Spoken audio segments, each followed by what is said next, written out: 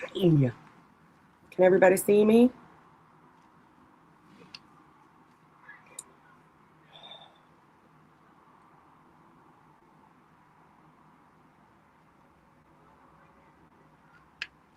She's so loud. My name was so loud.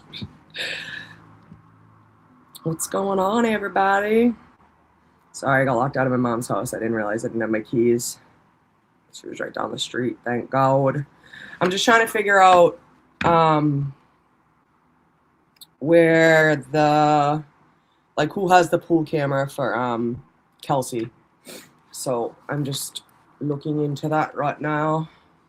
And I figured we could watch that. And then I think I'm going to do a deep dive on, well, not a deep dive, because what is a deep dive? But so you agree, if this test was real, then Ray will be charged. If Ray isn't charged, then the test wasn't real. No, I don't agree. In fact, I didn't say anything of the sort. Okay, not gonna read this.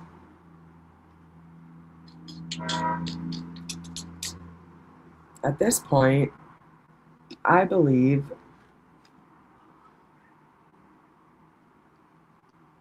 oy vey. I agree with Jess earlier, like, why are they doing this to us on a Friday? Yes, happy February 27th, everybody. Justice served, I think does. Yeah, but do they care if I share their, if they, like, are they gonna, wait, they have a pool camera or they're showing it? I know Melanie's, I know. I don't want to share, like, I didn't ask anybody, so I don't want to share their shit. You know what I mean? Without asking. So if I can find it publicly first, I'd rather use that. Okay. All right. I'll go to I must confess. Oh yes, I want to be your lover. Justice served.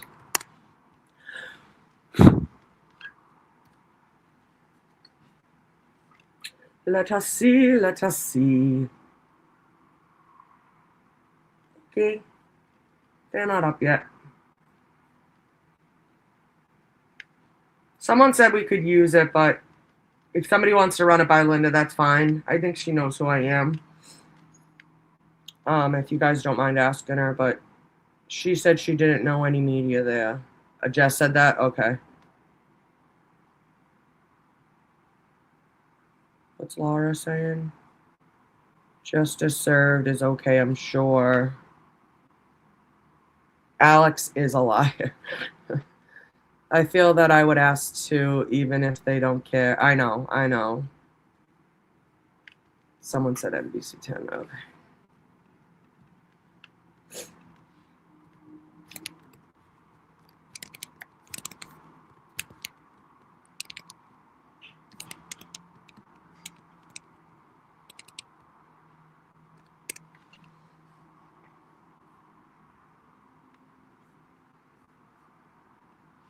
Philly. The Hill? What the hell?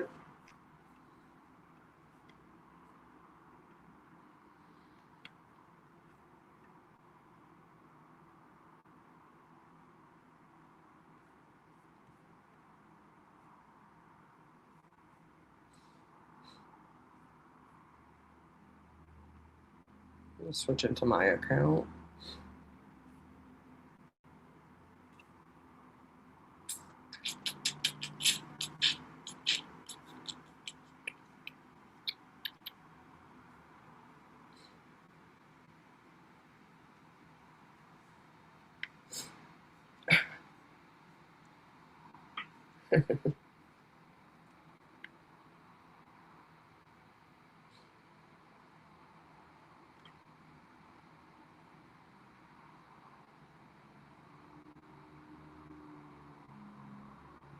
Kristen, I know.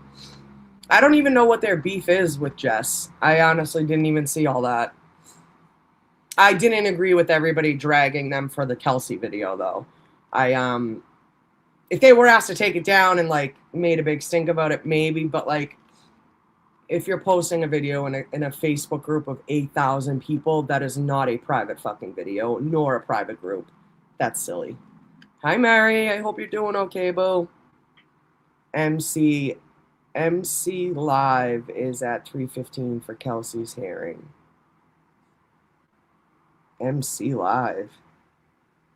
Am I silly?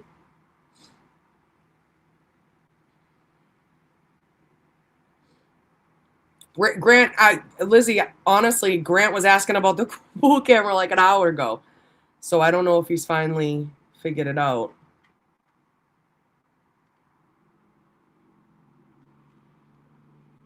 Go brush the pups. Thank you, Dusty. I know my mom's fat ass cat just came in here, rubbing up on me. I'm like, ugh. I don't hate cats. Like, it's not that, but he has something on his ass. I'm like, he needs to wash his fucking ass. He's 16 pounds, you fat ass. Max, come here. Is he downstairs? I was trying to show everybody how fat he is.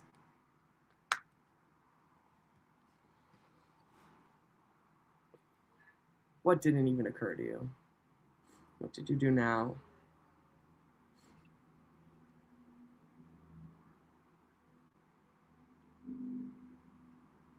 Will is covering it. He has it on his face, his page upcoming.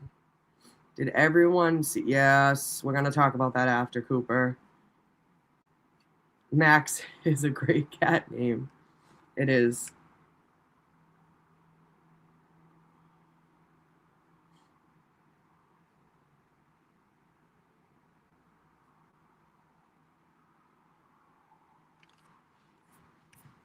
Do you have someone helping you out, Mary? Is that why? Hi, Mike. Happy Friday. Oh, yeah, I'm not watching Mike Crawford. He'll fucking, like, what's it called? Put, like, a strike on me or something.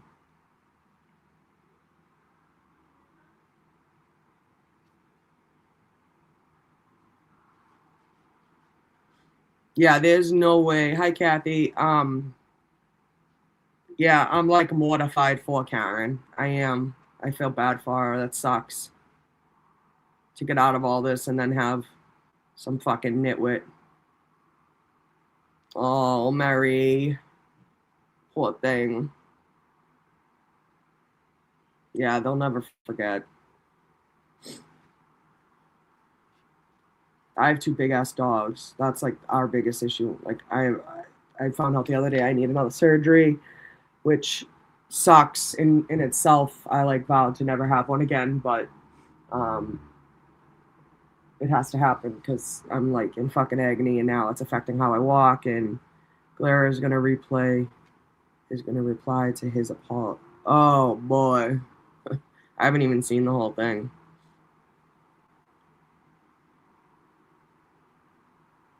My knee. They need to go into my knee replacement again. Well, that's what I'm saying, Jess, because he texted Aiden like a week or two ago, and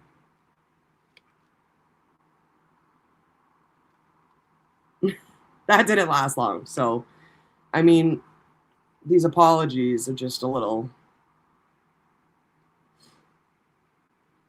not so heartfelt. It doesn't seem like it. We're gonna watch it, but I'm just trying to figure out.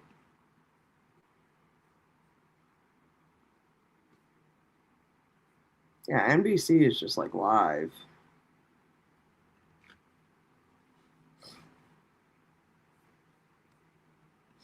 Let me see.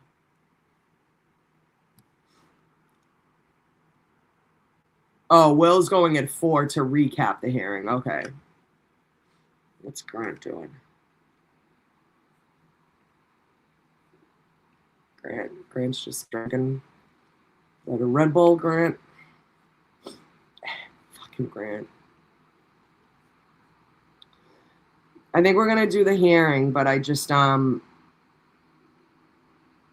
apology means accepting responsibility. It's not, well, his subs went up, so oh, exactly.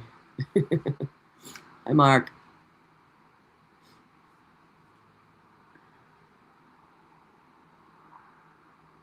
I don't know, Lisa. It's crazy. Dude, my head feels like it's gonna fucking explode.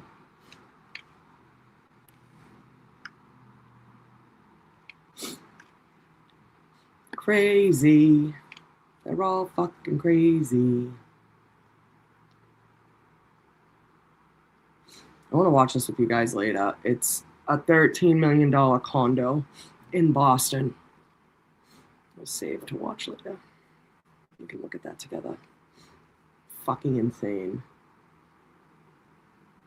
Oh my god. I forgot about this. It's my cousin's Crazy Gex is in that music video. Oh, let's see. What's Melanie doing?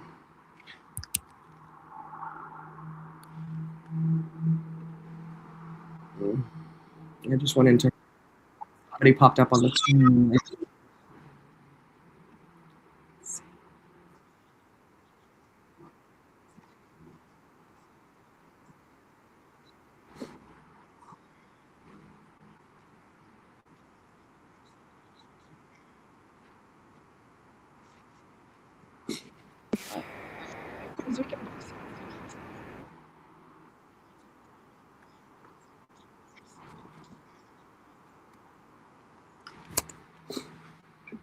Let me see if I can find it.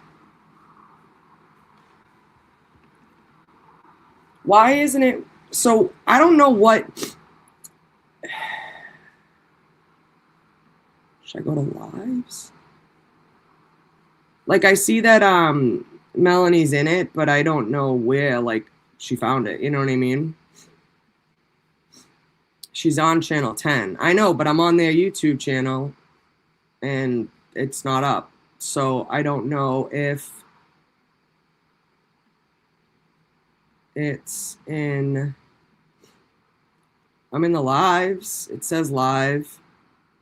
And when I go to the live, it just shows like their regular channel.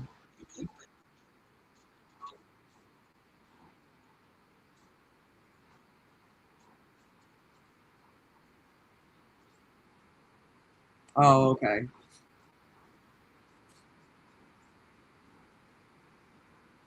Well, somebody go in there. And, yeah, I don't talk to Cheech. So if somebody could get that link from her, from Melanie, that would be fantastic. If not, I'll figure it the fuck out over it.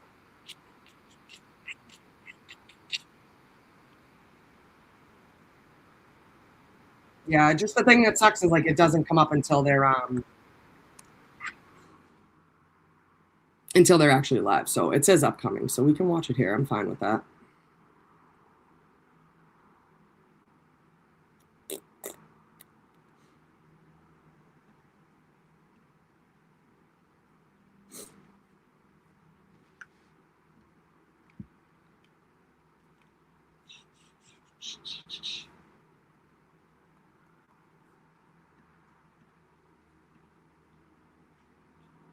WZBZ, but no link yet. If not, Michael helping the streaming site, Amanda. Yes, we are trying out 2 different feeds when they go live. All right, cool. So I guess we'll just wait for that.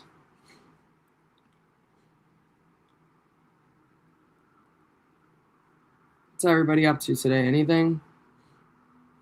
Anything good? Yeah, he's a scumbag, huh? What the fuck, man? Shit's crazy. She's in the hospital fucking shot and he's breaking into her house. Yeah, Kathy, I have Justice streamed up. Justice served up. Just waiting. Hi, Sarah. Just made it.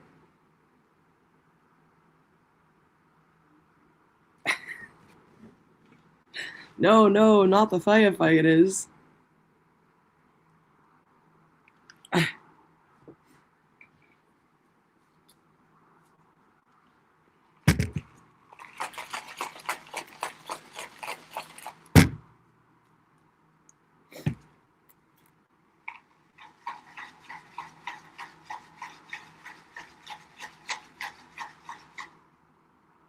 Motherfucker.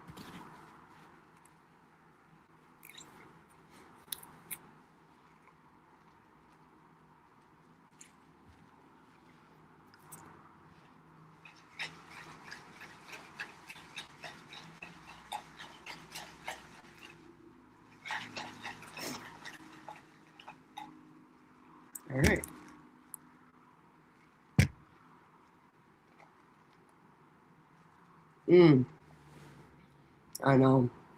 Well, as this picks up, and just like Karen's, it'll eventually. Boston 10 is up live, if that helps. Boston 10, let's see. How are they, like, where are they saying that?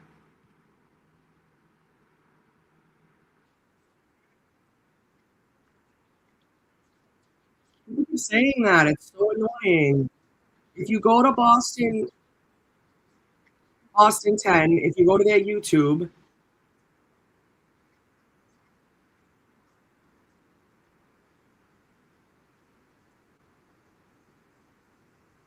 like, am I looking in the wrong section? Don't make any sense.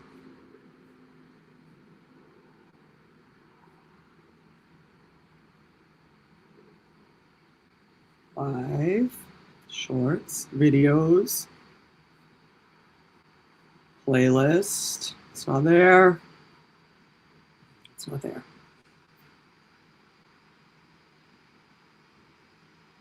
Yeah, standouts are coming. Is that how you spell it? Cayden. My nephew's name's Caden. Caiden. Hi, Heather. So justice served isn't in the courtroom yet.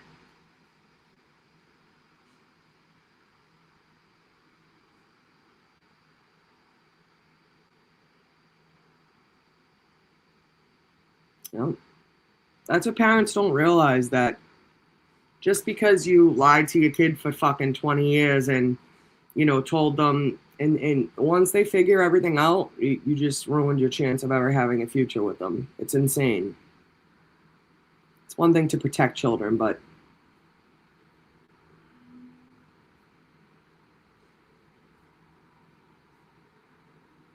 yeah, exactly, Kristen. All right, so I'm not a vampire, but I feel like one today. Sleep all day.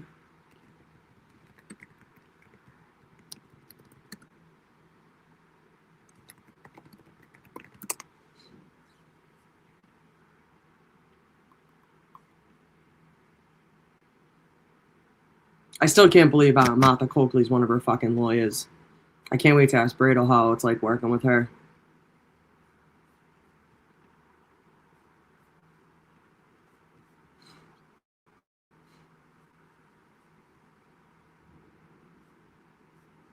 See, even in the article, in the website, it's not up. It says updated an hour ago. Pre-trial readiness hearing. Detail. Editor's note. The details in this story may be disturbing for some readers.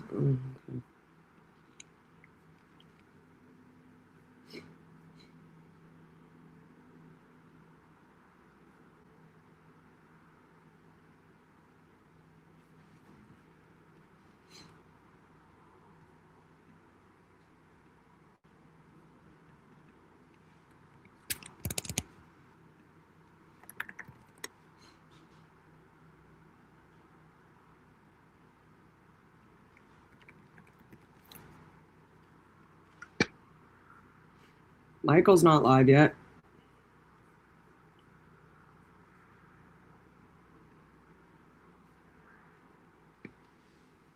Not yet. Sarah, I'm working on it. Well, I was trying to get it, Diane. Now Justice Serves not up.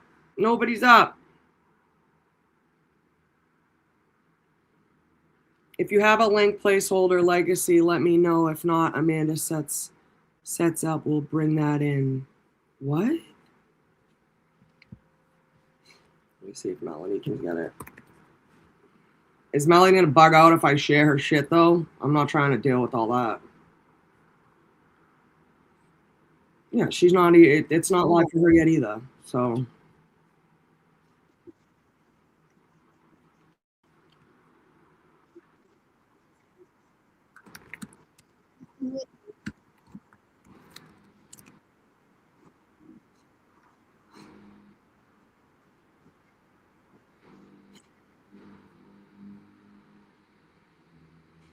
I asked Melanie in the chat. She probably won't see it though.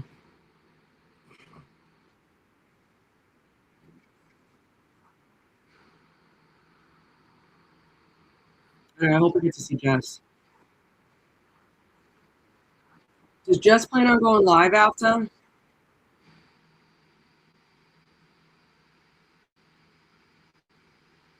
That was the old court hearing Melanie had up. Oh, okay. Okay. Thank you.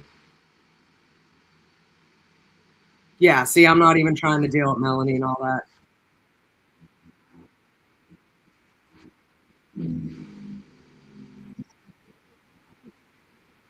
I know better. I'm all set.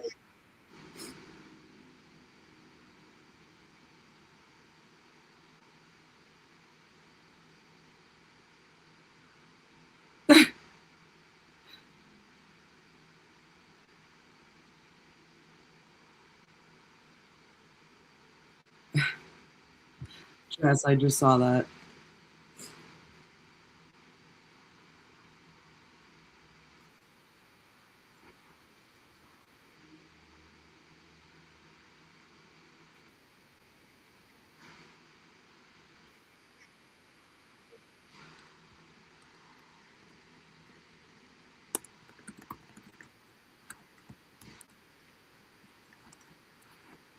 I wrote him a chat. Hey, Mel, do you have the link? And one of her mods commented, "Hey, Erica, she has it. Thanks." I know. I was asking for it. Beautiful.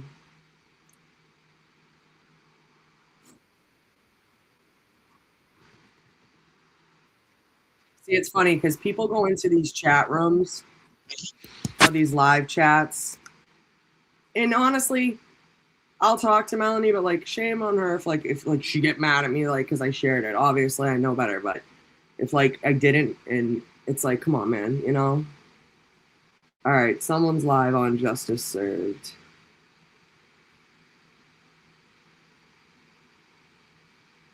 And I don't hear anything. Hi, Dobie. Kristen, when I can, YouTube will let me know. What's up, Causey? Hi, Jess. Right, that's what I mean, Jess. Like, I know she does, so that's the thing. It's like kind of crazy. Yeah, but I'm not dealing with it. But I was gonna say is people like go into these like live chats and they act like that we've never met them in real life. That's another thing. Like it's one that you like you're in the live chat and everyone's like, oh my god, hi, and everyone's like, oh, it's so and so, and it's like, yeah, I met so and so. People are able to have a different persona in the live chats with other content creators. New bail motion has been filed. What the fuck?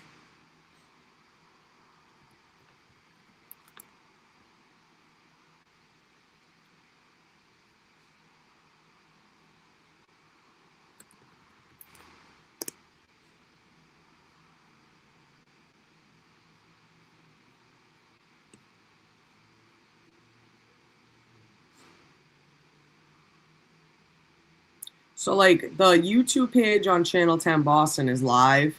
I'm wondering. Sorry, that was loud.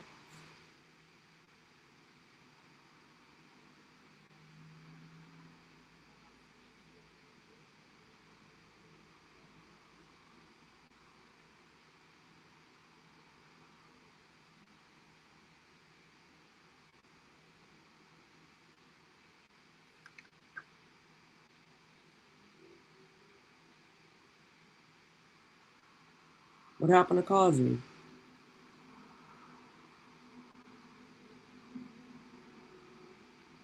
She got pissed. She got pissed at you the last time you sent a super chat promoting your show. So you paid her but mentioned your show, and she's mad. See, I can't with people. I will never, ever, ever, ever Yeah, but you know what though? You'll never be in a position like that knocking fucking people down underneath you the whole time. You'll never fucking. So that's what I mean. Like, she didn't get to where she is because people shit all over her. Maybe she did. I don't fucking know, but I just could never. Especially with something like so like niche like this. Like, I don't know. I don't know. Would she even be following this case if it wasn't for Bradle and you know what I mean? Like, who knows, right? Silly, silly, silly, silly, silly. No, no, no.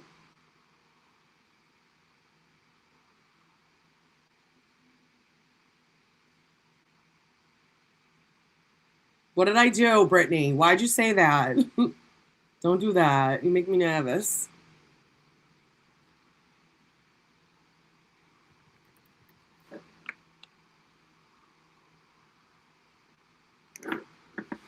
They're not live yet.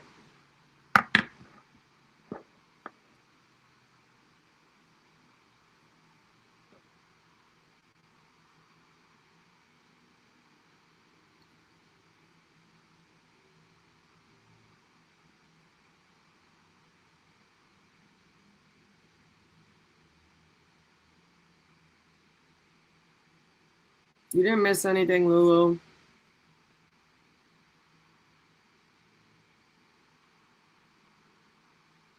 Oh my God, she said that? Oh, God, that's so cringy. I don't like it.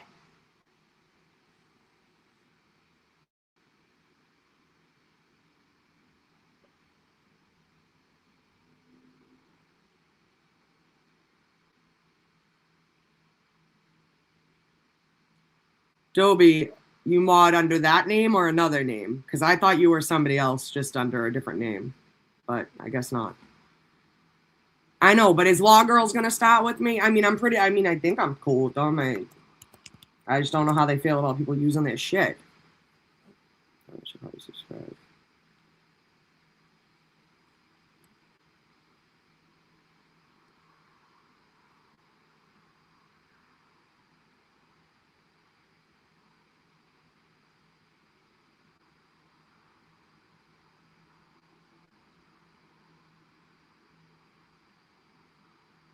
Nothing's coming up on Justice Served, and they're the only ones live. So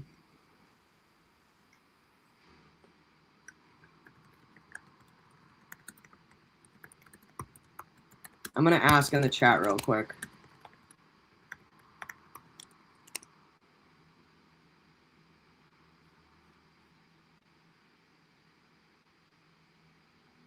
They wouldn't care. I don't know for sure, but yeah, they're not like that. I know. I've spoken to them. I know who they are. I mean, I'm cool with them. Like, we're not. Yeah.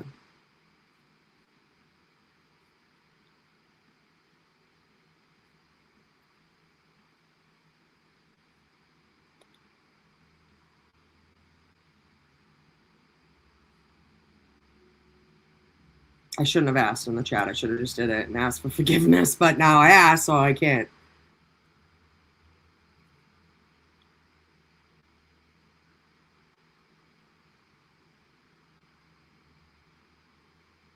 Yeah, no, Causey, they are. We'll chat later.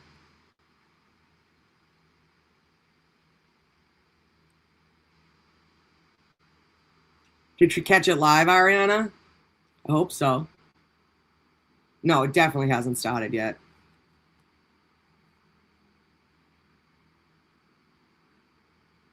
Thanks for streaming. Okay. So no one's answered me yet, but I don't know if they have any mods in the chat. Love it. Thank you for the pool. Thank you for the pool. All right, let me ask Grant. Grant, can we use this for our lives? Obviously, I should probably send the money. Maybe I'll send the money. How about that?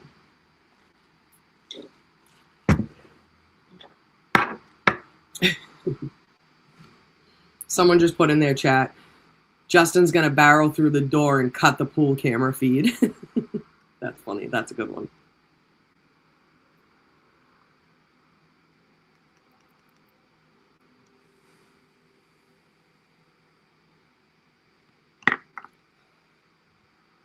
Yeah, no, they are. They're good. They're good people. I don't know what their beef is with everybody. Hi, Laura.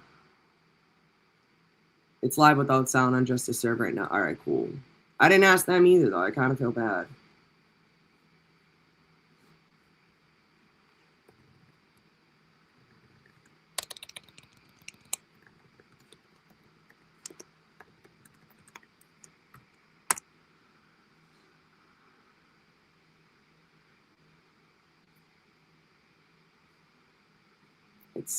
It's not live. I mean, it's live. It's not no sound. Yeah, but Grant might have asked them. So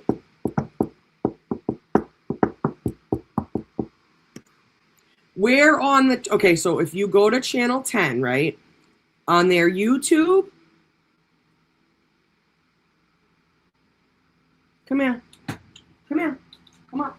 Everybody wants to see you, fat ass. Come here, come on, up here, come on, come here, come here, come on, come up here, come here.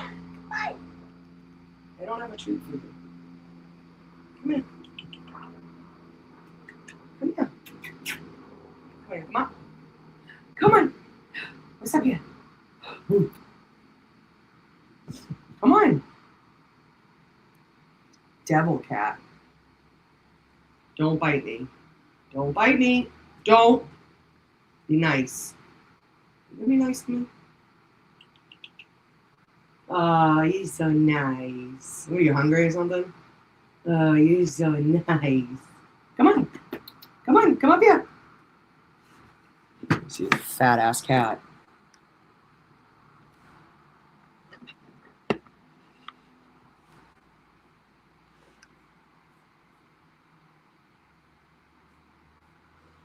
Dusty, yeah, you do. Oh, there he is. Max. Say hi to everybody. Come here. Come here. No, he's just rubbing up all my stuff. Max. Come here. Hey. Hi. He likes to fucking bite me. You wanna bite me? There's nothing in there for you. See? Fat. Meow. Yeah, fat as fuck. Justin going to steal the judge's laptop. NBC 10.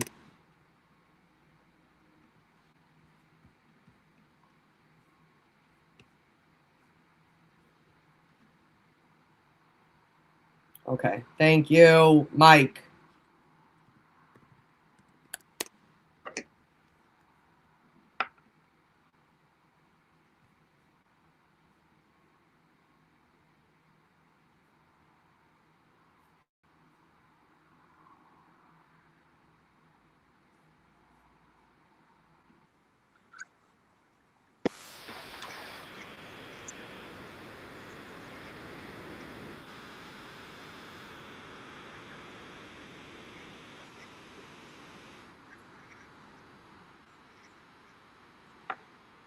Oh my god, that is a fucking.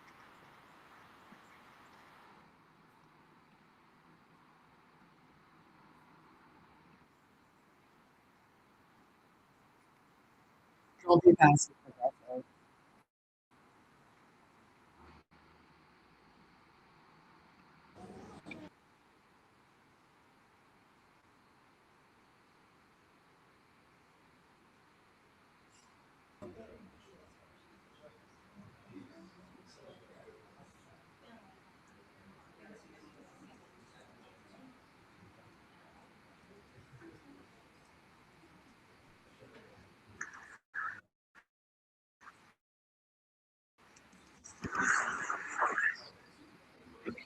Kelsey not there today? Did she not have to be in there today? All right, here we go. I hope Melanie doesn't get mad at me for streaming this. Just kidding.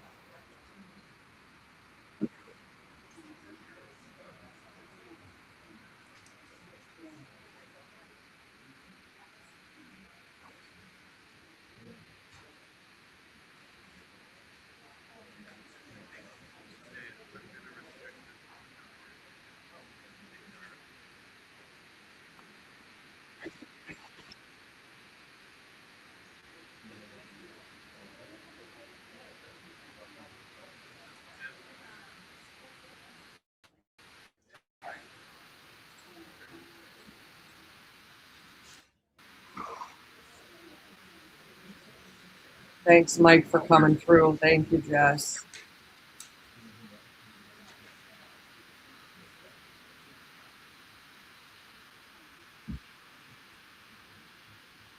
What are you doing? Why do you have to be a terror right now? Don't fucking do it.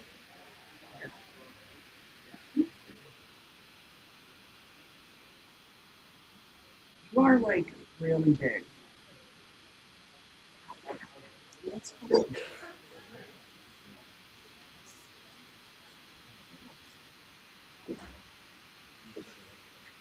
Don't jump off your mats. Don't fucking do it.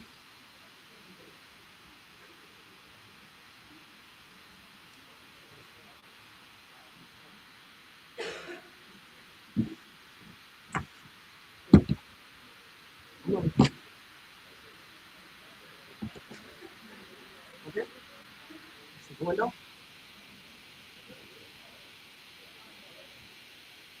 Yes or no?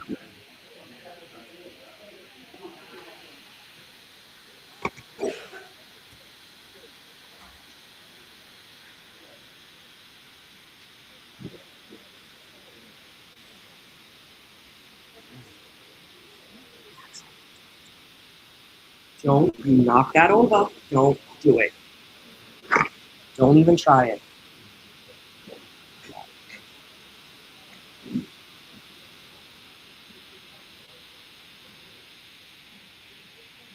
Thank you for being here, guys. I appreciate it.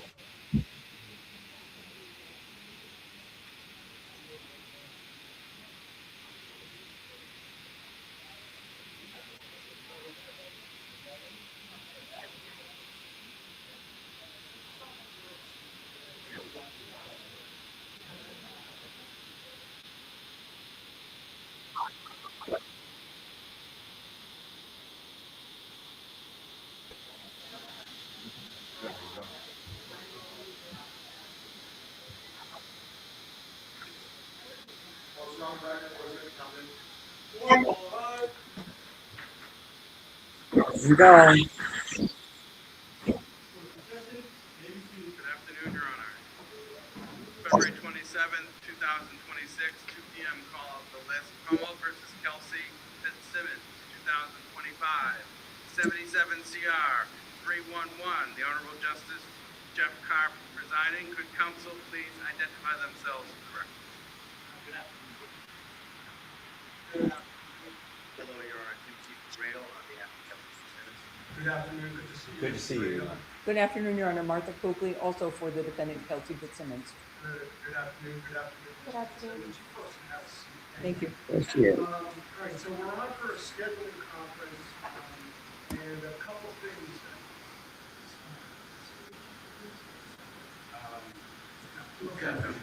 What's that? Sorry. Okay, I just want to make sure that folks in the audience and also the phone line is open? Yes. Okay, that folks in the audience and on the phone line just understand that there should be no recording, video or audio images other than our media, registered media participants. Thanks. Now, if I have it correct, there's the final trial conference on March 12, 9:30. Is that right? Yes. And the trial is scheduled for March 23. Is that right? Do you, roughly how long the trial will be? Well, I haven't received any witness lists or anything like that from the defense, but Okay. So, well, let me do I agree this. with that, Your Honor. Okay, let me do this. Let me tell you what I have for an agenda, and then you folks can, which is pretty straightforward, then you folks can tell me what else we need to go over. So, you have the schedule set. We'll have to decide whether there needs to be any other interim hearings.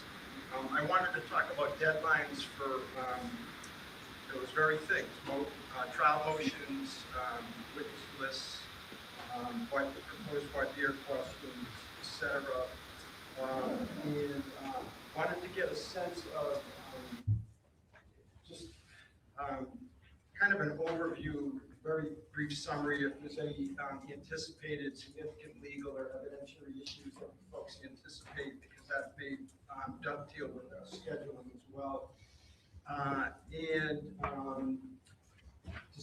Whether there's any discovery-related issues, I know there's a motion filed by each side that's discovery-related. If I remember correctly, we can address those. And also, something to get out ahead of time, to get out in front of that we can discuss as part of our deadlines, and that is whether there should be some kind of a media-related or spectator-related order, just so there's some procedure in place for any expected issues related to that. And that's my agenda. I don't know if you folks had other things that you were anticipating or wanted to raise. Anything? No? Did I miss anything? No, I think you covered it. I do have a few things. Sure, sure. So we have a long list of things that we consider to be outstanding discovery. So I think we have a Rule 14 issue, and Council and I have been going back and forth on it, but I don't think that there's been enough digging, frankly, about some of the stuff we're looking for. All right, so I'll tell you what, so that will be part of our discovery agenda. All right, we'll do that. I'm not cutting you off. I'm just trying to get an idea of what lays ahead. But yes, I do want to get out in front of the anticipated discovery issues, including the motions that were filed. But, Sure. And Judge, on that bail motion, I certainly want to give the Commonwealth time to look at it and react. On the what? The bail motion that I requested. I saw something. I have not read it. I don't know if Mr. Gubitosi shared. I had a charge conference this morning in a trial that's been before me for 5 weeks. It's going to the jury on Monday, and I just haven't had time. Sure, I So understand. if there was something filed this morning, I didn't see it. Sure. We can talk about that, but you said it's bail related? It is, Judge. It just, whenever you're ready to address it, but there's just some pressing aspects of her terms of release that are really hindering our trial prep. Okay, well, I think, so I'll tell you this, I have read the materials that are in the file. I don't know anything else about the case other than what's in the file. But my memory is that, wasn't there a 58A order? Yes, Your Honor. And so if there's any changes that need to be made to that order, I believe the law requires it to go before the judge that imposed the conditions. Is the defendant out on conditions of release? She is, Your Honor. That's correct. Okay. So, yeah, I mean, So that's going to trigger a recusal hearing, Your Honor. We have a request for an evidentiary hearing that Judge Ricciuti, the Chief Justice of the Superior Court, took over, and he ruled that my motion to recuse the prior judge was moot because she was not going to be around in the sessions. So this is a. let me first get this that you're talking about. Sure. Mr. Royan, let me get the motion. So this is paper 54, defendant's renewed motion for bail determination under section 5787 or chapter 276. So you say. So we're asking for a revised bail determination. That's correct, Your Honor. Okay. Yeah, in other words, a change in the conditions of release or something? Yes, that's correct. The document 51 in the docket, Your Honor, is our just filed. The prior substantive motion we filed was a motion to recuse Judge McCarthy-Nyman from the case. Okay. So let me first see if there's even an issue. So, Sure. Mr. Gubitosi, presumably have seen this motion? Yes, I got it late this morning. All right. Leaving aside whether today is the appropriate time for it to be heard or not, what is the Commonwealth's position is? Should it be heard by Judge McCarthy or? Well, yes. At the end of the day, there was a number of hearings in front of Judge McCarthy. The defendant appealed her decision to the SJC. The SJC denied the appeal, saying she did not abuse her discretion. That's where it stands now. Defense counsel did file a motion to recuse Judge McCarthy. As counsel said, can't remember the name of the judge. Richard? Okay. Yes, deemed it moot because he asked her to get off the case, not anything else, just to get off the case. That's what the defense counsel was asking for. Because she wasn't in the trial session and she wasn't going to be the trial judge, so none of that was acted upon. And so, but there's been an extensive history that the judge has dealt with, and frankly, I don't see a change in circumstances anyway. So, Well, let me I would point to document 51 for a change in circumstances, Your Honor, about the true nature of what's been going on in this case. Okay, so let me say this. I like to have practical results and be pragmatic as pragmatic as the rules and the law allow me to. So I don't. Is it something that you would object to me hearing or something? If I have the legal authority, if you folks agree that I have the legal authority to weigh in on it, I don't know that today would be the appropriate day to do it or not, but we can talk about that. I appreciate you being open to that, Judge, and I can narrow it, in terms of what I want to impose a little bit on the court and on counsel today to deal with is, some of these terms are duplicative and they're just bureaucratic. They're just onerous. And, 48 hours notice to make an appointment to come to my office. I don't know when I'm going to be in my office within 48 hours, and I need to have Ms. Fitzsimmons more at my, when I need her to prep. And so the idea of giving 48 hours notice to probation, to leave house arrest, to come to my office in Boston is just extremely onerous. Also, she's in the custody. Let me just, because there's a couple different issues. One is whether, because I don't want to waste your time if it, in the sense that if it's something that does need to go to Judge McCarthy. So I guess what is the Commonwealth's position? Presumably the defense position is that I can hear it. Yes. And I should hear it. You should. Well, our position is that she should be recused. We're more than willing, ready, willing, and able, and happy to have an evidentiary hearing on it. I don't think the Superior Court wants that on her recusal. And we think that the entire framework of this case has been an absolute circus from the beginning. And I'm glad you're here, frankly. And Whatever. I have a pending motion to recuse. Well, not pending, but I filed a motion to recuse, Judge. And I am very unhappy with the way this thing has unfolded since arraignment. And we have moved to recuse. Judge Ricciuti, I think wisely, has made it a non-issue. And I want to forge ahead with Your Honor. And I want to go ahead with the case on all aspects with Your Honor. And I don't think it's in the Superior Court's best interest. I don't think it's in Kelsey's best interest. I don't think it's in anybody's best interest to kick this back to where it just came out of. And I just want to ask for a few things today.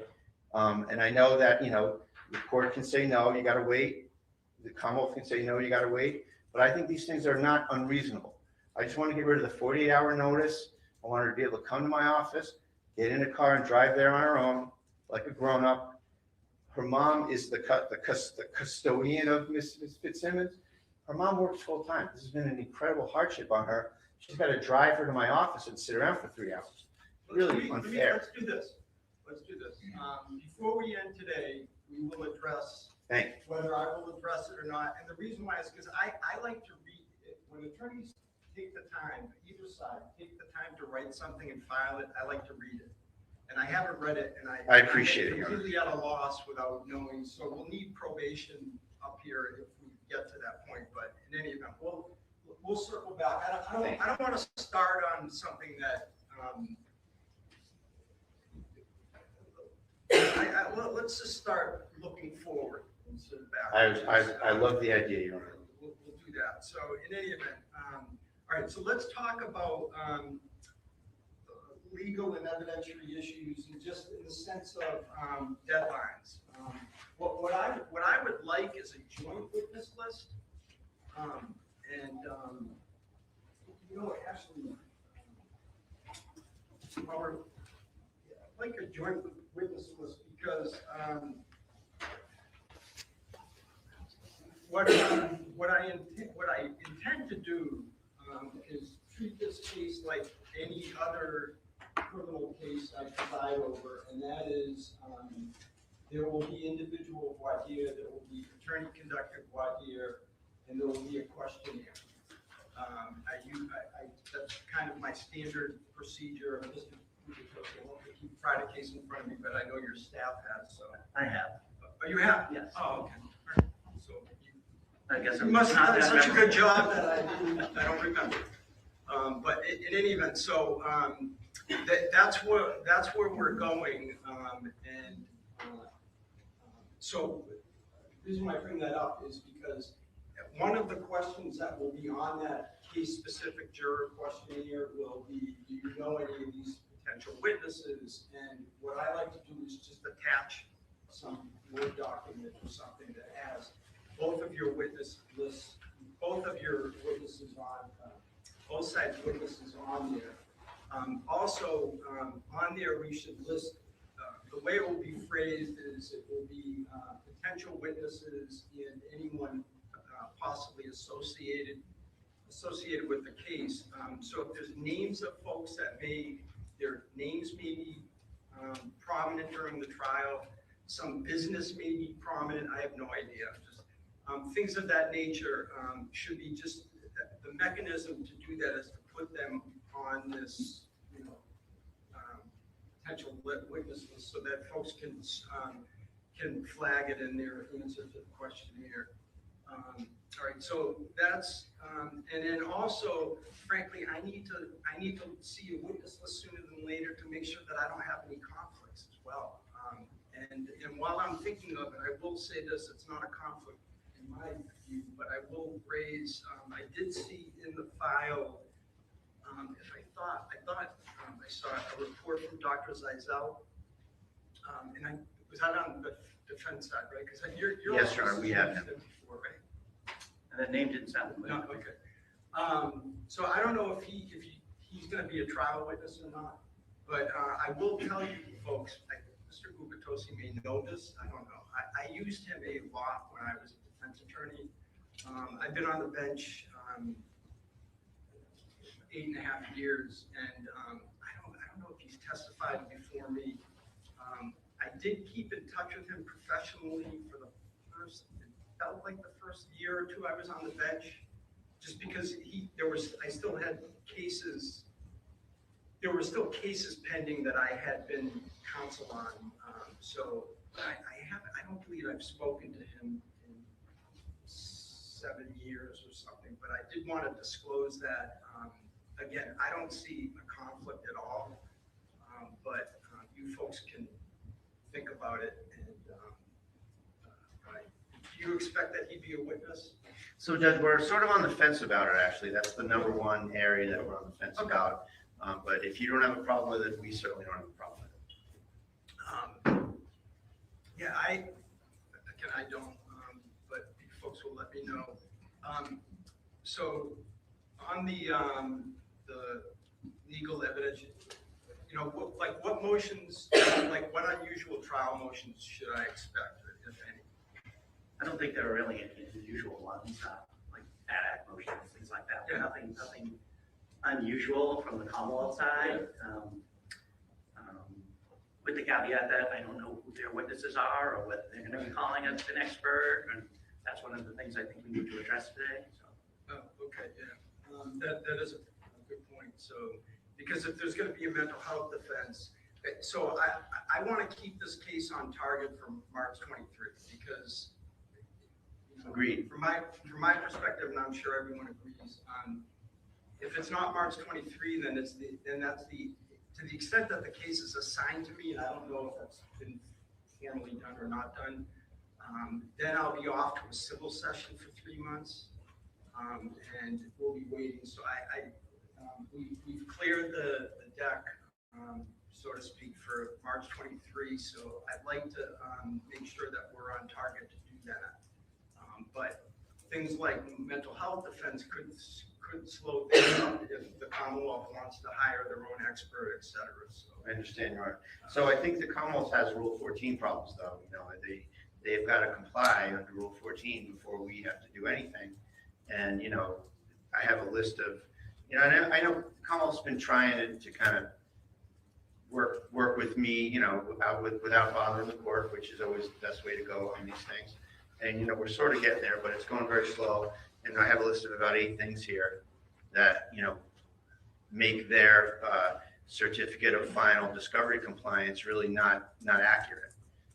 So can I ask, I thought I did see, Mr. Kubatosi, from your perspective, is it the Commonwealth's position that you folks have complied, or are there still outstanding discovery issues? I think the only outstanding discovery issue, and I did reply to defendant's request for his 8 items the other day. I hope he got my reply. It is the ones that we're going to talk about this afternoon. Okay. So other than that, there is maybe an issue with I have to provide him a link to something. But other than that. Okay. All right. Well, I'll tell you what. I will put it on the agenda. Let's get right to it. What are the discovery issues? So, Judge, today, And did you say that there was a certificate of compliance filed? Because I should. the last date, Judge, right, and, Mr. Wayne, do you have any idea what? I'm sorry, 50? I'll just get that out. Find it. Okay, go ahead, Mr. Brio. Thank you, Your Honor. So, Judge, today, the Commonwealth is giving me a surveillance system that was taken out of the house. So I appreciate that. We've been looking for that. There's some video. What do you mean? So They produced the actual, they took the actual system, right? And we need it for some other cases as well. And we've gotten that taken care of today. The Commonwealth's going to give me that system today. Expert notice. Okay. So under Rule 14, I don't think we have the proper expert notice in terms of the CV and who's testifying as an expert and what's the opinion going to be.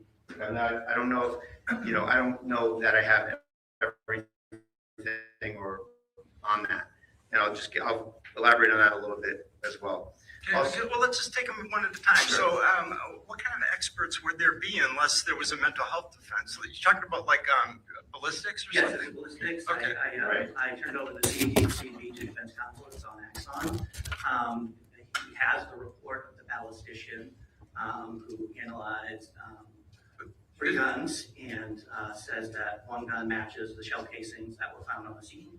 Other than that, I don't see any other. But this isn't, the defendant's not charged with a firearm offense, right? It's ADW, is that? So here's where I'm going with this, Judge. We're sort of talking about 2 separate things. The Commonwealth has given us a 7-page report, and the report concerns the guns that the responding officers had. It lists 3 Glocks, and they're all the service weapons of the responding officers. Okay. So that's great. I'm not interested. No, that's incorrect. And if defendant, I sent an email to him, February 6th, because we had talked about this. I hate to interrupt, but he's just wasting his time. Yeah, go ahead. I'd like to hear it. Go ahead. And in the email, I talked about which gun was which gun. There was 2 officers who were on the scene. One, the shooter, one officer Noonan, who discharged his firearm. Another officer who did not discharge his firearm, and the gun that the defendant is alleged to have. Yes, it was alleged to have. That was her service weapon. And I detailed for that to defense counsel. And so the analysis that was done on the gun that was involved in the shooting. So that's all. So this would have been, what was the officer's name? Noonan. This would have been Officer Noonan's service weapon. Yes, and so I had sent an email because we had been talking about that on February 6th concerning that exact issue to clarify for defense counsel. Okay. So Yep, go ahead. I appreciate counsel interjecting with that. And if I'll go back and look at it, but I read it to be the 3 officers that were at the scene and that their guns were taken pursuant to protocol. But if the Commonwealth is saying that that's the gun that was used, then that's fine. And I'm satisfied with that. I didn't read it that way, but if that's how the Commonwealth has it, I'll go back and look at it, and that's fine. So we can tick that one off the list. Okay. Body worn cameras, Your Honor. There were an officer visited Ms. Fitzsimmons early on when she was at Mass General Hospital. She spent 53 days at Mass General. An officer visited her there, and I don't know if there's a report that emanated from that or a body camera that emanated from that.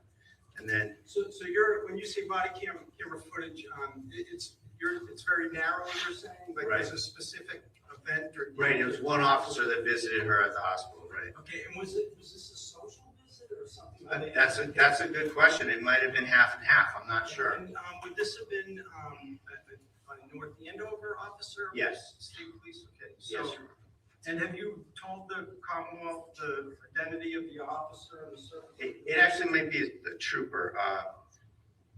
If I could just have one moment.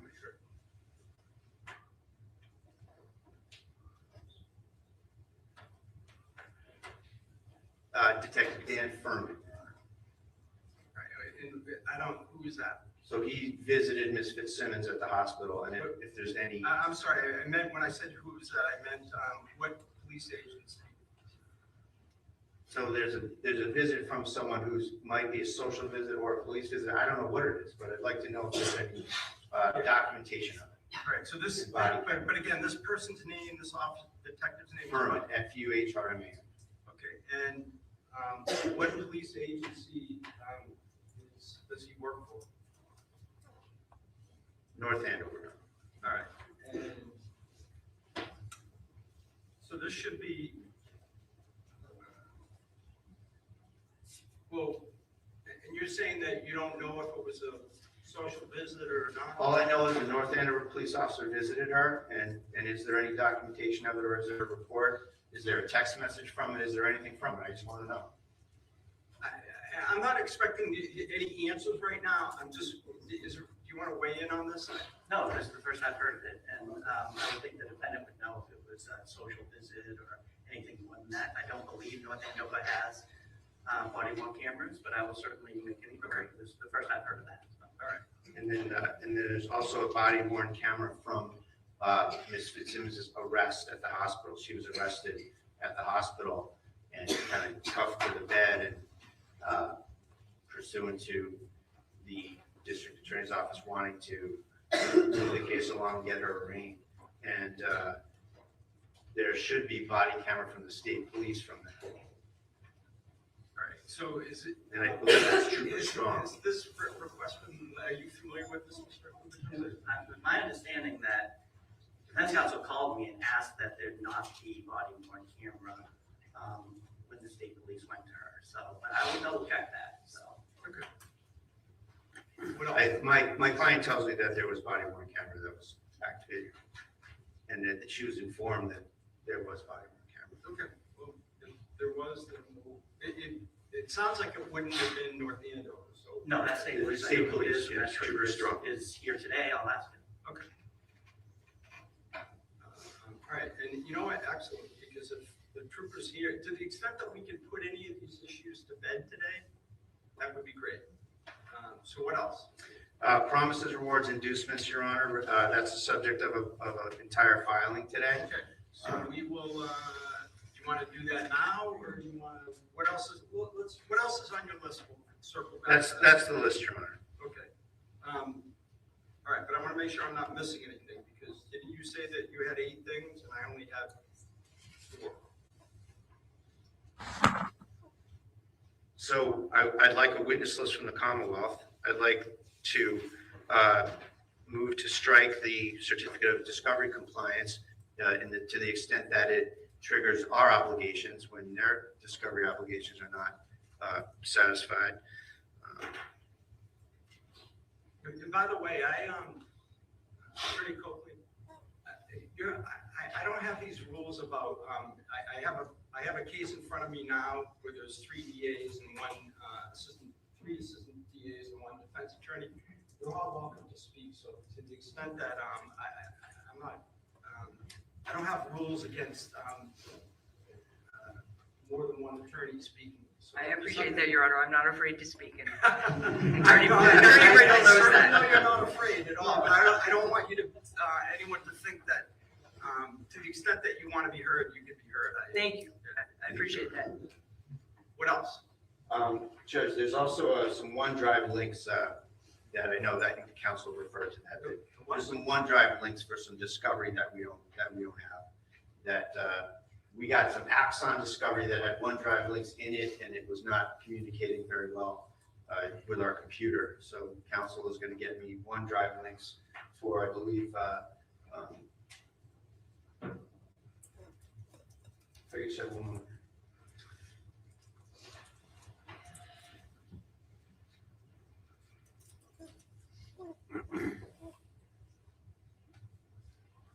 So I'm actually at a loss to say what's on these OneDrive links because I can't open them. Okay, all right, well, that's, Mr. Because you want to, do you know anything about? Yeah, as I had said just a few minutes ago, I understand what he's looking for, and we'll send him the link on Monday. All right, what else?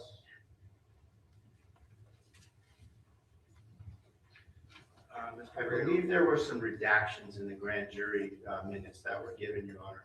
And if there are any redacted grand jury minutes, we need the unredacted grand jury minutes. I've never heard of that, but. Right, I Is that didn't, what- yeah, it was strange. No, and I tried to explain this to Howard when he got a redacted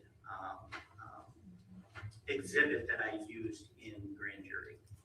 And it was interviews on the officers that talked about things that I thought were too prejudicial to the defendant.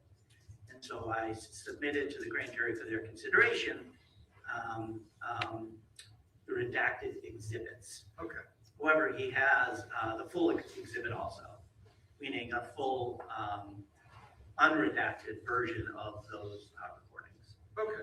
So the grand jury minutes themselves, I'm sorry to interrupt, No, no, no. are not redacted. So. Okay, Okay, that's, if I have it, I'd like to have it, and, you okay. know, So, yeah, I mean, it sounds as though Mr. Gubitosi has produced them, and I'm sure will, if not, both the redacted and the unredacted versions, so you'll have a record of what exactly the grand jury saw,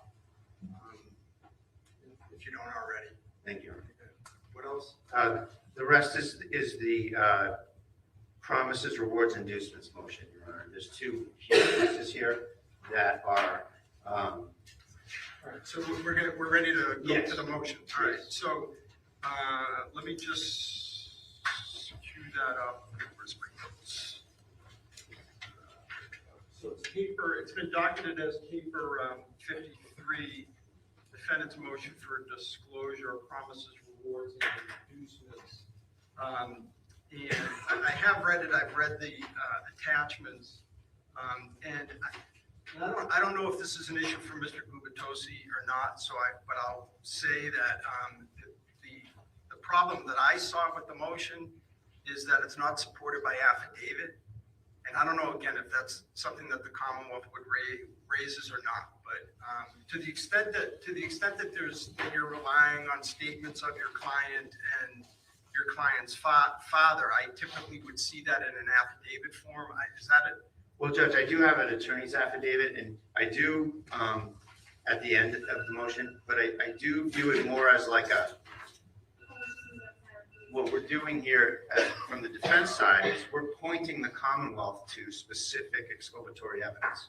Right. So, how far we have to go with affirmative, averments of that, I don't think it's not like a motion to suppress where we're asking for the court to, make significant rulings. This is a notice to the government that says, hey, look at all this stuff that has happened. And, you need to figure this out. And I think that the government, in this case, with respect to this Elaine guy, has rose-colored glasses on where they're like, they don't want this guy to be harmed. They think this is a probate court issue. They think this is, just focus on Kelsey. Let's not worry about this guy. Don't look over here. Don't look behind the curtain. So this is an incredibly egregious thing this guy did. Ms. Fitzsimmons was in the hospital fighting for her life. That was her home. He had gone and gotten a restraining order in which he swore in the affidavit, I don't live there. I live in Stowe with my parents. He's now a plaintiff against Ms. Fitzsimmons as a defendant in a restraining order matter. He has no rights to that house whatsoever. 3 days later, her dad, who's a security expert and owns a security business, changed the locks, updated the security system, made his daughter's home secure again after this thing happened to her. Speaking after the shooting. After the shooting, and she's in the hospital, she's away from her house. And this guy takes advantage of that to commit all sorts of serious crimes.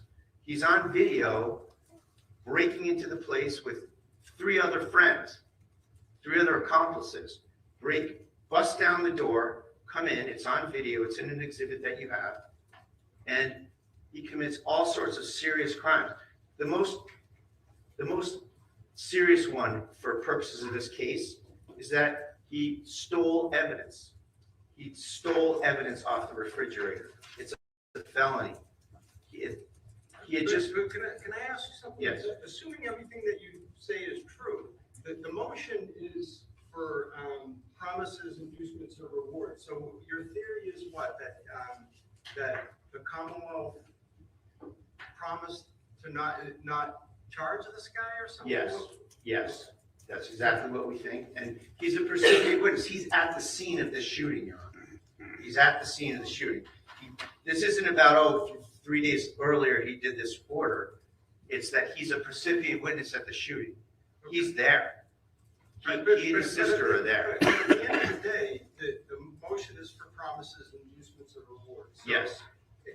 As those terms are understood, has the Commonwealth made any of those, or offered any of that to this gentleman? I think I can answer it this way. Okay. As far as him being a recipient witness, and you don't know very little about this case, the 2 people who were there in the room when the shooting occurred, when the allegations against the defendant pointing the gun at Officer Noonan and pulling the trigger, and him shooting her in self-defense, the 2 of them are up there. That's in a top floor bedroom. Mr. Alien was in the basement at the time of the house. He's on surveillance video in the basement. He hears it, he leaves. So he's not a recipient witness. I'd just like to put this up. That the case does not rise and fall on him. He might be a background witness. He heard the shots, but as far as what happened in the bedroom, he has no idea. So to say he's a critical recipient witness, I would suggest is a little misleading. But Now- whether he's critical or not, there's either. And I agree. Okay. And but I just have to correct the record. Sure.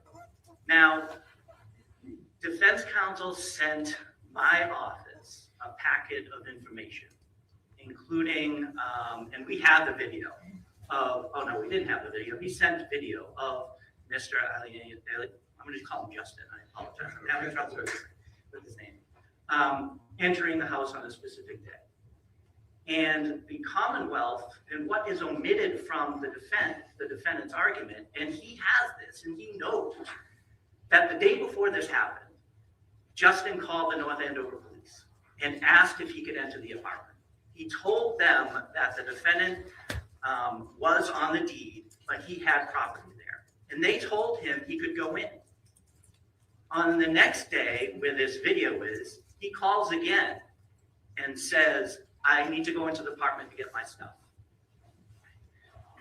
He asked for a police escort because he's afraid of what the defendant and the defendant's family would do if he went in there.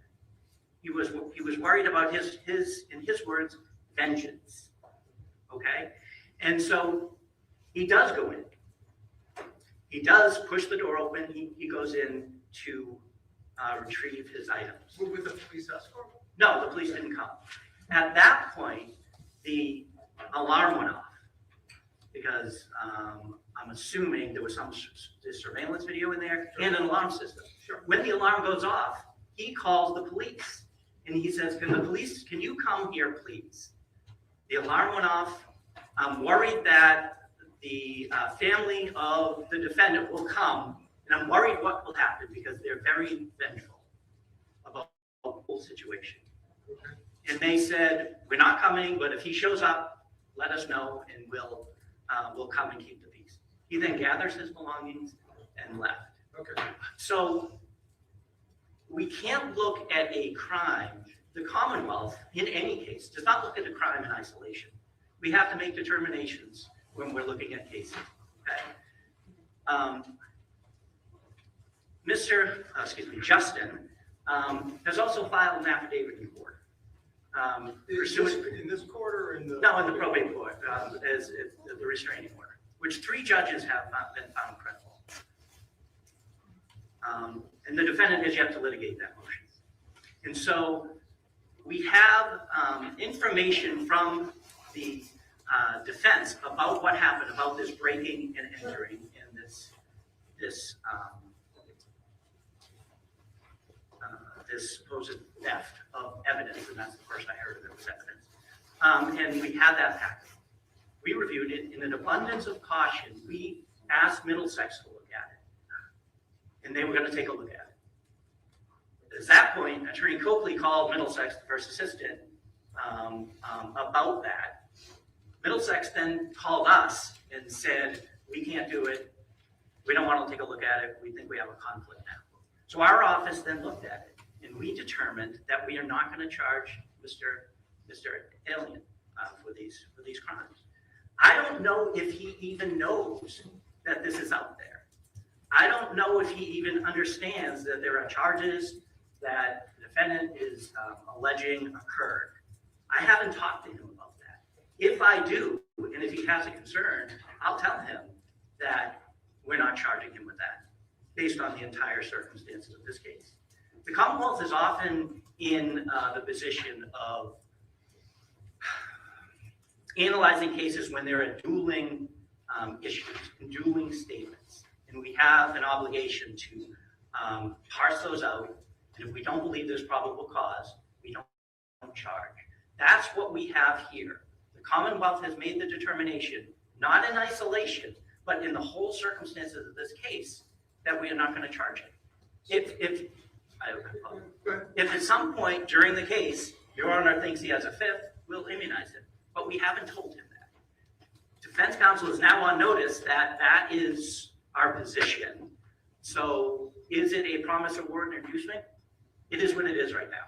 Okay. So they're on notice of that. All right, so, Mr. Brandel. Yes. Let me see this. So the whole idea of the of discovery, obviously, disclosure. It sounds like perhaps this is the first time you've heard the full version from the Commonwealth's perspective, but to the extent,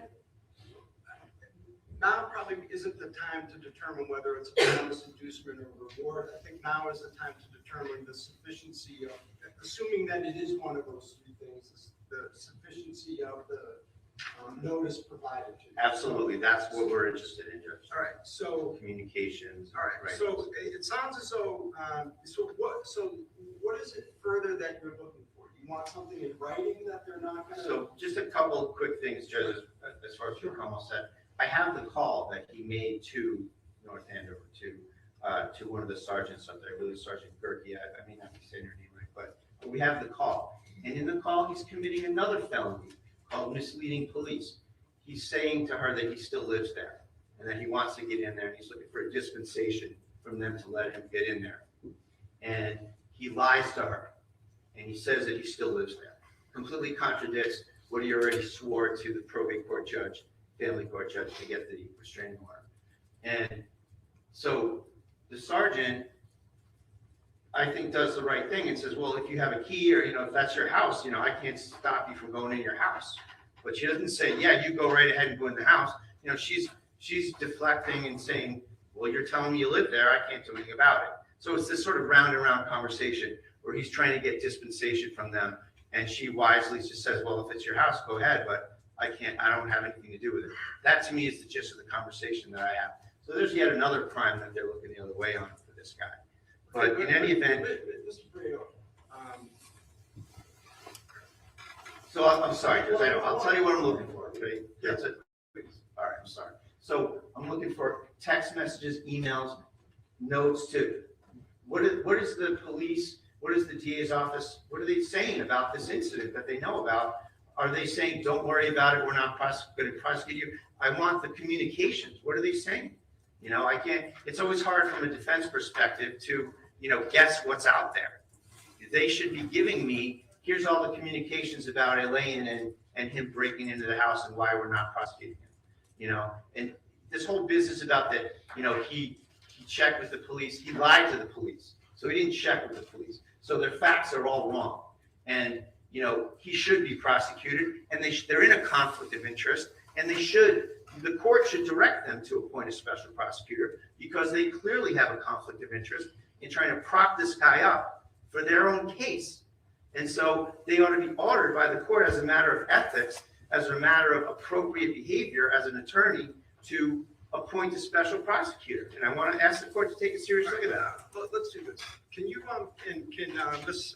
Fitzsimmons as well, come on over to the sidebar for a moment.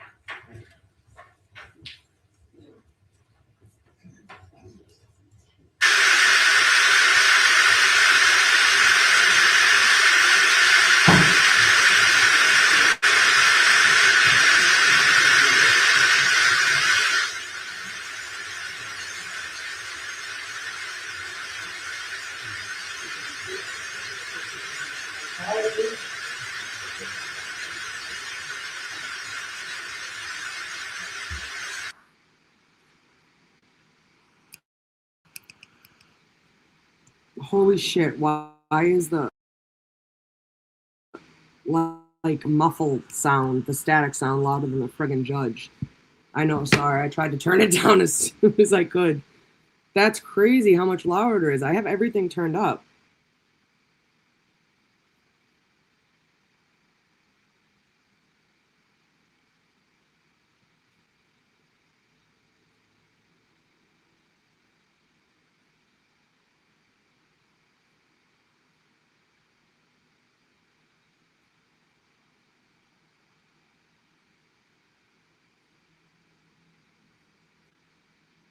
This is crazy. Justin's mustache is right here. Hello.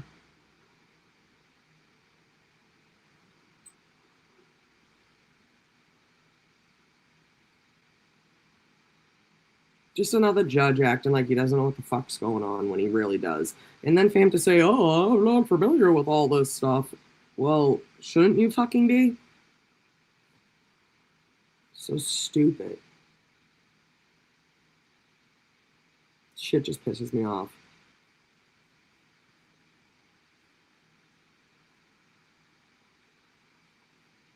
How did you make that, Sarah? Where'd you get that little squiggly line?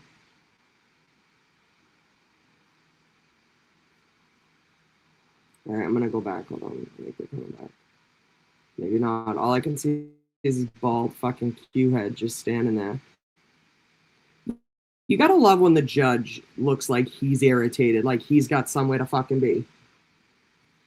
This is literally your job.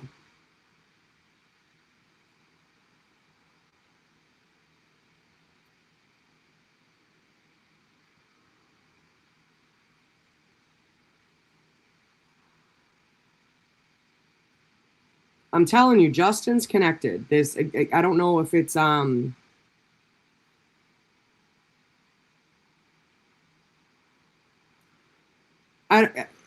he knows people though. There's no doubt in my mind. I'm not saying he's special or someone's trying to cover for him, but symbols. Interesting. I'm gonna have to take a look. Yeah, that's what I mean. His parents. I'm pretty sure I had read something online. I didn't do much like deep diving into it, but it was on like Facebook or like a community page or something, and it ended up being deleted. I don't have a screenshot of it. I could look, but I don't think I took a screenshot of it. But it was like on a community page, and it was like, no, like just everybody wait, like Justin's mother is really close with the judge, McCarthy judge. Again, it's here, Facebook, it's all hearsay, but yeah, just like small town shit, you know? Might cut it out. Yeah, the first judge knew the parents, exactly. But they try to act like you're fucking crazy.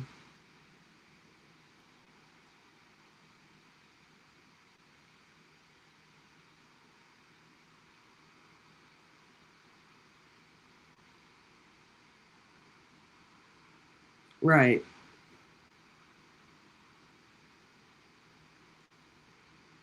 A couple of people were talking about it too. Like agreeing with the person that had oh, my fingers look like vagina. His parents teach people how to navigate in courtrooms and judges. Oh, that's a thing?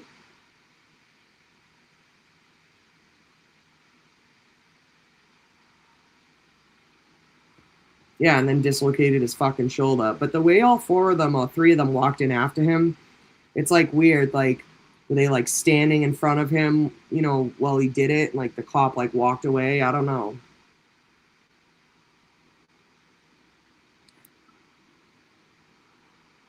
Yeah, no shit. If any of us broke down a door like that, we'd be cuffed and stuff instantly. You wore a fucking hoodie and got arrested. Exactly. But that's what it is. Like, rules for thee and not for me.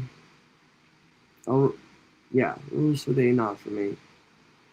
Come on with your fucking sidebars that we're just gonna hear later. Can you just hate this shit?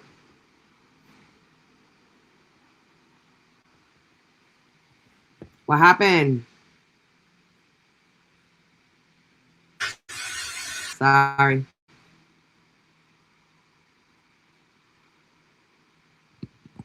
Yes, they do. I think it's Stowe. Because remember at the beginning, he tried to fucking have like his address changed, and the judge said something early on too, like, oh,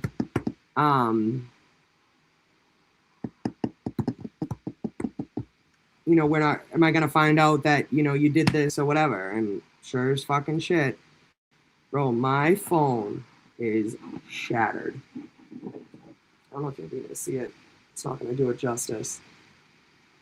Can you see it?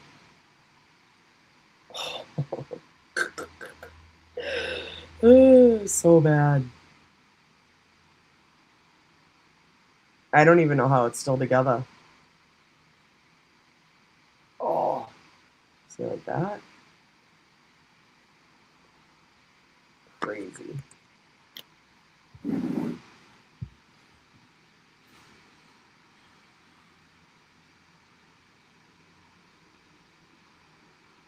I like watching Bradle in court, though. He is really good. He's good at his job.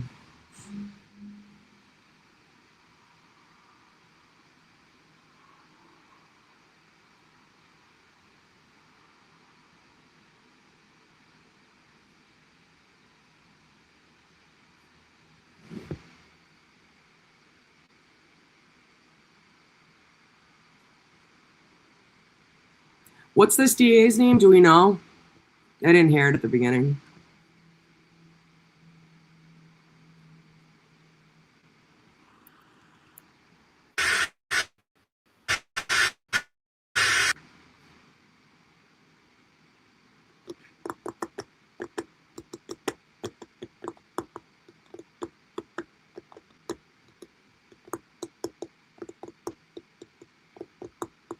I know this will be a good catch-up time for everybody.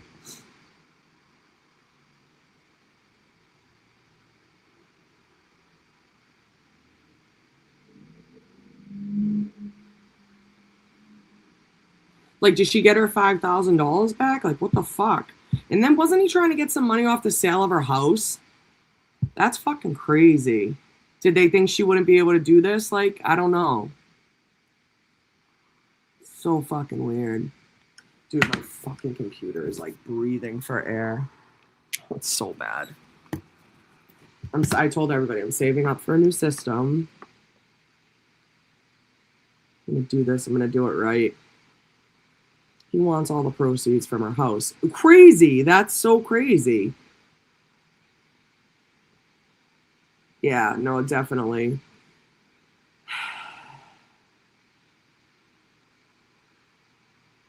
He stole gift cards from her? What the fuck? Yeah, it's a MacBook. I thought if I like it's older too though. Anthony reset it. We kind of like I didn't want to have to like drain it, but I did.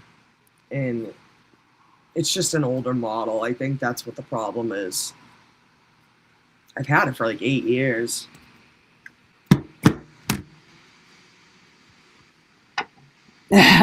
Kristen, I'm trying.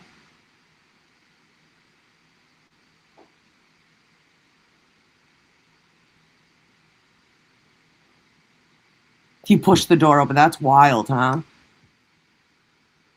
All right. So, as we discussed,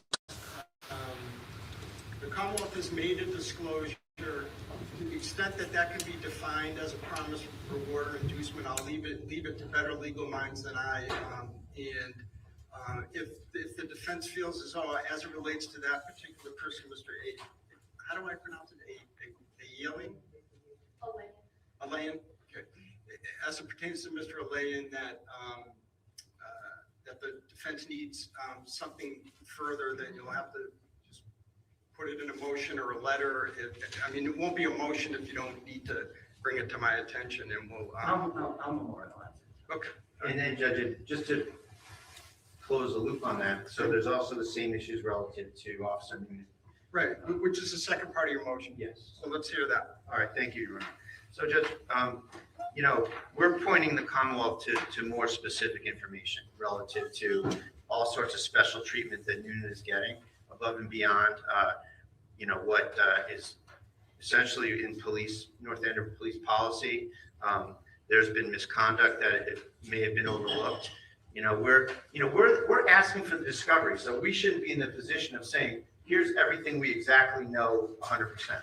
We get all sorts of information. We investigate our case. And so we point to the Commonwealth and say, we're not getting the whole story here. We're getting all sorts of background information. We're pointing you to the North Andover police. And what happened with this guy being AWOL and being forgiven? What happened with this guy and drug issues that may affect his ability to perceive and recollect the charge?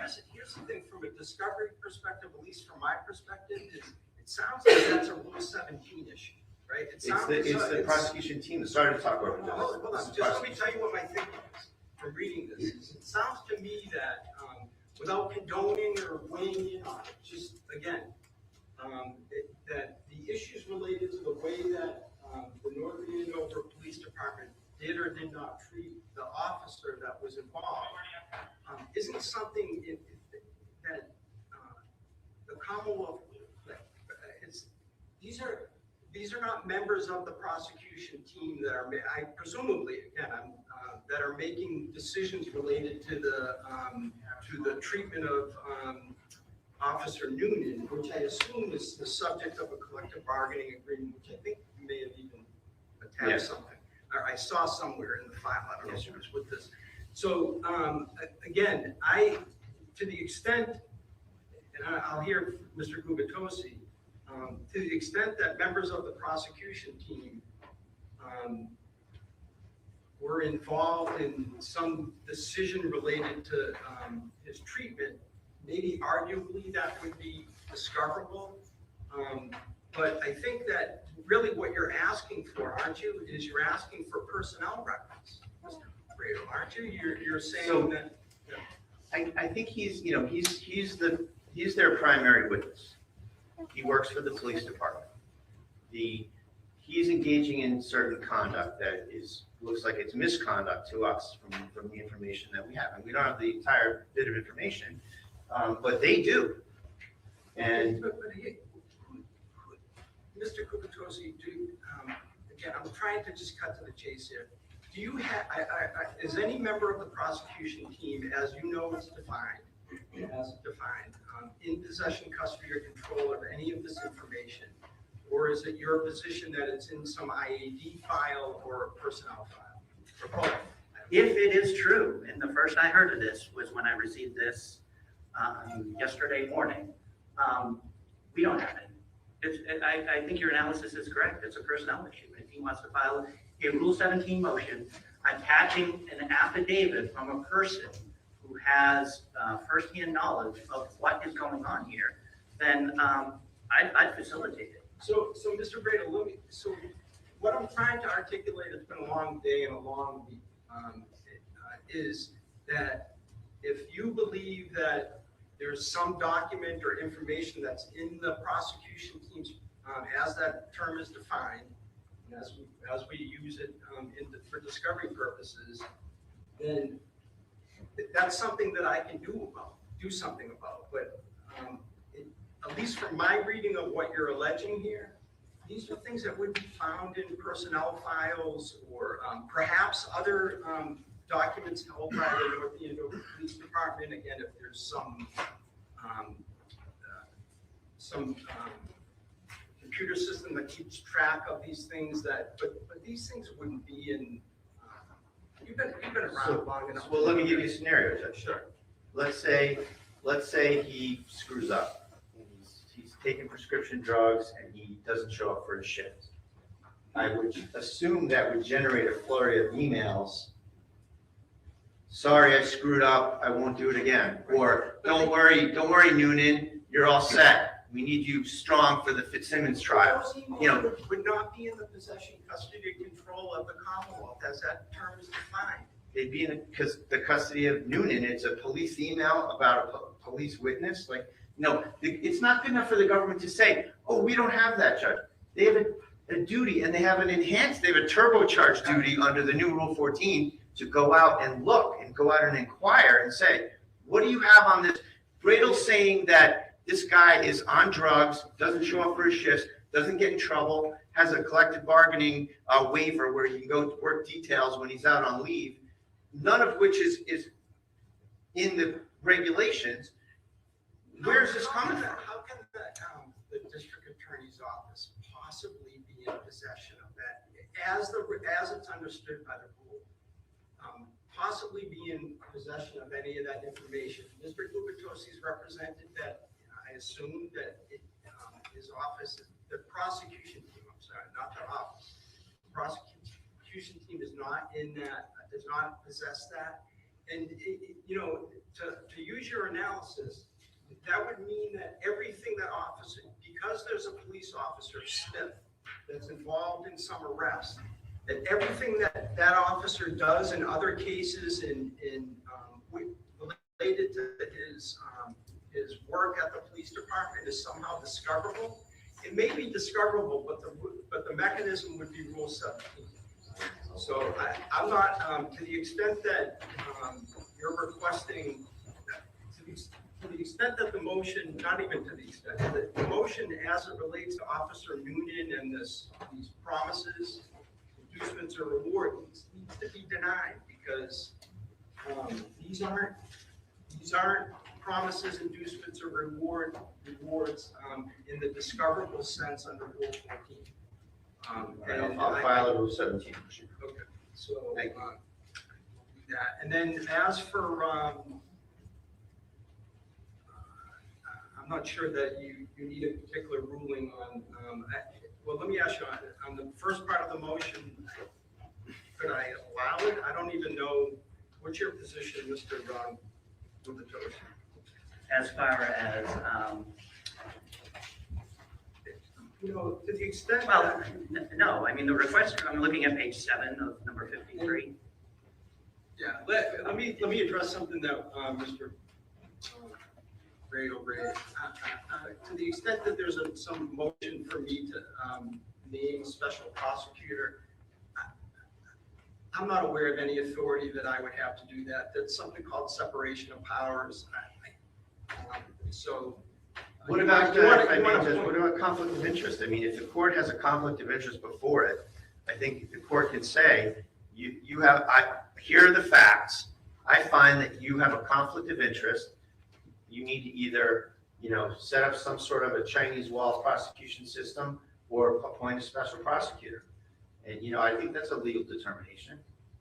Ultimately, it's a legal determination. I'm not aware of any statutory common law or even constitution-based provision that would grant me the authority to order the Commonwealth to prosecute or to investigate something or not investigate something. It's classic separation of powers. So, and the issues that are before me are, again, compliance with Rule 14, the defendant's due process rights, and just getting out in front of something that may be, that may trigger a trial motion. Could I take one more crack at it? Sure. Thank you. I know you've had a long day. Judge, I have in mind when I read, SJC decisions. Let's say a defense lawyer has a conflict of interest in his trial representing someone. I recall, in my aging brain that, the SJC says he had a conflict of interest relative to the defendant, new trial order. So the courts do say, lawyers have conflicts of interest and it has legal ramifications. And I don't see how that could be any different where the Commonwealth has a conflict. The court should be able to order it. It's the remedy that I'm raising the issue of, okay? It's not the issue of conflict of interest weighing in on that. It's that you're asking me to fashion a remedy that I don't have the authority to do. Maybe the court could say a non-conflicted person. You need to put a non-conflicted person in this room. I can't, I know of no authority that allows me to meddle into what the district attorney, I can barely do my own job. You want me to do the DA's job too? I appreciate you hearing me out. So it sounds as though the Commonwealth is going to comply with some of these requests as early as today. They've made the disclosure on Mr. Ailin, and as for you said you're going to look into the detective firm and body camera and whatever footage and whatever else is out there. Yes. It's in the Commonwealth's best interest to timely comply because they want to get the trial as quickly and as surely as Mr. Simmons. All right, so let's. May I be heard on one issue? Sure. And this is an issue that I brought up the sidebar, issue here, that whether Rule 14 has been complied with or not, I'm asking that the court order a disclosure of any expert witness that the defense intends to call or may call. I think I'm entitled to it. We're 3 weeks away from trial. That's the only thing I think that will derail us here. And I don't think it is a big ask. Mr. Brado. So Judge, I was just going to pull up the rule, but I think that the legislature in passing the rules of criminal procedure set it up this way so that the Commonwealth has an incentive to give the defense discovery. They don't get the candy until they give us theirs. That's the rule. It's not, I don't think it's really something that, they can't have their cake and eat it too. Give us all of our discovery. It's a good incentive for the government to provide everything. This is routine in every case. I think of the Karen Reed case in Norfolk County, Judge. The government didn't comply with Rule 14 until like the day before trial. And Judge Cannoni held the line on their discovery compliance was not due until the government complied. It's just the rule. I don't think it's really something that should be messed with, honestly. It's there for a reason. The government needs to give the defense, who has a right to remain silent, who has a right to evaluate and do something or do nothing on the case, and we have a right to look at the evidence and then decide what we're going to do. All right, so I think if I'm reading between the lines, Mr. Brado, your position is that you have no notice requirements under the rule right now because the Commonwealth hasn't fully complied with the rule in the way of. Correct. And what I can tell you, Mr. Fumitosi, is that I don't think too highly of any attempts by trial, by ambush, by either side, and I'm not going to let it happen. So if the position, again, both sides are going to comply with the letter of the rules, and so the answer is I'm not going to order it, but I'm also going to be conscious of making sure that the spirit behind the rules, which is again no trial by ambush, doesn't happen to either side. So we Thank can't, you. in other words, I can't fortune tell what's gonna happen about, we're all sides are gonna do their best to get this case to trial on March 23. But it won't be at the expense of the defendant's due process rights or violations of rules. It's just that simple, all right? All right, so that leaves, was a motion for medical records. And that is agreed to or not objected? No objection. We're agreed either way. The only thing is I didn't attach an order, so Right. I told Clerk Levine that I just sent one Monday. All right, so, and if you folks worked out the way that this is gonna be handled in the sense of they're gonna be summoned into the clerk's office Yes. and impounded for. I can't remember the last time I ever had a procedural objection to medical records. Judge, they get produced, I'm not going to object. Yeah, they should be No, not available to the public, available to the council. Oh, I'm sorry, That's- yes. that's what I'm Yes, I saying. appreciate that, yes. No, okay. So all right, so this is the easiest thing I've done today. You say I can allow this without objection. If I could put a little asterisk on it, Judge, Of could course. the defense have eyes on it first, just to make sure there's no, I can't, and then if there was something objectionable in terms of discovery, not admissibility, but discovery, I would immediately bring it to the courts and council's so you're not attention. even gonna make this thing easy? I'm sorry. I'm sorry. Mr. Tosi, And I'll come right up. As soon as they're here, I'll come right up and have a look. so, and then what happens? So if there's something in, are you saying that there may be something in there that you don't want the Commonwealth? You can look in camera and make a rule. Mr. Tosi, help me here. No, the medical records. I mean, we're not asking for psychological records or anything. They're emergency room records. I'm sure they're fine, but I'm just trying to be careful. Well, if you're sure they're fine, then let's just handle them the standard way, okay?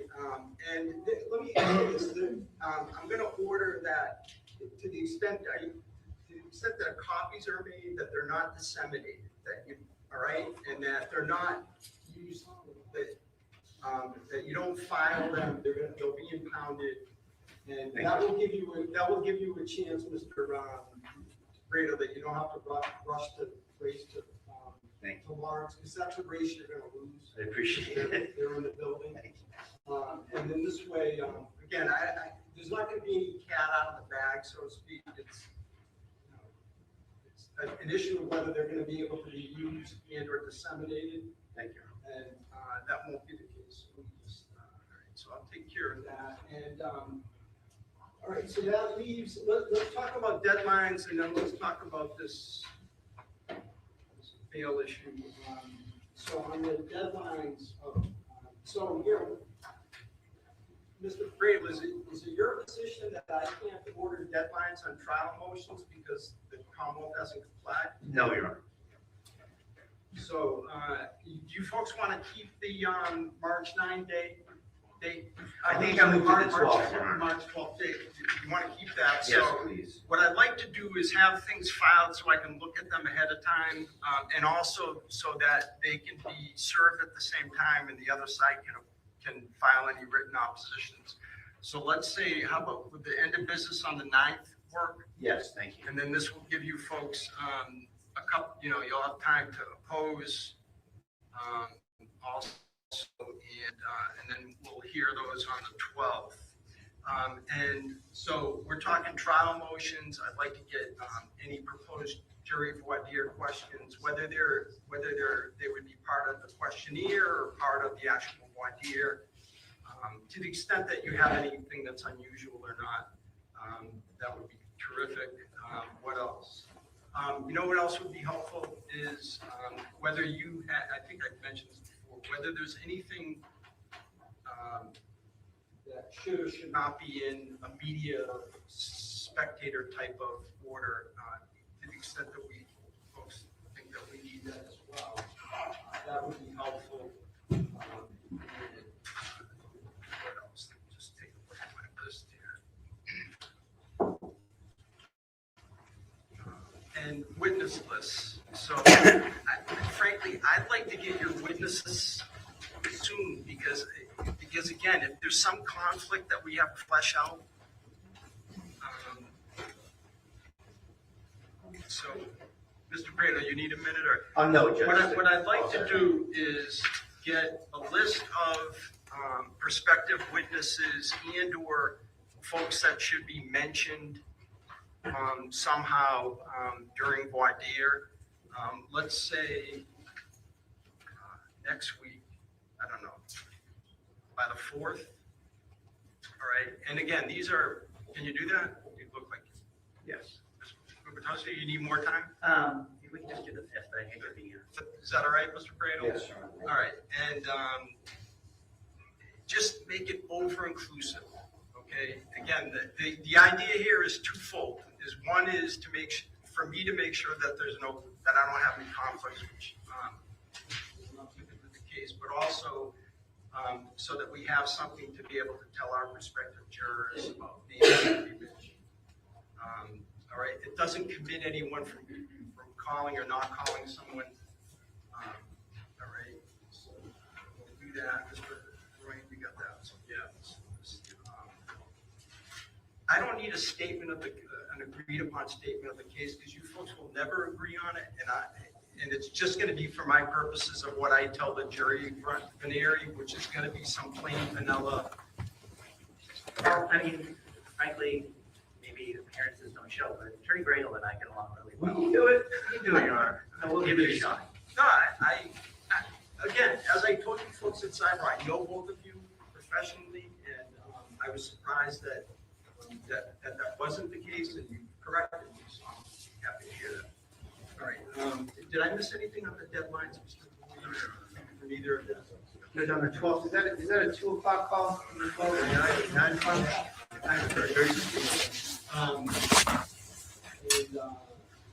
Again, with the idea of doing as much as we can on that day to get this thing lined up for trial. So it's going to be important that you folks flag if you have there's a trial motion where you think that there should be a voir dire of some witness or something. Flag that in the motion. Because again, I'm going to need to, and I'm not suggesting you need to show up on the 12th with witnesses because we'll have to have another day to do that. But these are things I'm going to need to know. So what else? All right, and then so that leaves us with the purple elephant in the living room, and that is the bail issue. And so There's a few things, Judge, that the Commonwealth may not have too much of an issue with, that it's just really hindering me. And I don't think they're really the central issues that the Commonwealth's concerned about. So could I take a crack at it? And just, well, but here's the thing too, is I also, without knowing the history here, I don't want to be stepping on another judge's toes in the sense of, I have no idea what, because traditionally, not even traditionally, as a matter of law, I've always understood it that judges don't, to the extent that unless there's a bail review or a judge is retired, a judge wouldn't typically have the authority to touch another judge's 58A orders. that's why I'd like to. But also, from a practical standpoint, it would obviate the need for some. Well, you know what? Let me hear you, and then I would I appreciate likely it. take it under advisement. So there's a few terms that are very difficult for trial prep in the short calendar we have. This 48 hours notice, having. Can I admit, Mr. Green, is there somewhere that the pretrial conditions are written down?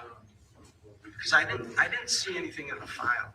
Is there probation over there, Officer Nunez? Do you have something that's that? Do you mind showing counsel before you give it to me?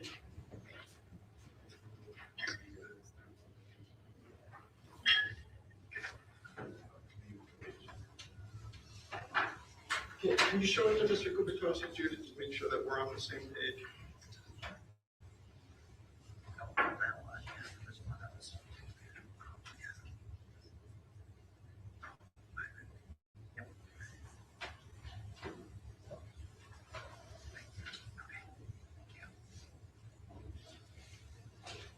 So, let's take a look here.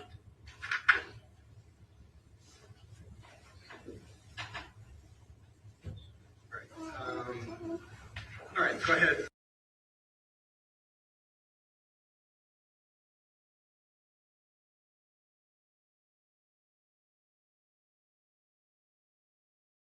Thank you, Your Honor. So Judge, we have about 3 weeks before trial, and I really need to start to prepare with Ms. Fitzsimmons at the office.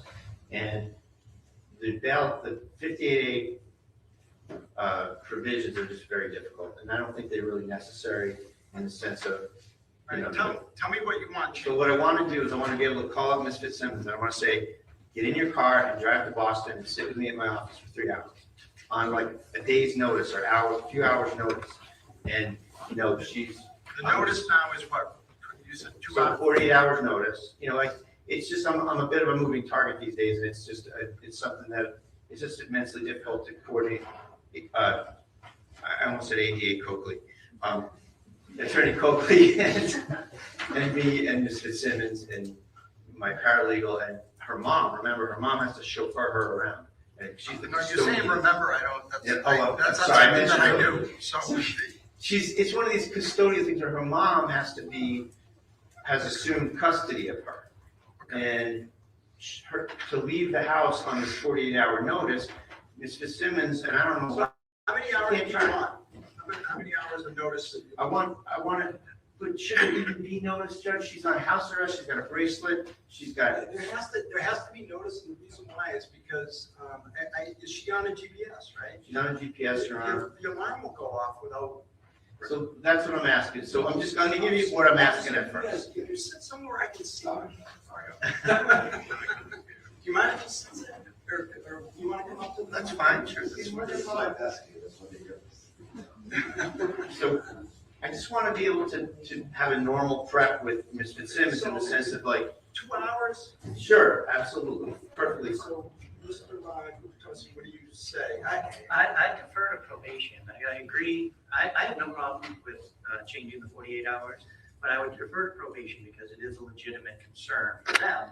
Yeah, well, that's why I wanted you up in the front row here. So how much time would you need to make it meaningful? And would they have to, are you supervising?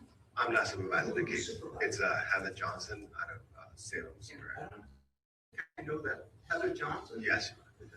The reason we would have to know, like you said, how much or when she's gonna go up. Because we have to open up a window. Right. So to open up a window, we can't do it on a Sunday or Saturday. It has to be during the week when we're working. So we're able to put in the release. Okay, so, So maybe- just the mechanics of So it. mechanic wise, why don't we just give her a window, let her go out from like 7 in the morning till 7 p.m. Well, so that would be, opening up a window with no parameters would be something I wouldn't feel comfortable changing over the Commonwealth's objection, without knowing, again, I guess there's certain things that that I'm willing to do to accommodate some changes where the Commonwealth isn't objecting too strenuously, where there's some uncertainty about my authority to do so. So let's see what we can agree on, and then, I just like to get her a little bit of freedom to be able to sort of a little bit more on the fly, if you will, kind of get in and prep with me and come to my office and work on the case. But there needs to be, so I can tell you this, is that I'm not gonna open up a window, just some standing window. I just wouldn't do it for any defendant. So to the extent that, and Ian, I see that as a significant change that, again, we would need to determine whether Judge McCarthy would need to hear that or not. So why don't we try to be practical and work on what. So if the court's willing to do a 2-hour window, we would appreciate it. Would that work if it's during the week and during working hours? Usually during working hours, they could reach somebody in probation to be able to put a window. So I don't know exactly why they put the 48-hour window. It's not my. Right, no, I understand. I wasn't there. But usually I see 24 hours on some cases, but I don't know specifically for this case. I don't know why 48 hours. So here's what we're gonna do is, we're gonna try to narrow it down, and then I'm gonna step off the bench, because I haven't even read your motion. And I wanna just take a look at 58A and And then we'll come back and I'll change what I think I can change. All right, so. Thank you, Ron. And just before you go, if I could just, No, I'm not going anywhere Just yet. I gonna- want to hear all of Yeah, what okay. what you're seeking to so, change. so we'd appreciate if you could do a 2-hour notice requirement. You know, her mother chauffeuring her around is an immense hardship. She works full time and, you know, it's not fair to have her drive to, Is there to some- Warren Page.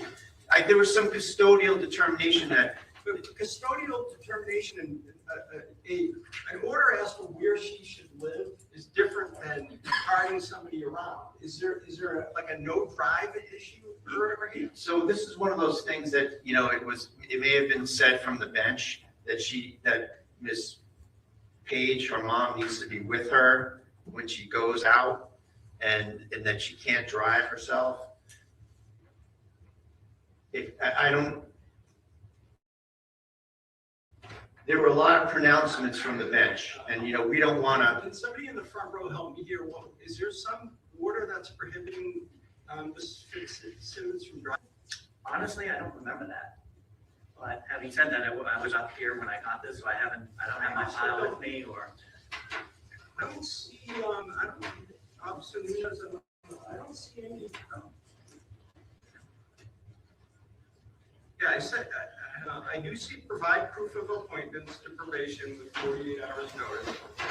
But I'm not seeing any, you know, occasionally you'll see a judge that will order that the defendant can't drive, operate a motor vehicle or anything like that, but I'm not seeing anything so, here. you know, I'm just trying to comply with the plethora of things that were handed down from that bench, Judge. And what happened was Ms. Page was brought up and put under oath, and the court made all sorts of pronouncements, verbal pronouncements that she couldn't leave, that Ms. Page had to be with her at all times. She had to drive her places or at least be with her when she went to places. And, you know, we don't want to. It's not in the written order. Right, I understand, and, you know, I'm trying to do the right thing, and, you know, that was what was said by the court. Well, so we don't want to run afoul of anything that court said, you know, but there were an incredible amount of things that were put out. If it's not in the written order, you're not running afoul. Okay, and if the court's gonna have that for me, and then I very much appreciate it, and if she can do that, that's what I need, is that she needs to The be. Commonwealth isn't claiming that there's any conditions that have been imposed that are not in the written order, correct? I mean, as far as you know, it's. Yeah. So I would appreciate the court protecting me on this by making a ruling that the written order is the order, and we will comply with the order, certainly. And, you know, it's almost like an integration clause in a contract, you know, all these verbal pronouncements ought not to be, enforceable. I have no idea about verbal orders. I can tell you is that my ruling is you comply with the letter and spirit of the written orders. Thank you. That's all. That's all we need. Thank you. So what else do you want me to change? Ms.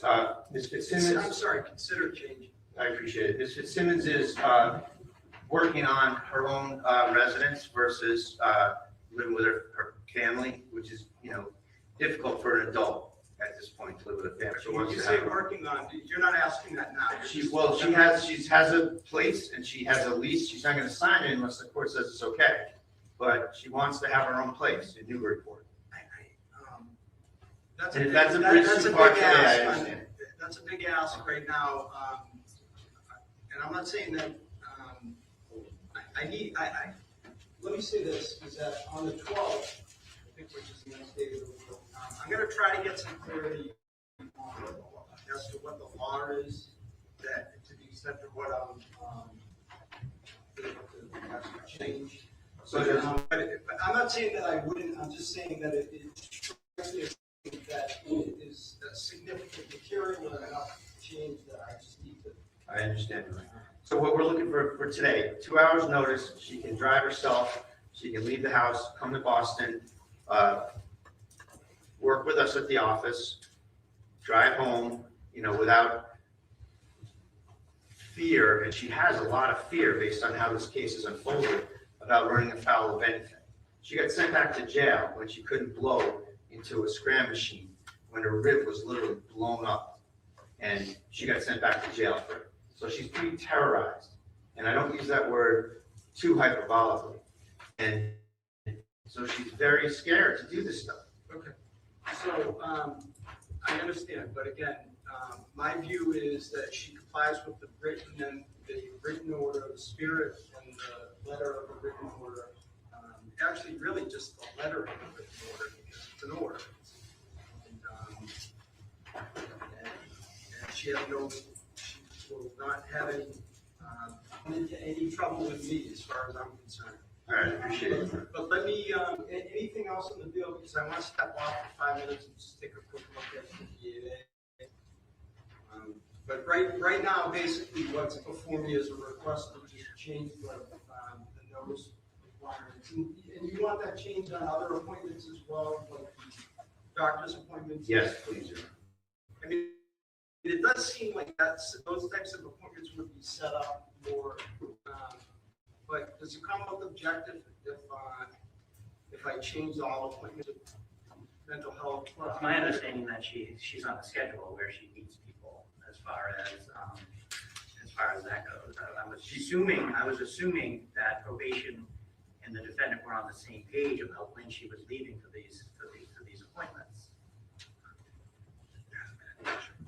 She has some Zoom mental health appointments that she takes, but I don't. Yeah, see but why- let's just leave the timing on the mental health, on the medical and mental health appointments the same way it is, and then I'll have a better answer on. Thank you. On the 12th, and whether it's something that I would entertain. All right. And then the last thing, Judge, is this order that she can't go, essentially, that she can't prosecute a custody case in probate court, family court. What do you mean by that? Show me what you're talking about. There's an order, and this may be one of these verbal pronouncements, but there was an order that she may not, I believe this was written somewhere, that she has to stay away from her child, and that, in essence, any probate or family court custody order does not supersede that or can't affect that. So the Superior Court is basically telling the family court, we don't care what you do over there. We don't care that you're the experts in this. You can't go near your child, regardless of what the probate court says. So Ms. Fitzsimmons is in this custody case over there that's I think I can truncate this, and that is that there is a provision that does say have no contact, direct or indirect, with victim, witnesses, and own child, OWN. And that must be what you're referring to. yes, and there was an even more explicit pronouncement somewhere, So regardless of probate court. again, I need to think about whether this is something that I would entertain. But does the Commonwealth, would the Commonwealth object if I were to entertain changing that to be, comply with? She's already ordered to comply with all court orders, which includes probate court orders. We are not the experts in. The probate court is the experts in custody, visitation, they handle all that, so I wouldn't want to get dragged into that, but I don't know, I wasn't there for the hearing. That's the problem, that you're in a position that you know nothing about the hearing, nothing about the things that the judge looked at, heard, and considered when she did that issue. So, All right, so the Commonwealth objects, so then perhaps that would be something that could be again, reevaluated on the 12th. Anything else then let me just step off for a couple minutes and just take a look at 58. I just have trouble with the idea of the Commonwealth even having any standing to object to, where Ms. Fitzsimmons can go, which court should you go to address child custody issues when the child's not a witness. The child had nothing to do with this. The Commonwealth is not saying that.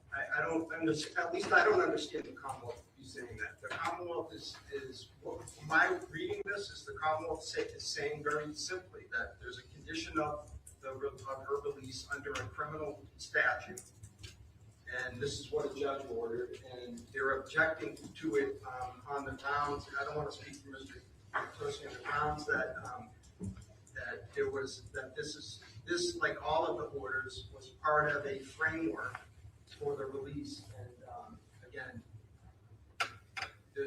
this may or may not be something that I would entertain. So anything else before I step off? Just the last thing, Judge, and I know and I respect and I appreciate that Your Honor wants to defer to the other judges when there's other rulings. Obviously very common in our system. But in this case, I can't fight against the ghost. The court made a very strange ruling where I filed a motion to recuse her for bias and violations of the rules of judicial conduct. Perhaps wisely, Judge Ricciuti intercepted that motion, which we all know was supposed to go to that trial judge. And in 24-hour turnaround, he said, it's moot. She's going to be in another session or to that effect. And so she's either out of the case or in the case, Judge.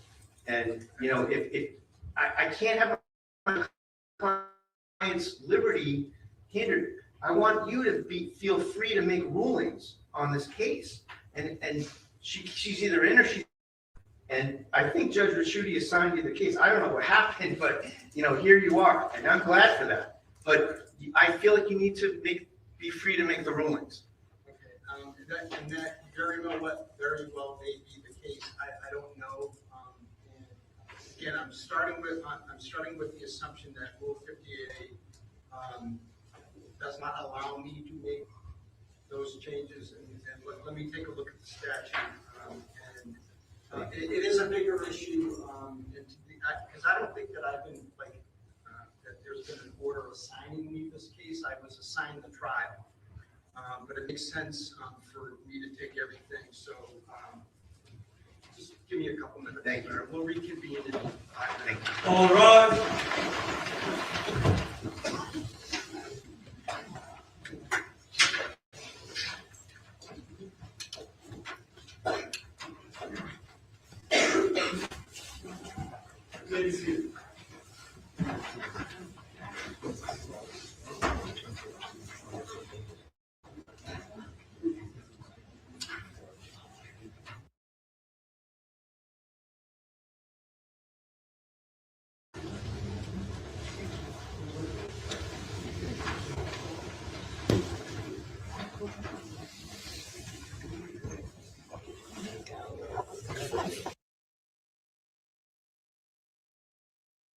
Thought she was fucking crazy. She wasn't even holding a gun. Well, her, hold on one second. I think her thing was like she was trying to kill herself. But they said that she pointed the gun at them and that's why they shot her. But regardless, since then, it's just been a nightmare in the court system. You know, really, you know that. Yeah. So like, Well, it's police too. Well, It's involving. and that's what it is. And her husband's a firefighter. Well, the kid's father, the baby's father, is a firefighter. And he basically has custody of the kid with his family, and they still won't let her see. They're not even like visitation, like not But that then, even of that. course, we can claim that it's postpartum, but she's got to be over it by now. Yeah, but she She got looks shot great. now, Yeah, she's no, fucking but she traumatized. looks phenomenal. She said she's working out every day, like making sure like her mind and her body's right. So she looks great. But- They traumatize her. Yeah, no shit. All right, hi. Sorry, my mom was just checking on me to see if I needed anything. I was trying to catch a hot mic there at the end. Hold on, let's see if we can hear anything. Hold on. This is the That's why I had. Who the fuck is that?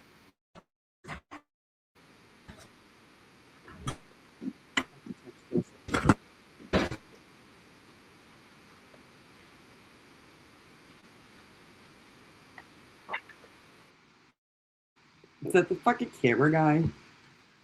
Holy shit. Alright, I'm gonna exit out of that for a little bit. Oh no. Okay. Hi.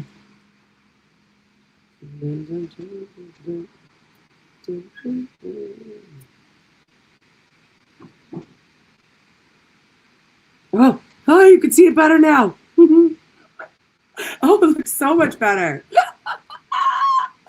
I couldn't see it earlier. Oh, that's funny. Oh, that's really funny, actually. All right. So, what's up? What's going on? Is that just a break? Like, so what is that? Do we know? He just said he'll be right back, right? So I should probably keep it up, right? Hold on. Wait. All right, hold on. NBC Boston. My fucking laptop is a piece of shit. Oh, it's like 1,000 degrees. I know. I don't know if a fan will do anything. It's a Mac.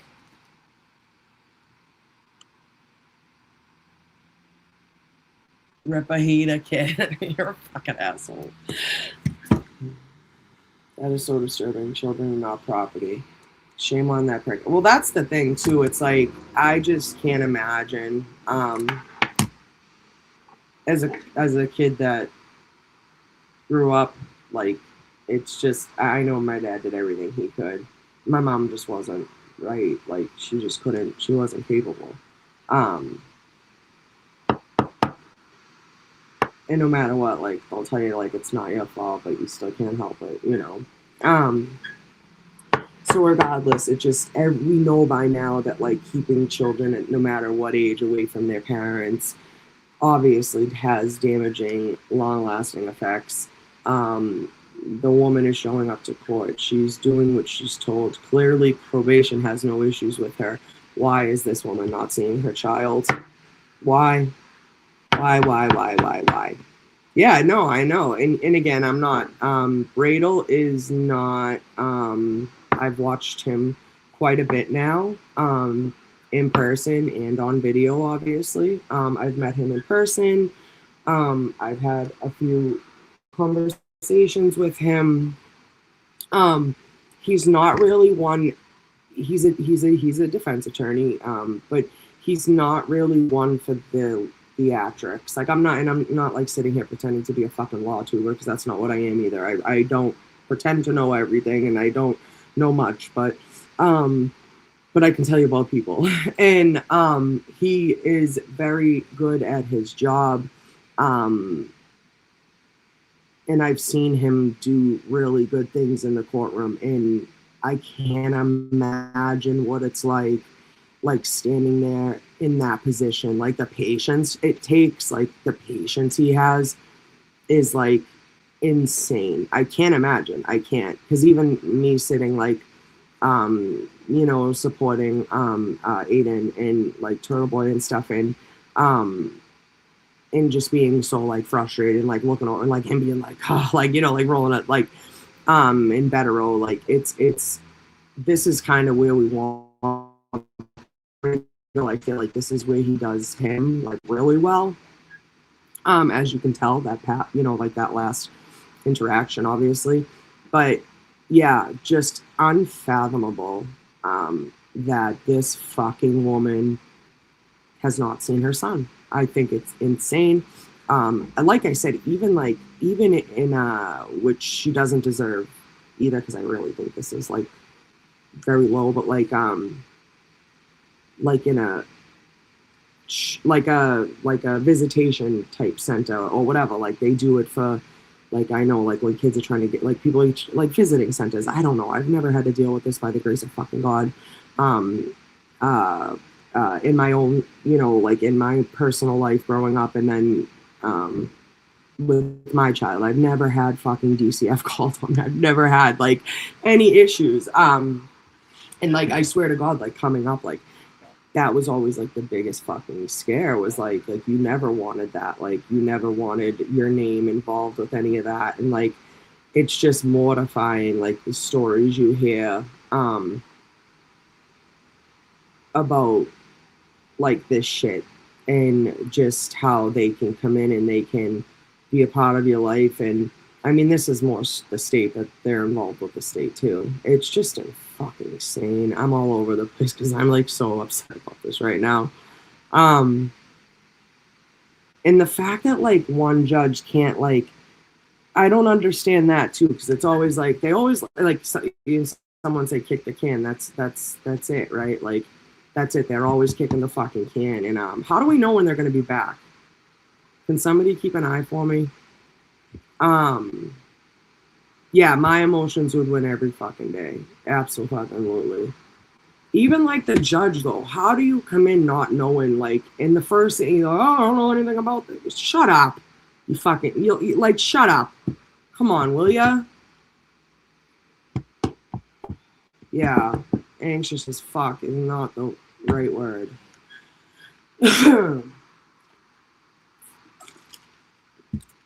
But it is crazy how like he's a master at that. It's like when someone who's never uses bad language, when they do swear, it's shocking and people pay attention. What was the first thing she said? It's because we live in the Commonwealth and no one will take power because they do this bullshit power shit. Yeah. Eddie hasn't had time to go over because he's been in trial. Eddie, who? All right, not your mama. Who are you talking about?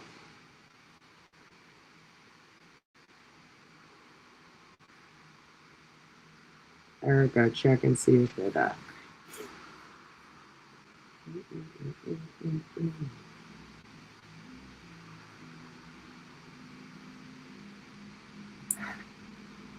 Josh, you smoking?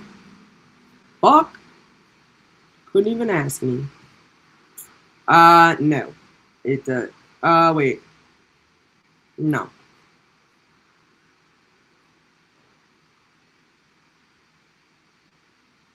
The stream isn't back, no. Judge isn't back, no. Wait, the judge is back? What's back? It says live streaming. It just says it's just a screen. I promise. Hold on.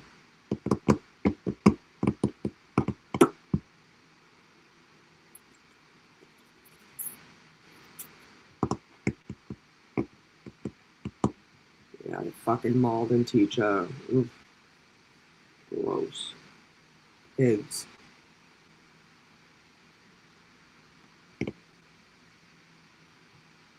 This my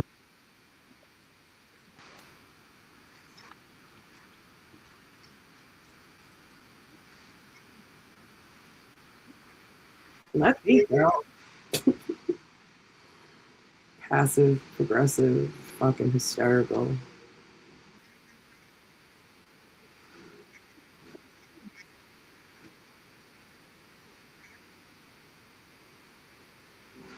Lucky.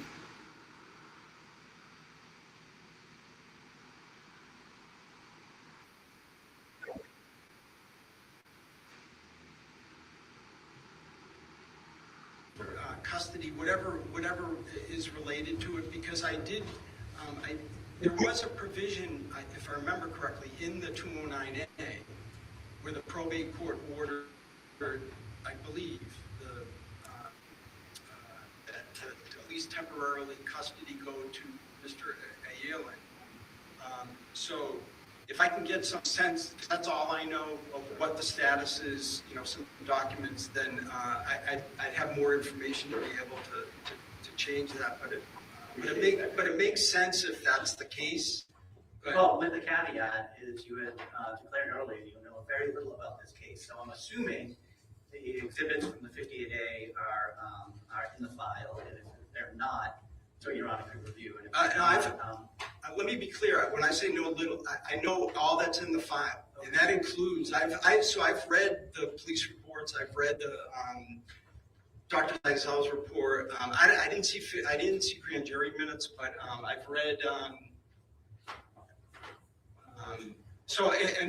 I've seen. There's another report in there talking about her longstanding issues and things like that. So let me say this: I will not make any changes without knowing having all the evidence before me, that goes without saying. So So I can just tell you just what's coming, Judge, in terms of documentation. So, and I hope this gives the court a comfort level, is that there's the restraining order that he got in family court is still there. So, Right. so it's not a matter of comfort level, Right. It's nothing would happen if the court says, this, we're vacating this, we're leaving this to probate court. What you'd be leaving it to is an existing restraining order that hasn't had the benefit of a two-party hearing since going back all the way to July or June Right. 30th. Right. So, But that order's that's still something. in But place. that's something that Ms. Fitzsimmons can do something about. I mean, all right. It's so, tricky. It's tricky Okay, because it may, it's a bit of a catch-22 because you got the family court judge looking at this saying, well, I can't do anything because Superior Court's telling me I can't do anything. And Ms. Fitzsimmons has another counsel for the custody case, and she's sort of waiting in the wings to see if we can have Your Honor address this, Right. No probate court order. Okay. And once that happens, I think then we can address all these things in family court. So what I would ask from the Commonwealth, actually both sides, is that at some point you take a look at the file and make sure that I do have that everything that I need to know about the 58A and the terms is in the file. And again, I've already talked about the court-related documents. And whatever else it is that you've raised on the conditions, the change in the conditions, again, we'll do this on the 12th.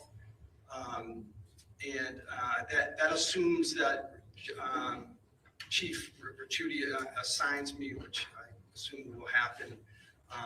And that's where we'll leave it. So let me, Officer, go ahead, Mr. Cooper. No, I'm wrapping up. I just need to put one thing on the record. Yeah, I'm not wrapping up yet, but we're getting close. I promised the staff that we're wrapping up and getting close. Officer Nunez, so you have this order, or Mr. I just gave Mr. Moreno promotion and called him Ricciuti. How can I change this? Can I make a change on this? This copy? We could do some new ones. If you want to change it on that, we could actually make new ones. Don't make a new one. Let me just, here, I'm going to change it on here, and if you can make some kind of a docket entry that, where is the fall treatment, provide proof of appointments to probation, allowed out for medical court attorney visits. You know what, there's a provision here, it's going to change the attorney visits with 2 hours notice. And remember, Mr. Brado, we're talking about during the week, so I know you work weekends. I do. Right?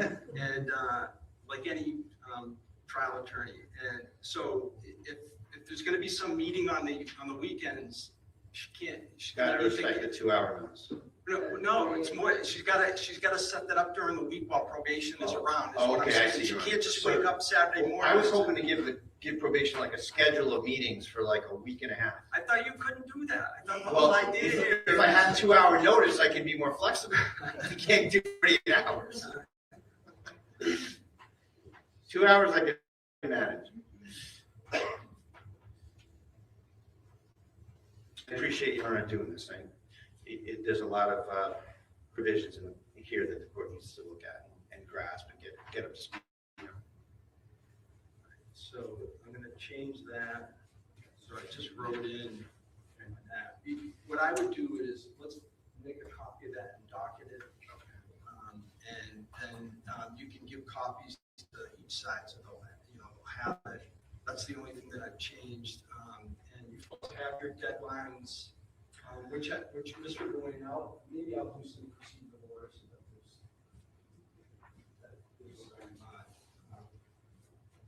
what else? I just wanted to put on the record, defense counsel had listed just really 3 things that he was missing. Detective Furman's report, he actually has that. The body cam of Sergeant Strong at the hospital, he actually has that. I'm going to help him find it in the discovery. So the only thing outstanding is the OneDrive link, which will do Monday, and my email to him memorializing what we just talked about. After that, I'm filing my final certificate of compliance. Thank you, Your Honor. That's appreciated. And let's all work cooperatively. It sounds like you folks have. And let's get this thing to trial, all right? Okay, yeah. Oh, yeah, so.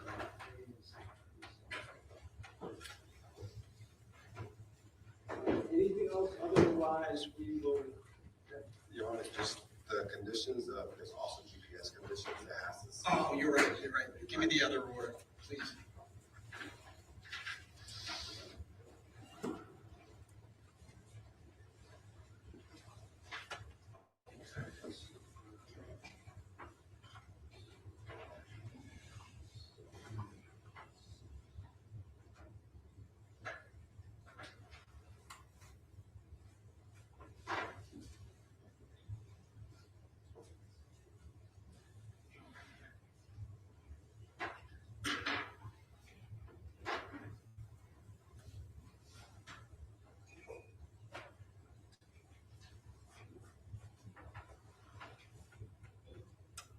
Okay, so I wrote attorney visits for 2 hours and notice to probation, so that actually, this is probably a better mechanism for doing what we want, but I've changed both orders so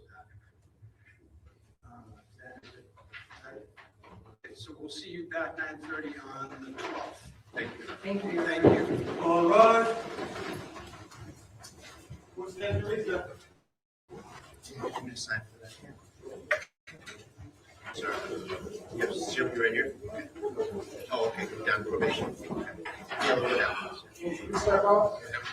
Probably look at the exhibits. That's okay.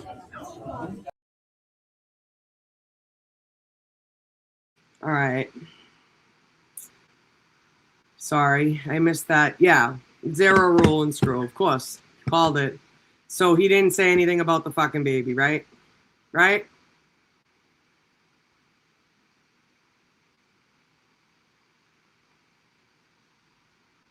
Yeah, Andy stole money. Jesus fucking Christ. What a sin. What a fucking sin, huh? Disgraceful. Fucking disgraceful. So crazy.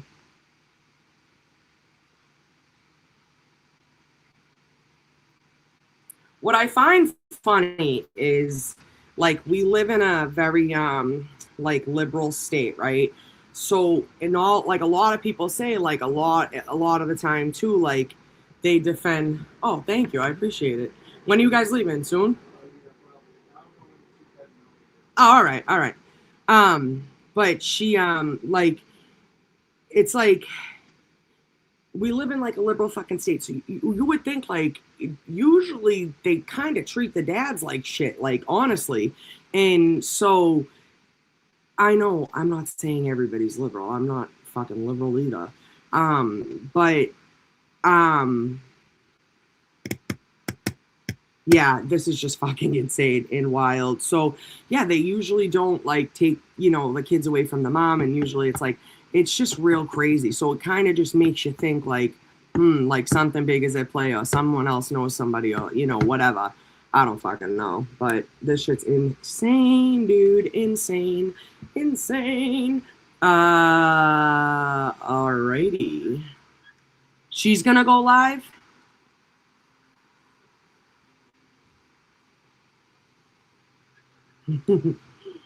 I'm not like one way or the other, to be honest with you. I think I have views on, like, both sides. I've always kind of thought of myself like that. I've always been registered independent, because I never wanted to, like, side.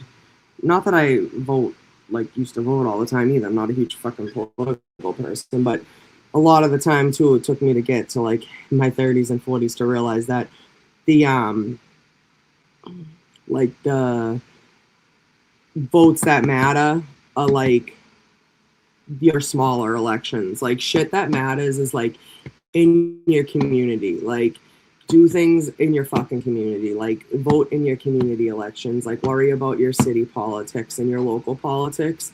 That can lead to bigger and more like, affecting change, but yeah, anyways,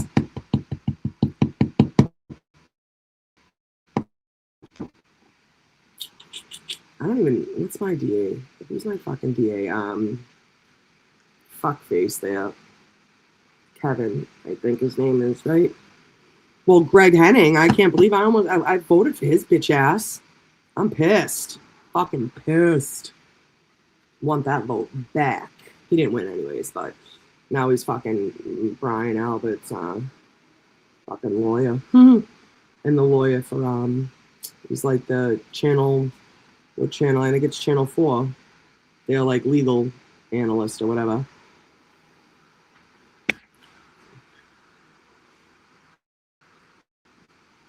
All right, how many people are in here? There's only like about fucking, what, 80 is? All right, she won't get mad. I don't want to. Cigarettes up there. Cigarettes? Yeah. I'm not smoking.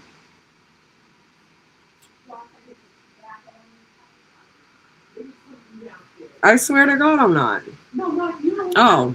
You got the window wide open. Yeah, I wouldn't do that. You downstairs smoke. Oh, yeah. I can't even smell it. I can't hear Jess.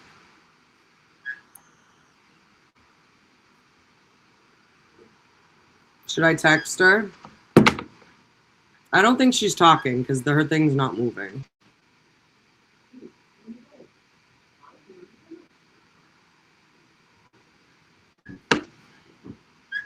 Why doesn't everybody just go over to her for a second? That way I don't steal your. Oh, there's only 70 of us. I don't want to like steal her fucking, you know what I mean? I'd rather you just go watch her. Go watch and like her show. How about we do it that way? She's not talking, no. Kiki, say hi. Say hi to everybody. There she is. That's all I need to do is give you a greenie? Rude. Give me that. Come say hi to everybody. Come here. Hi, Kiki. Here you go. Auntie's good girl. She slept over my house the other night for the first time. No, Mary B, I don't. I'm probably figured out. I know April, I have it in my calendar. Good afternoon, Jessica. Can I pet that dog? Say hi. You think the dog's cute? You should see its owner. No, I'm just kidding. Look, my brothers are handsome. She's the best. Oh, that's your food? I thought it was Max's. That makes more sense. I thought the bowls were a little big for the fat cat. Go unblock me, Erica. Unblock you where, honey?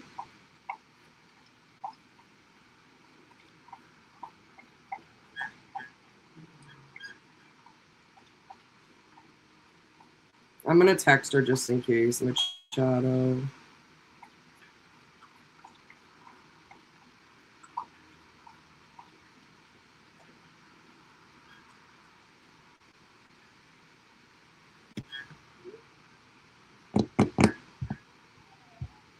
Kristen, I can see you here. On Jess? Did she block you for a reason? I recently texted her about somebody that she had blocked, and the girl was on Twitter like, oh, like, Jess blocked me on Twitter, and I was like, really? And she's like, I swear to God, like, I'm a bunny, like, oh, this is hysterical. I don't care what anyone fucking says. I keep forgetting I did it. And I don't know why, like, I scheduled the live.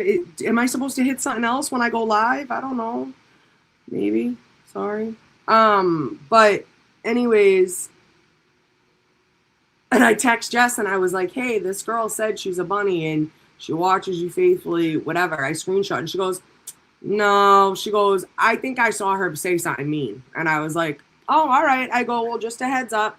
I go, just in case. And she's like, no, she's like, I wouldn't normally block, I wouldn't block anybody for no reason. I'm like, no, I know. I said, but I don't really block people. I mute them because they're going to see your shit anyways. And muting them, they like talking to the abyss. It's kind of funny, actually. But So she goes, yep, see, and the girl like shared like something fucking Google Ball said. That was hello.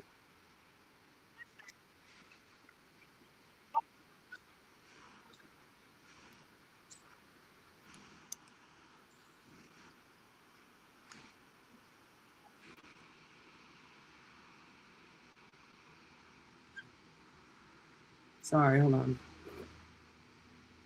Someone let me know when Jess goes live, please.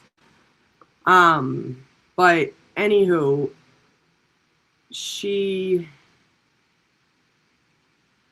we are here and we're happy.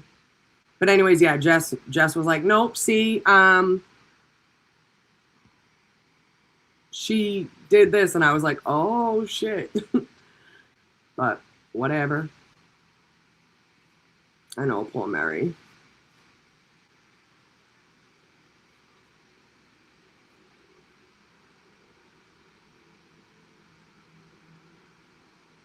I have to find a cheap hotel room fucking for tomorrow or Sunday night, actually. Oh.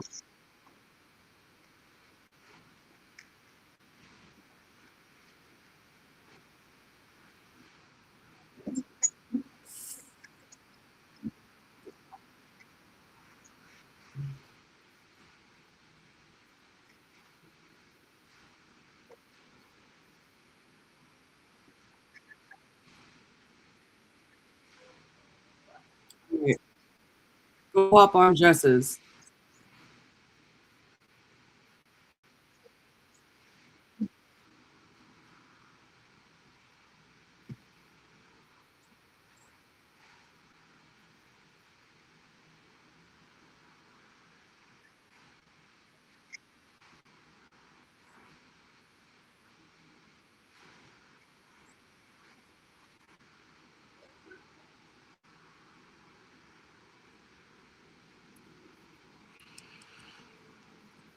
As we look forward in a very short period. Oh, I could have did this from NBC.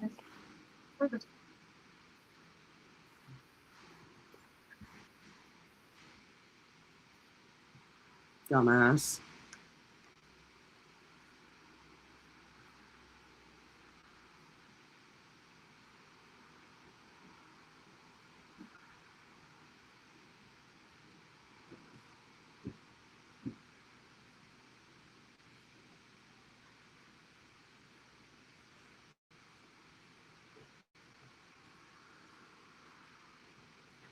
This is the best radio station ever. What is it? It's the 80s R&B Yeah. on Pandora. Yeah.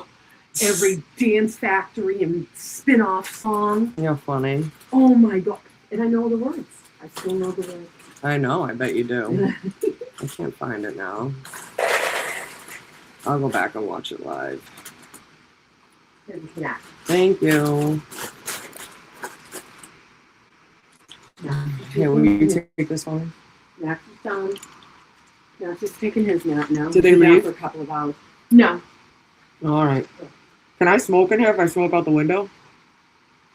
Not a cigarette, like a joint. Oh yeah. I didn't know. absolutely. I didn't know if Yeah, the cigarette, no. No, I would never. But no, I don't care. I would never. I don't even smoke in my own house.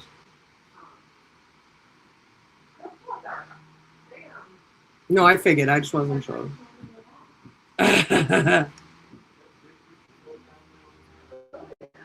What, out the window?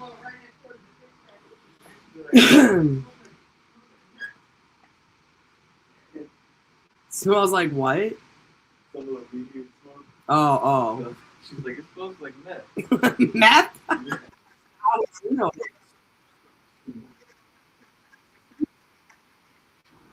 Oh, Linda's on a roll. Love her. All right. Well, anyways, I'm just gonna. I can't find it. Yeah. Can people hear it? Yeah. Me, you, Jordan, and somebody else were sitting at your table. We're having a couple cocktails, just sitting there social. You were smoking. Yeah. You and Jordan. Yeah. Anthony walks in. Oh, yeah. Fuck. I was like, Yep, yeah. yep. It was like that was literally, I think, the last time I've smoked in my house twice, and two of them were parties. And that's what he Well, was. we were sitting right there in that I area. know, right by the but door, it had yeah, the door yeah, open to the yeah, window, yeah, but still, he came in, he pissed. was like, ah! Pissed. Yeah. Because he hated it because his parents did it. You know what I mean? Well, yeah, I don't fucking Ellie blame and him. My dad did it, Yeah. too. Now that you say it, I can smell it. Yeah. They smoke right out. I mean, Yeah, that's exactly what it I is. can blame Josh all I want. Mrs. Burke used to do the same. He's at the top. I still blame Jacob.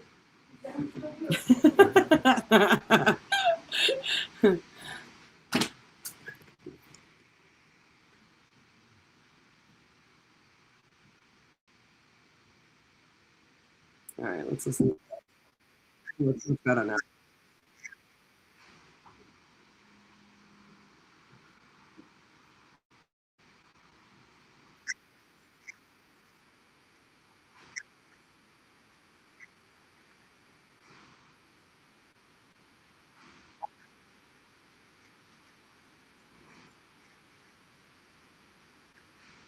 all the communication surrounding that, if any, and we want something in writing from the Commonwealth about what they're doing with these witnesses that are apparently getting a pass on alleged criminal activity. I think because the judge has asked us and counsel agreed to do the witness, I mean, we'll see who all those people are. And then if we need to move further on any of those questions, you heard the judge say he does not want this to be a trial by ambulance. So both sides should really know what we are going to be arguing about. And that's the work we have to Hold do. on, Kelly McGrath. Judges, you see. Hold on her. Look at that, reconsider some requests on March 12th. In terms of getting ready for trial and making sure we're ready. But we feel confident that he understands that both sides deserve a fair trial, and we're looking forward to working with him and moving forward. Can we talk a little bit about? So guys, wait, how about let's go our left to right and we'll get everybody. I promise we'll get everybody, don't worry.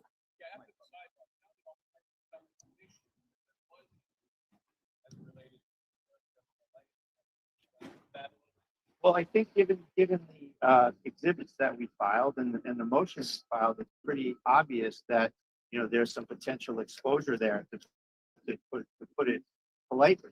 And the government is acknowledging that it's implicit, the situation, I think, that they're looking the other way. And they need to put something in writing to that effect. Yeah.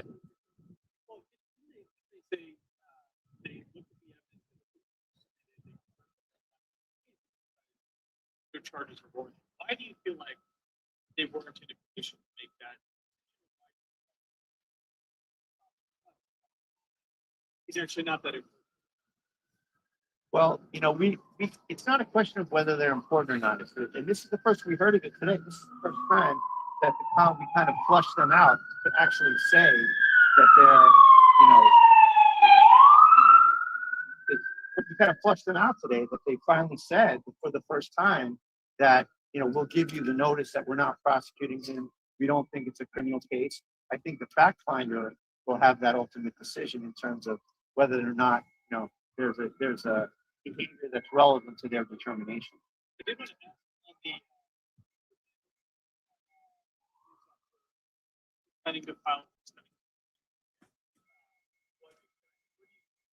So, good question, Charlie. So we don't know, you know, the way discovery works is the courts always ask the defendant, the defense, what do you want, counsel? I'm like, I want what the rule says. I don't know what's out there.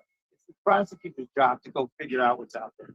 And so we investigate our case, get bits and pieces of information, and we use that information to point the prosecution to certain relevant evidence, certain specific evidence that we said that we can say to them, go look here, go look there. It's not incumbent on us to know exactly what it is. They have a legal duty to go find it, but especially if we say, look in this particular location. That's all we're doing.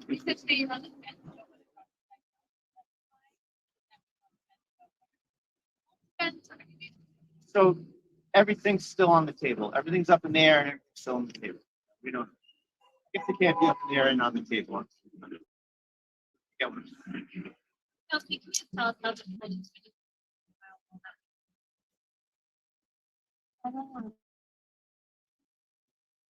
as you can imagine, she's pulled in a million different directions.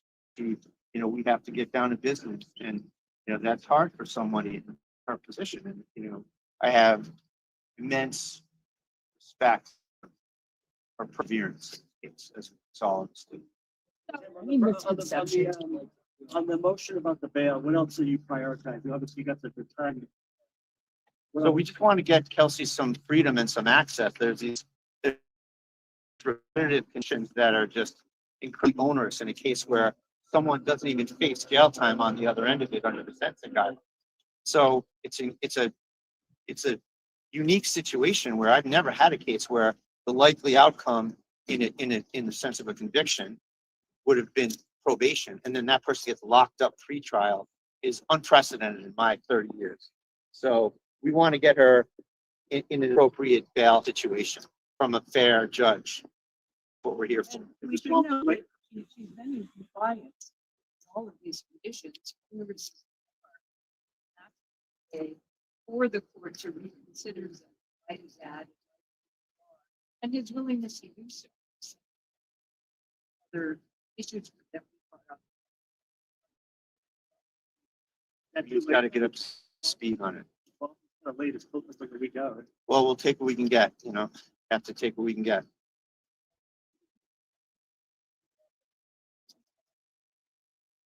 I don't want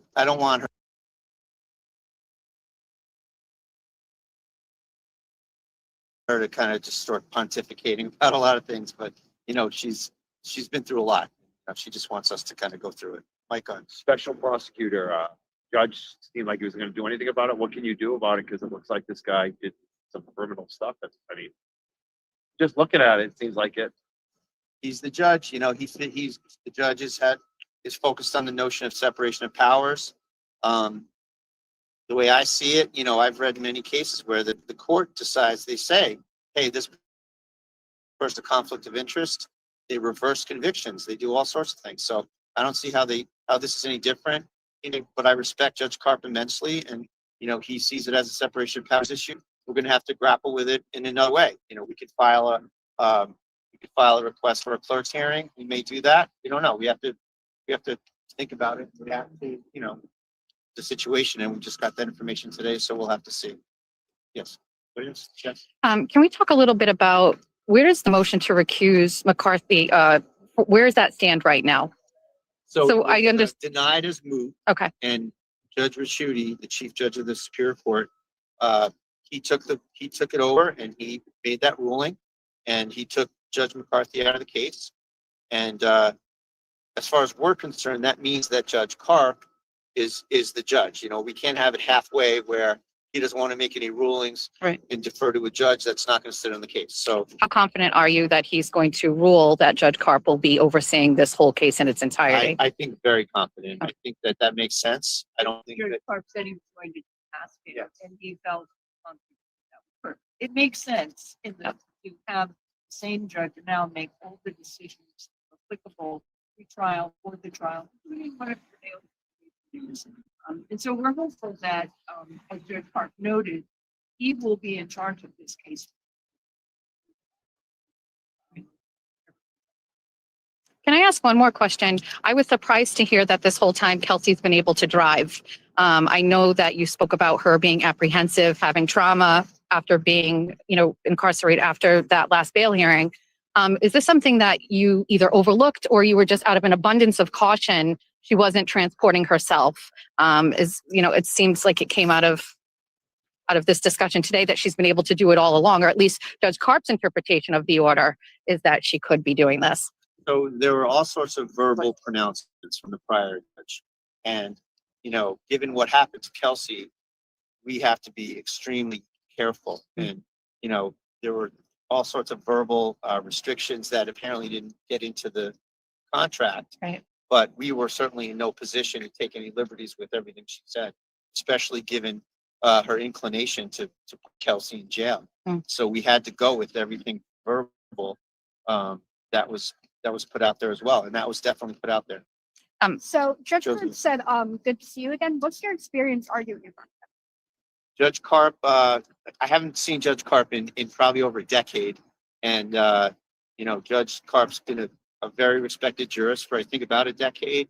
And probably 25 years ago, we were both in the Suffolk DA's office in different units. Can I ask what that is?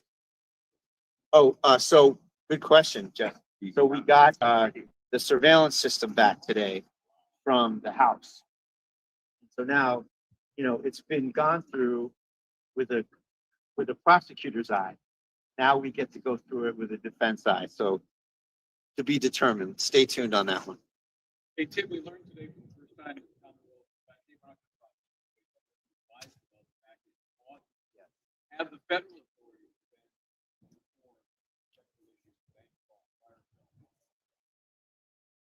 So one of the predicates for pursuing that is that you have to file a complaint with the FBI sponsored agency. And we're going to look at that and we're going to talk to Kelsey about that. But that may be next one. What if you did go before the clerk magistrate and they go forward with the DA's office be now prosecuting? Well, Mike, wouldn't that put them in an awkward position? So if the clerk magistrate finds probable cause and issues complaints, then I think it would be something that would put their feet to the fire about whether they prosecute it or whether they pass it along to an independent prosecutor. So let's see what happens. Or to another county. They have the option of going to Move another. it. Can I ask Kelsey how you feel about some new freedom? It's bittersweet. It's only to Tim's office, but you're able to leave your home. You're able to drive. How does that feel knowing that you have that freedom today? Step in the right direction. Only a few weeks away from trial.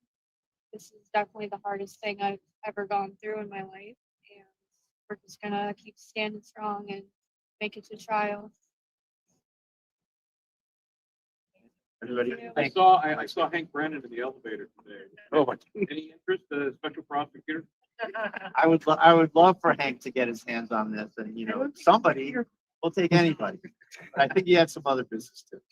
He's still a defense lawyer as well. Thank you all. Watch the cobblestones. Thank you. Thank you.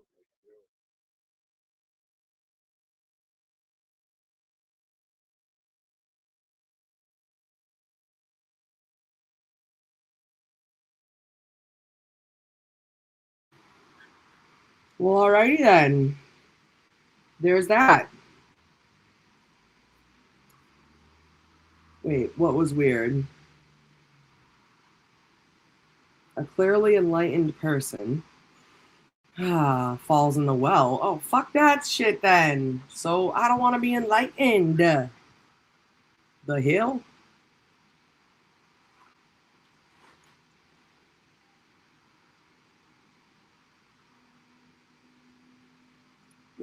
Oh, yeah, she fell. Poor kid. Mayor B. Poor kid. All right, so we are here. I think they said it is March 27th, I believe. Sorry, my head is killing me. I just took some Ultra, Advil, I think it was. So I should be good. All right, let's see. I can't hear Jess, so I don't know if she's done.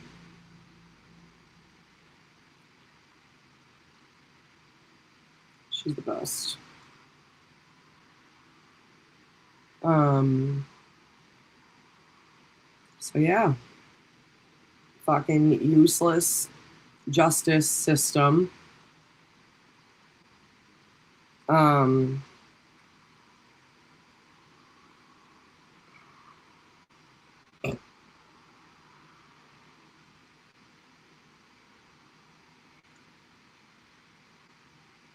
Happy Dominican Independence Day to all my Dominican brethren. There's my boy Punch. Someone just posted a video of him pooping. That is very fucking violating. Okay? Rude. Fucking name is like Bakyen. Bakyon. Bakin? I don't know. Fucking nasty bitch.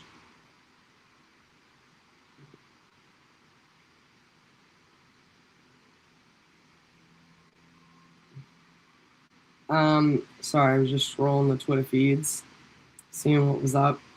Yeah, how crazy is that shit though?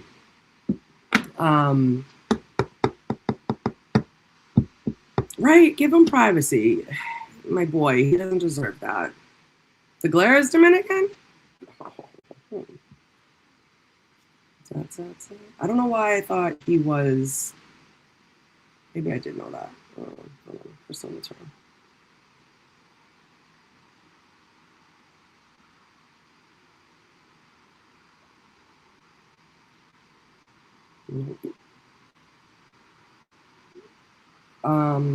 Will Henry. Hi. Happy Dominican Independence Day. Papi Chulo. I cracked myself up. Fucking Punch Ray on Twitter. It's this little monkey that everyone has fallen in love with and seems to they own him, but I'm his one true mother.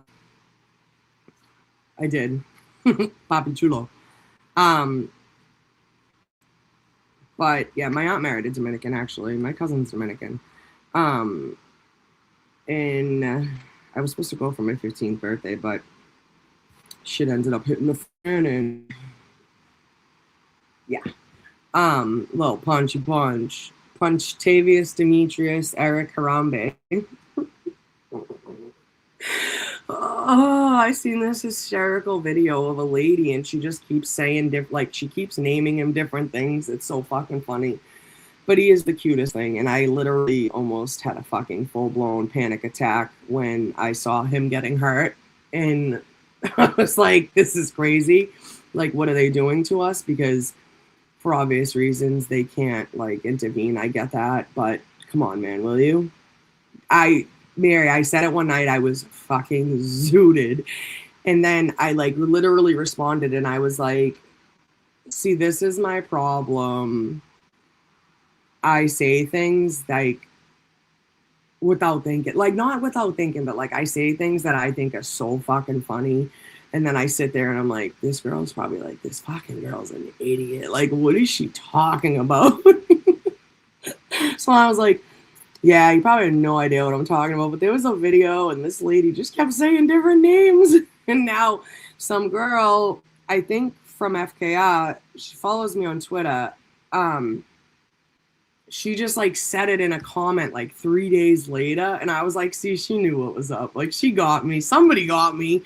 Whether it was, one out of the fucking 2 million people, 200 million people on Twitter. Somebody got me.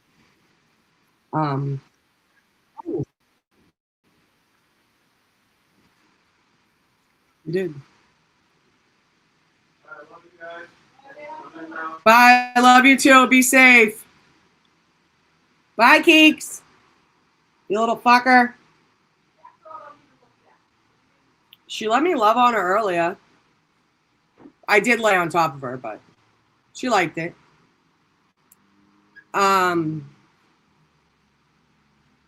Everything I say is ridiculous. Too funny.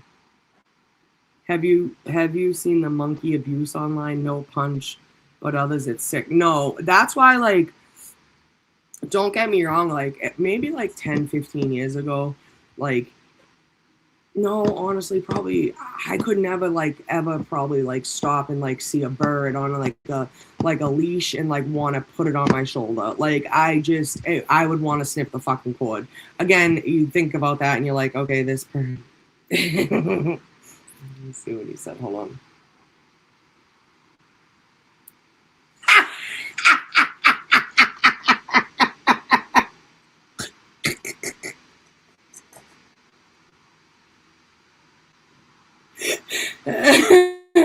I'm not repeating what he said. It's not probably even that remotely funny to anybody else. It's not that funny, but I'm not repeating what he said.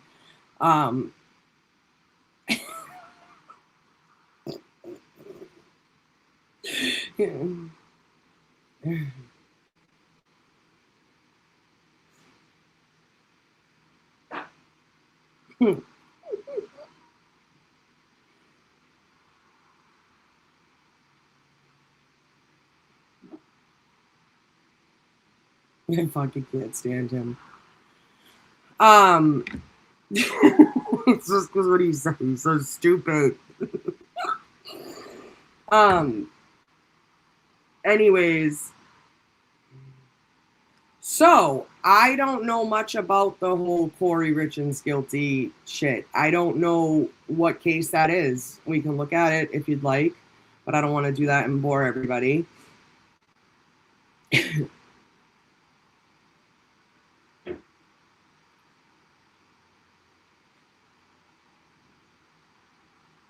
It's funny, Sarah, because they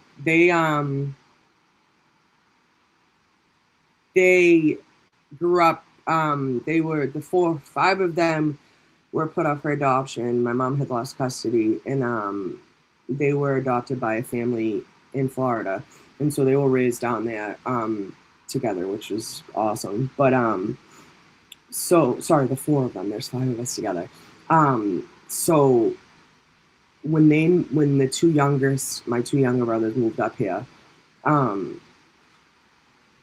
they didn't really like my family's like that. Like my family, we always say love you like that. Like, and my things like usually like be safe. Even like if you're fighting, you know, like even me and my husband, we make sure to say it before we go to bed and, you know, before we leave, even if we're like not really getting along. You don't want to regret that. But they really didn't, but now they like it's like a common thing. They make sure to say it before they go. I think they just know it means something now, you know, I don't know. Some kids aren't raised to like show emotion like that, you know what I mean? But yeah, they always say bye, I love you. J Punch. Right now, Erica, I'm not thinking she's guilty, but I'm not finished yet. All right, I'll have to take a look at it. Yeah, never go to bed mad. It's not easy, but it is. It's not worth it either, you know?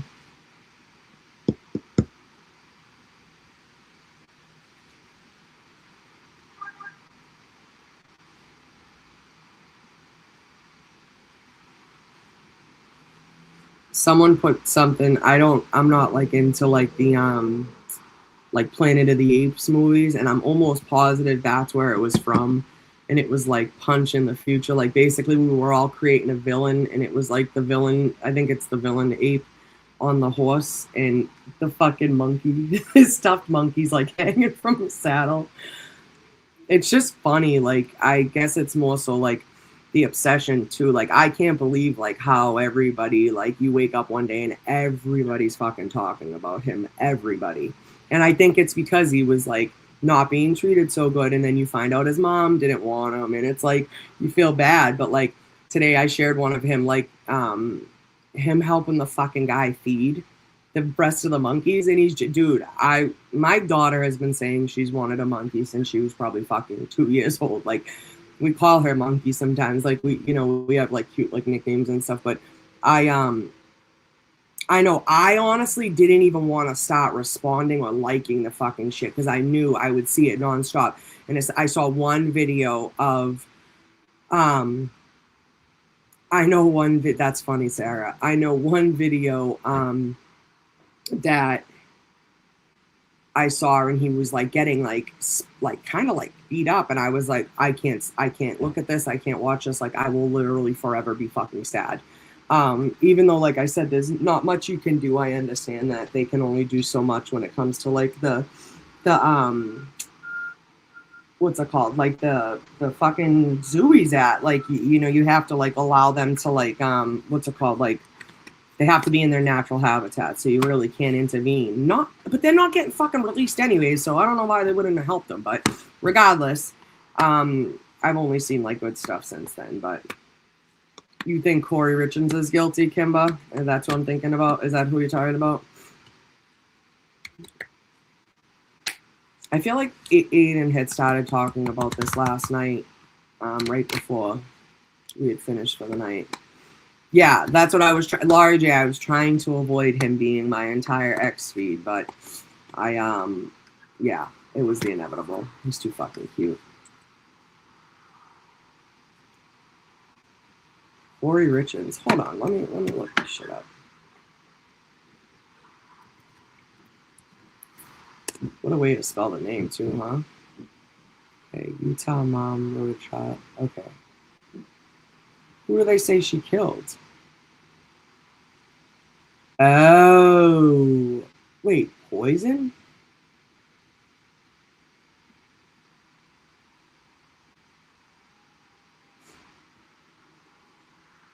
They were building a mansion. I feel like a hard time fucking feeling bad for these people, but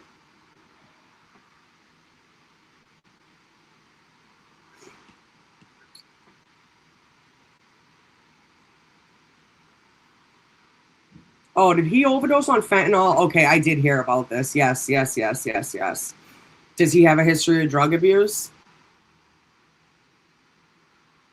Like, and not one friend came forward and said he's had like a raging like night. I don't know. Yeah, I don't know. I was thinking about doing that. Like again, I'm not like a law tuber. I'm into this shit. Like the shit that I watch constantly. We can go over my YouTube algorithm. But it's more so like body cam shit too. Holy shit, really? Damn. Poisoned her husband and wrote a children's book about death. Took a national. Really?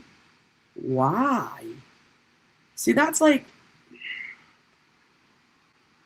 It's like, oh, I'm gonna do this because then they think I won't. Like, I'm not guilty. I don't know. I don't get it. Even like I've stayed away from like Erica Kirk. Like everyone says she's nuts and like the way she's reacted to like her husband's death and stuff. But I'm also like, how do you react? Like, do you let if her and her I try to, I guess I play devil advocate there too, because it's like if I'm Erica Kirk and I've just watched my husband spend these last years. I think that's how they met, right? I don't even really know that much about them, but I did follow Charlie. I really did like Charlie Kirk. But like you've watched your husband build this from the ground up, essentially. This is his life's fucking work. Are you just gonna let it fall because you know what I mean? Like, I don't know. Erica Kirk is a preposterous person. I know she acts like, but then again, like I'm saying, like I cannot fathom the day that I have to live without like my man. I can't. I don't even like thinking about it. They say as you get older, you start to think about your future more. Like, and that I can't do it. I lose my breath thinking about it. I don't know what I will do. We've also I get worked up thinking about it. We have lived more of our years together than we have apart at this point, so it's like really hard. And then we've raised like a beautiful human. So you think about that. I literally fucking cannot cry right now.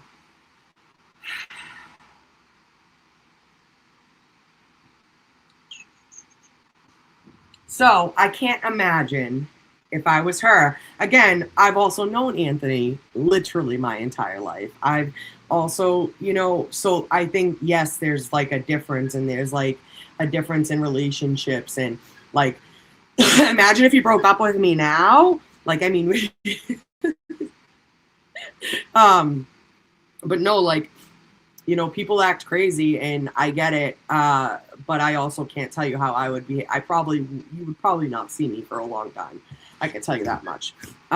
So yeah, I guess everybody acts differently when it comes to loss and grief. And so it's like, that's what I mean. Like, if you get caught, like, that's a life sentence. Like, now your kids have nothing. So is it worth it? I don't understand what goes. I guess you're dealing with some psychopathy, I would assume.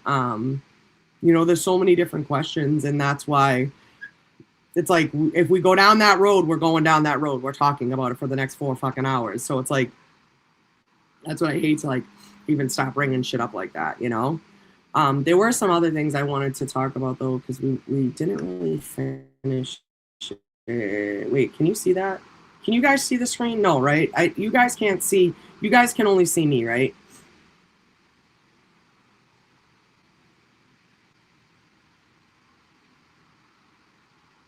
Mary B, good luck with that knee scooter. I've always wanted to try one of those bad boys, but I never really did the ankles. I just went from the whole knees, you know. Her eyes don't dilate correctly. See, Jess, I know you'd come with the facts. Fucking sick bitch. Sick bitch. I can't. Ray, go back and watch all the pre-trial stuff. See, that's a lot of shit. I wanted to touch on fucking cuckoo balls.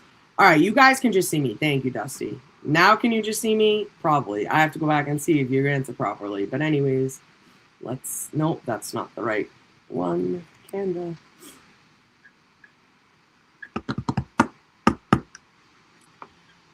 I'm gonna smoke. Anybody else gonna smoke? What time is it? Oh, we missed 4:20. We could have did 4:20. Maybe we'll do 5:20.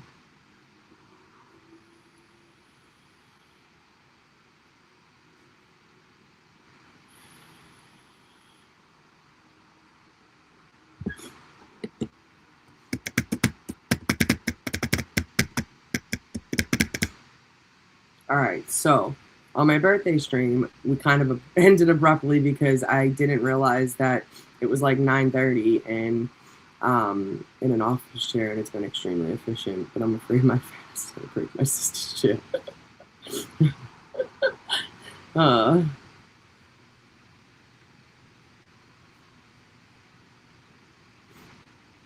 Sex of a child, only what's admitted can be considered. She might have killed him, but what can they prove? It's insane.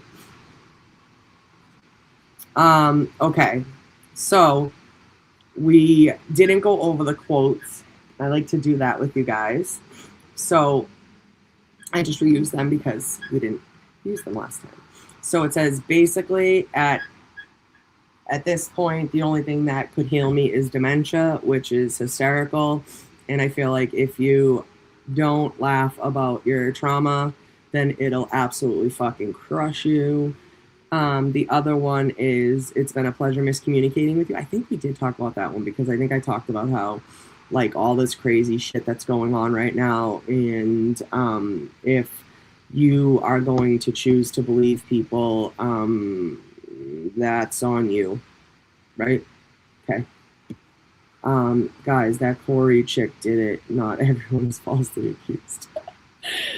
Being disliked by toxic people is the biggest sign you're winning at life. Not everyone is going to think you're gorgeous, amazing, and magical. They're wrong, though, dickheads. And at least whatever's wrong with me made me really funny. That's my favorite one. That is my fucking favorite one. At least whatever is wrong with me made me really funny.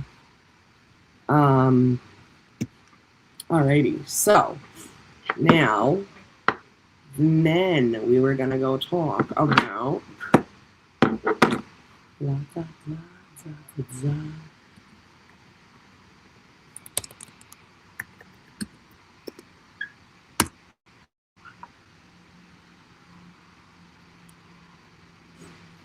wait, what's that? You guys aren't in a rush, right? I'm not in a rush. What time is it? The sun's setting. Ma, is there a dimmer in here? I think there is. What my mother is saying. Ma! Mom, I'm just gonna shut this slow while I smoke, alright? Alright, cool. Alright. Even better. Whatever. My bell, ring-a-ling-a-ling.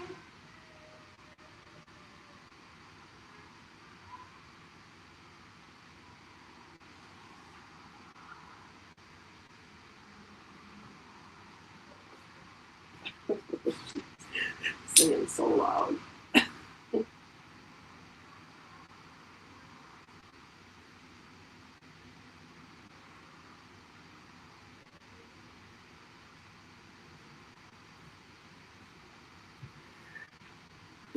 Oh, for fuck's sake. Oh, it's in my pocket.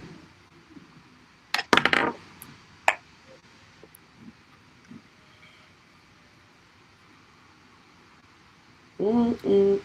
Ring-a-ling-a-ling. Hi, Laura from London. You lovely lady, you. The brains behind the operation.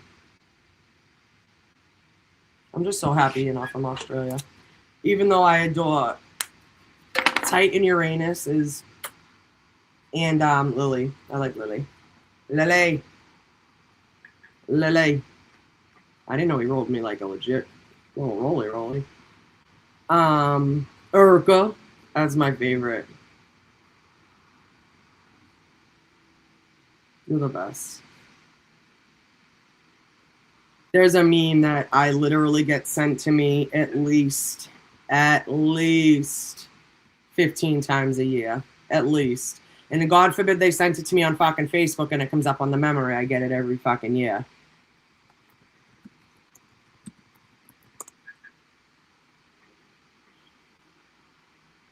Can y'all guess which one it is?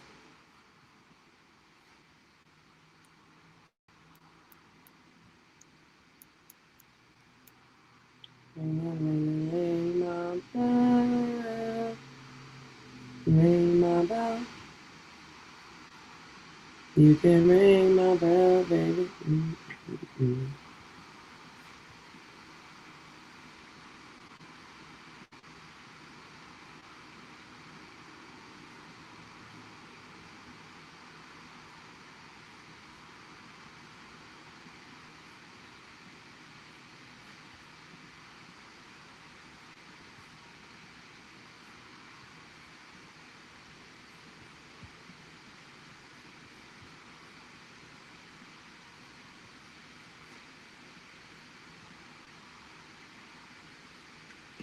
Every time. Every time. Every time.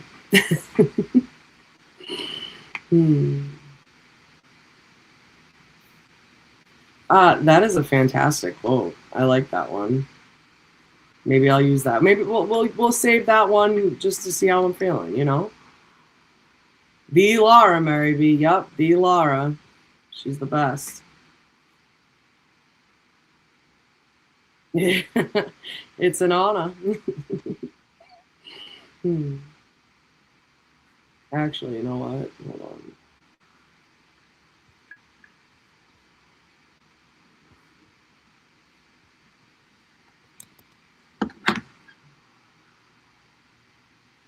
Oh, for fuck's sake. Barry's on another one too. Like now I can't. Over it. Done, bye. Leave me alone. Asshole.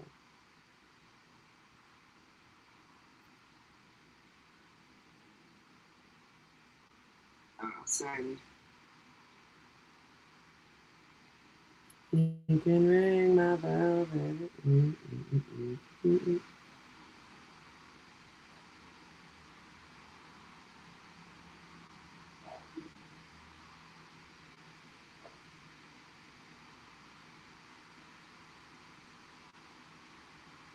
Hi, Callie. Hi, Jamie.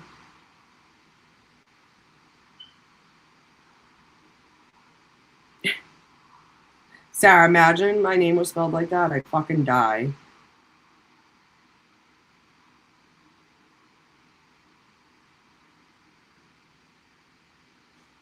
Not in a bad way.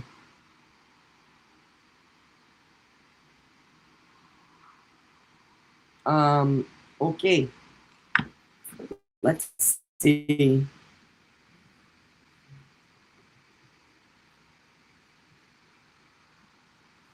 So, anywho.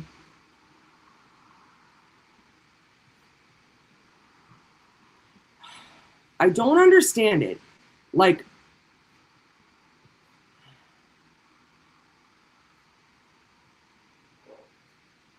it only shows the video?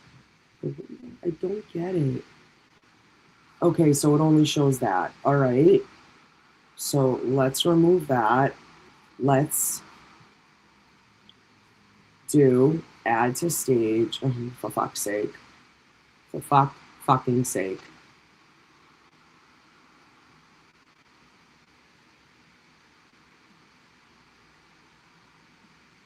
All right, let's do this one. Share screen, window. Share. What does that look like? Oh no. Gross. Stop. Share screen, entire screen.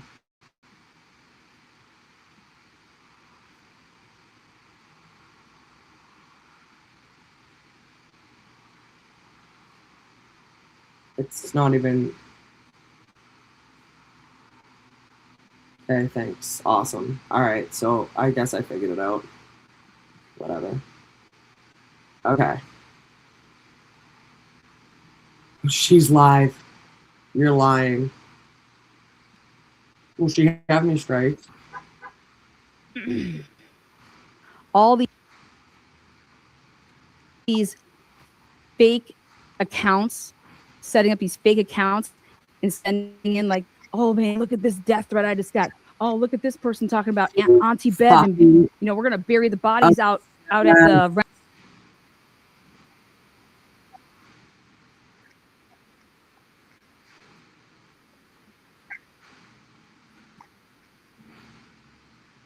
Sherry D is a fucking mod in her chat.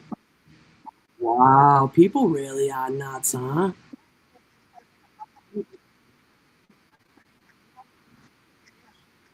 Yeah. How many people are in here? How do you know? How do you tell? How do we tell? Oh, fucking subscribers only. I'm not subscribing to her. Hell to the nah. To the nah, nah, nah. Hell to the nah.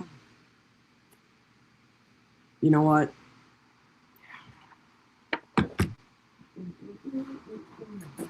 I'm in love.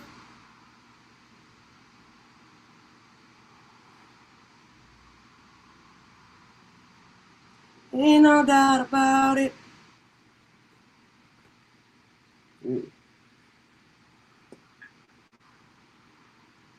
can do the, what's it called? It's the glowing hour. Is that what it's called? The witching hour? The glowing hour? I don't fucking know. Sherry D was like a wicked fucking boots on the ground supporter. Which, to be fair, she still might be. I don't know.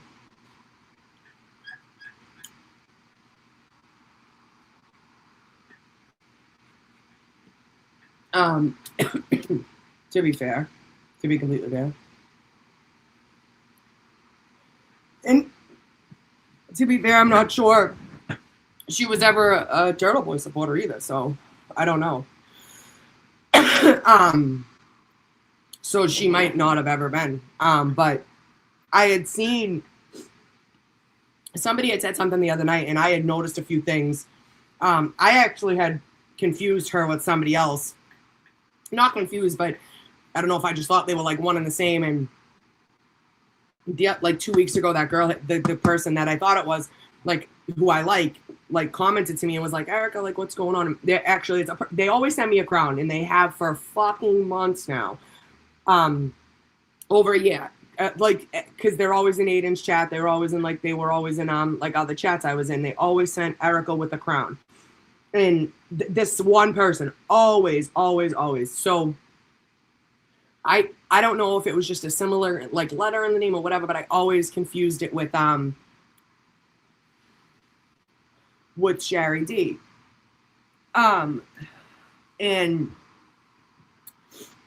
a couple weeks ago, I seen Sherry D in like somebody else's chat, and I was like, that's different. Like, I wonder what happened. And because I'm thinking like that this person is who was always in Aiden's chat, I'm thinking like, wow, that is different. Like, why are they doing this now, right? No, it was two totally different fucking people. But Sherry D was also somebody that was like ride or die boots on the ground, which again, she's still like, she probably is still very well be boots on the ground, but I guess she just doesn't like Turtle.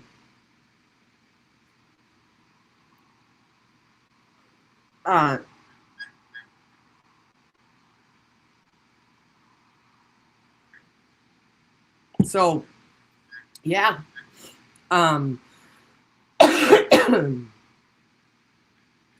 My bad, Causey. Golden hour, that's what it is, right? Butthurt over gay comments? Stop it. Really?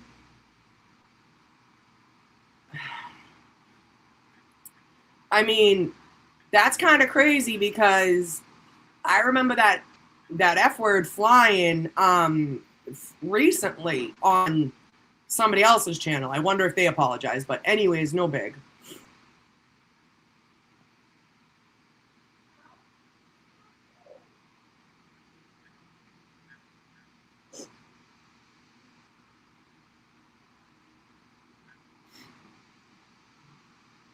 So whatever, but again, here's the thing, like like some people, you know, have difference of opinions, and well, I can understand and respect and listen to somebody while they're upset about something, or be upset about something and have them explain that and stuff like that. I don't always have to agree with them. I can understand and understand and maybe respect where they're coming from. I just might not agree with it. You know what I mean? And I feel like some people really do. It's funny, they hold Aiden to a whole other fucking standard than other people, which is fine. They're allowed to do that, right? That's on them. They can do that. She said someone made a negative comment on a Spaces one night, but didn't say who it was. Haven't seen her in Danny's chat since, though. I can't imagine it was him. Interesting. I mean,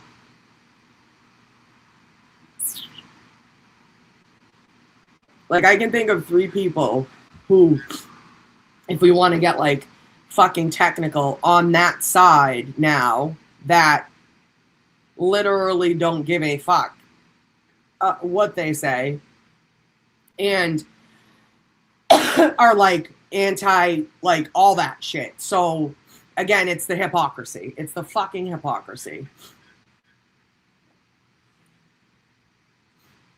Cheryl, stop it, all right? Stop it.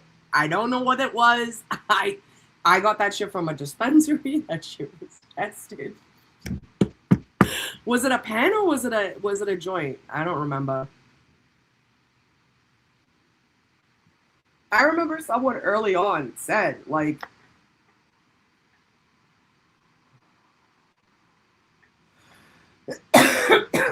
like, Cheryl, you probably remember this. Like, we're like the modern day hippies.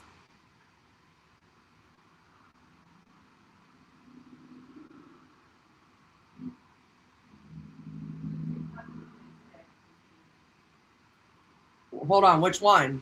Nope. Oh, yeah?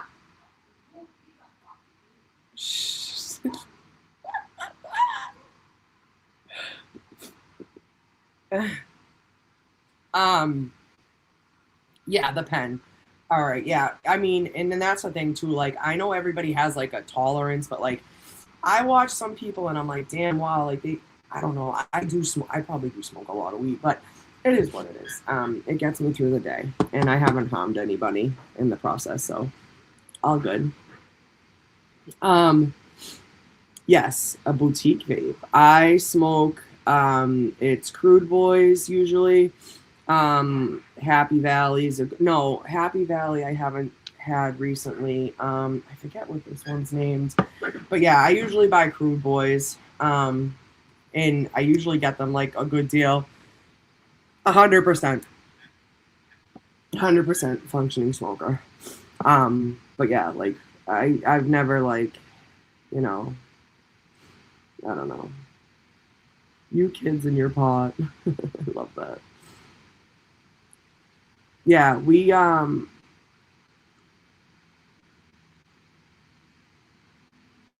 yeah, you definitely greened out. I'm sure that's what it was. That's happened to my cousin. Yeah. I've never heard of a functioning smoker causing like a car accident though, but there's that. I spoke too soon. I don't want to fucking jinx myself. But yeah, no, I'm not a fucking knucklehead, and I would never get behind the wheel or go do anything fucking stupid if I knew I couldn't. I really don't think, yeah, I love smoking weed. It's amazing. Keeps people young too. Dude, now like fucking college kids are like open about fucking like smoking and it getting them through their like tests and their anxieties and everything else. Like I'd rather my kid fucking, if she was, and she wouldn't be fucking listening, but I'd rather her do that than, fucking feel like she has to take a bunch of fucking Adderall and, whatever. Yeah, exactly. Exactly, Sarah, exactly. Exactly. I know everyone doesn't agree with it, and that's okay. You don't have to. No, and that's the thing too. Like I know a lot of people that are even in AA that like they definitely don't talk about it because some like hardcore AA is different for everybody. I feel like the rules of AA are obviously the same. I get it. But you know, uh, people do what they do. I really don't consider weed like a drug like that. It really is such like a helping and healing thing. I feel like the sunset looks really nice.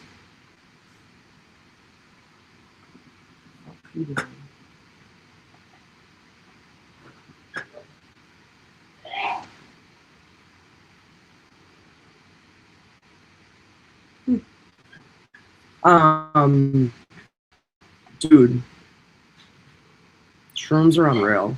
I like doing shrooms actually. And that wasn't something I did until like my mid-30s. They're unreal, unfucking believable. Especially if you can get like the actual like brainy looking ones. So fucking good. Yeah, so good. And again, but here's the thing, like, and people don't understand that too, is like you could also like you could quit drinking, but that doesn't mean you're not still a drunk. People don't realize that you can be a dry drunk. Like it's all on how you go about living your life and how you go about treating people and how you go about treating yourself. And if you need to smoke a little weed to maybe curb a little anxiety or feel like it helps you get by or whatever, then fucking so be it. I will never judge anybody for that. Dude, shrooms are hysterical. You know, I swear to fucking God, I wish I could call my cousins right now. I have never in my life, and I mean, I've taken them multiple times since, but the first time we ever tried them, I was like, you know what, if I'm gonna do something like this, I really want it to be like somewhere that I feel safe. Like if I'm gonna bug out, like I want it to be somewhere that like it's gonna be like the least damaging, you know what I mean? So I we were at my cousin's house at her apartment in Malden. Her husband, yeah, they were already, I think they were already married at the time. He was at work, he was working the overnight, so she was like, let's just do a cousin sleepover. So one of my cousins, like, we smoked like a little weed, and she like fucking passed out. So me and two of my other cousins, I don't even know if Jillian ended up taking them because she. Anyways, I have never laughed so hard in my life. She lives like 2 or 3 blocks from the Stop and Shop. It's like walking distance. So we like wanted to go get snacks, and my daughter ended up getting dropped off to us. So we were just goofy, like giddy. You know what I mean? Like you're not drunk, you're not sloppy. Like it's just you're funny. It's funny. And I always say like you can taste colors, but it's really not like that. You know what I mean? And we go into the Stop and Shop and we get what we get, and then we were leaving and we had a couple bags, but the parking lot goes forever, and there was like a cart thing like at the end. So I'm like, we'll push it, right? We weren't even like 3 steps from the fucking store, okay? And I don't know what, but I turned around and it was an Asian woman that works there. And I think we had seen her like in the parking lot on the way in. I don't know where we saw her. Maybe in like one, I don't know where we saw her, but somebody was like, "Oh no, she's coming for the cot," and we started running. I don't know why. I don't know what. And like, I got like like my kid was like, we weren't doing anything bad. I don't like, but we were all like laughing as we, then all of a sudden, right? We like stop and we're like, oh no, and we're like, oh no, she's coming, and we started running. It locked and we fucking went flying. It was the funniest. I don't even know why that's so funny, but like if you can just imagine like thinking this like little person's like chasing after you. Hey, yo, dead serious? To get to my cousin's house, you have to walk by a train station, and if you live in Boston, it's like not like a train station like Grand Central, but like a normal train station, and like it's actually a bigger one, like if anything. And the lady worked there, yeah, she was leaving for the night. She was just going to the fucking bus stop. So like we ran and we were like, whoa, and like two of us went flying. My kid was like pissed her pants laughing. We were all just laughing, and the lady walks by us and she's like, and just kept walking. So of course we all started dying laughing again. We put the cart away and then we grabbed our bags and we started walking, but it was like unfucking just so stupid. But the next day, like we woke up, my stomach hurt.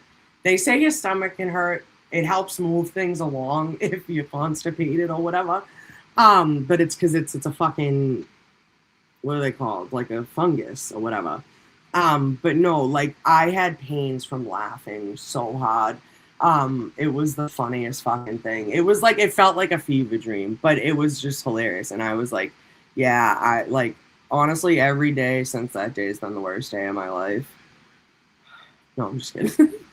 But I literally though, like, I've tried them. So now I've tried them in chocolate.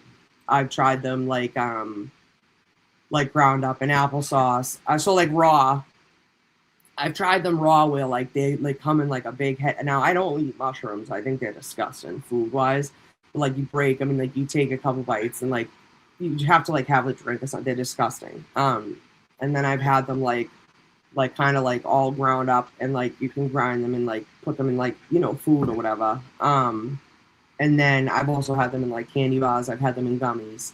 So yeah, they're a good time. They're a good fucking time. And again, I'll tell you, I said my biggest. So you said we want to hear a pitch? They're better than Wellbutrin. Abso-fucking-lutely. I think everybody should probably microdose, especially if you have like a history of depression. But what do I know? Oh, my fucking neck is killing me. What did Mike say? Being an asshole? Just kidding. I don't know what he said. It was really bad.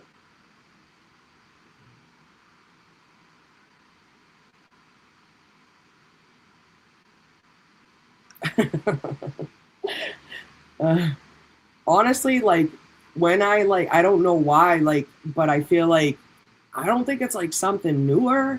Maybe it's just because it's more accepting because as like the last couple of years, weeds become more accepted. But like I feel like I never really heard about them in like I don't know, my 20s, maybe. I don't know. But now that I feel like I'm older, I feel like everyone's like, oh yeah, they're fucking awesome. I take them every once in a while, like crazy. But I also feel like that's like how cocaine is too. Like I didn't realize until I was like, I mean, this was forever ago, but like when I was like 18 and like my aunt was like, both of my aunts were doing it. And I was like, this is weird. Like, oh, thank you. Appreciate you. Like, and they were like, yeah, like, you want some? And I was like, no, I'm good, thanks. And walked away. But like as I get older, and then you realize like how more common it is. But I feel like mushrooms over anything. Well, except weed. But yeah, fantastic. Shepherd's pie's fire. I make that all the time. The men's in my house love it. But I'm like basic. I just make it with mashed potatoes, hamburger, and corn. I take Wellbutrin too. I think a lot of people take Wellbutrin. If not, they fucking should. The sunset is so nice right now. It's like blue into orange. It's crazy. You're in Florida. Jealous. Jealous.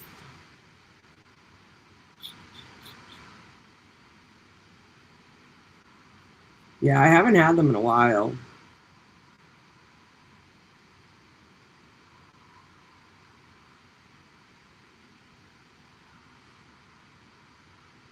Oh, no, I think I just slept wrong, honestly. Thank you, though. But no, my blood pressure and pulse. I've actually never had high blood pressure or anything like that. No. That's not usually the first thing I think of, though. Oy. Capsules, but yeah, a friend of mine buys them online.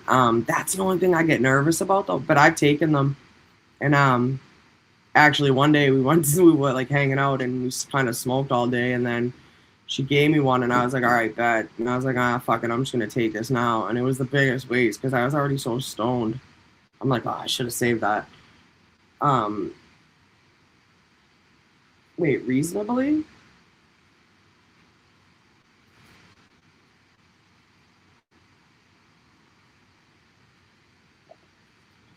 Yeah, you can microdose. Sweet baby Jesus of Nazareth. Nice. Oh, so anyways, this lady. What is her fucking deal? Can anybody tell me?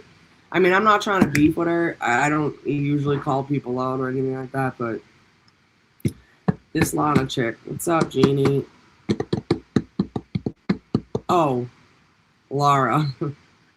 If anybody can do it, it's him.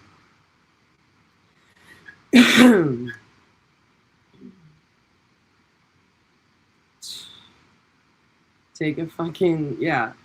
Take a couple wellies. Get a coffee.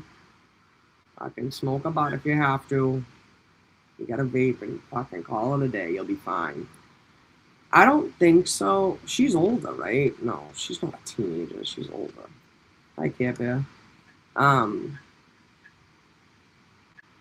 So, story time. I was actually pre-warned about her by another turtle rider that I had gotten closer to, like at the beginning of the Karen Reed movement.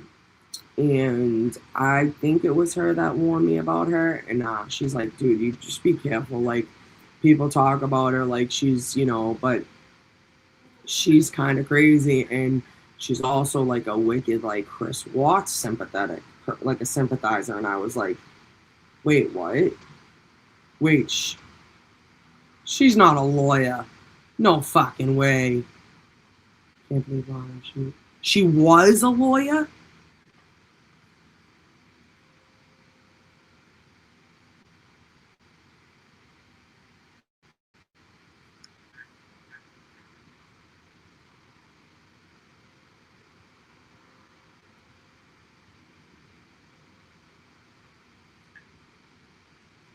So I don't know about the Idaho 4 shit. I know you guys probably all want to hate me and leave, but I told you I'm not like a law tuber. Lana, partners in crime. Lana. Okay, so Lana. Okay. Wait, it was Idaho, so she's from Ohio. She must have. She sues a podcast for defamation. Oh, see, no. See, I thought.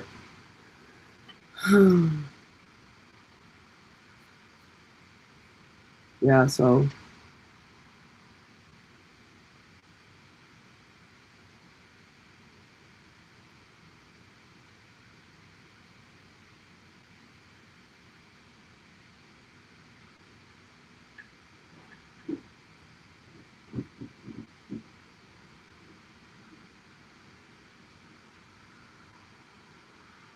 So the Idaho killer, what's the chat on that? Like, I don't like Slit. What do you guys think?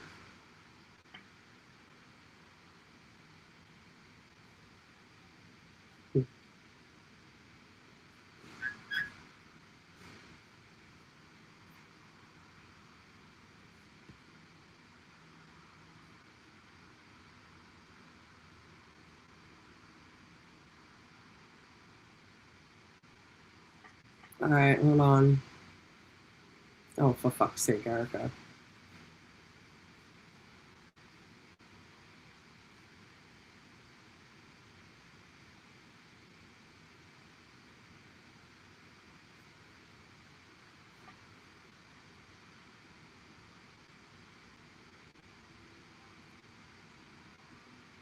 Wait, I don't. She made it sound crazy, but I think it was him for sure now. Look at his eyes. There's.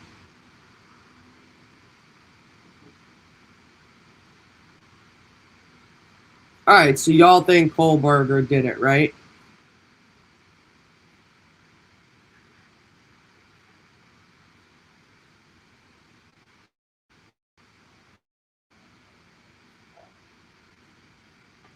I mean, a lot of people do a lot of crazy things. I don't know anything about it. I admitted to that. So I don't know why he would plead guilty. If I didn't realize he had done that, my bad.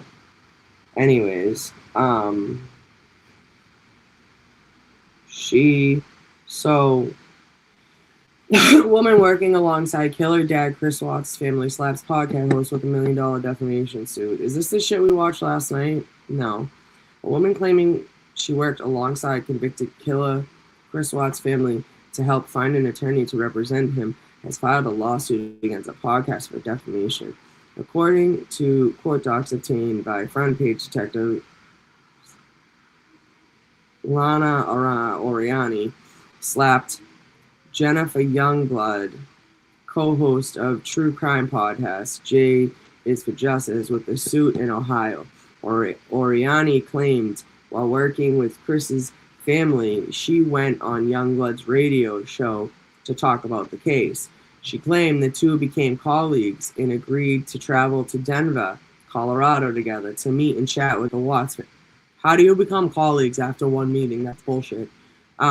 She claimed they became colleagues, and I could see her like meeting and then convincing this lady to come meet the family. Okay, fine, but they're not colleagues. What are you fucking talking about?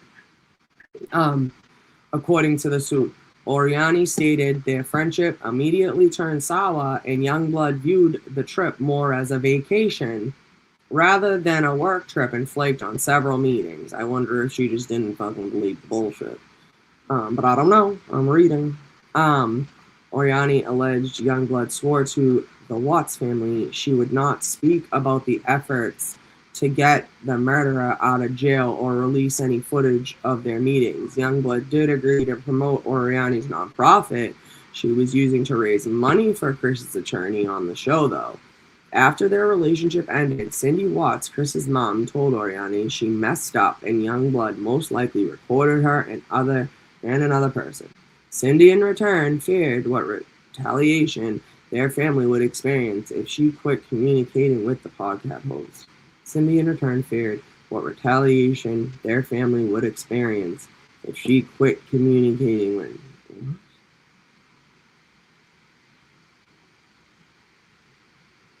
In March of 2021, Youngblood allegedly started to make defamatory statements on social media about Oriani's nonprofit and urged people not to give money, questioning Oriani's efforts on truly trying to help Chris. The suit stated Youngblood claimed Oriani was running a fake website and scammed the Watts family out of hundreds of thousands of dollars. The suit alleged Youngblood even created fake social media accounts to smear Oriani's name and nonprofit.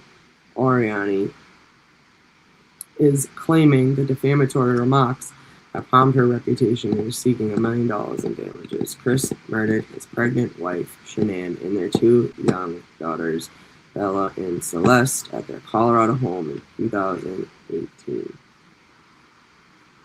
That is stated as facts. Right? So, I don't know why I just wrote all that, but so what? I mean, it kind of sounds like Youngblood was kind of a shitbag in that too, though, right? Like she agreed to hear, like, you know what I mean? So it's like, I don't know.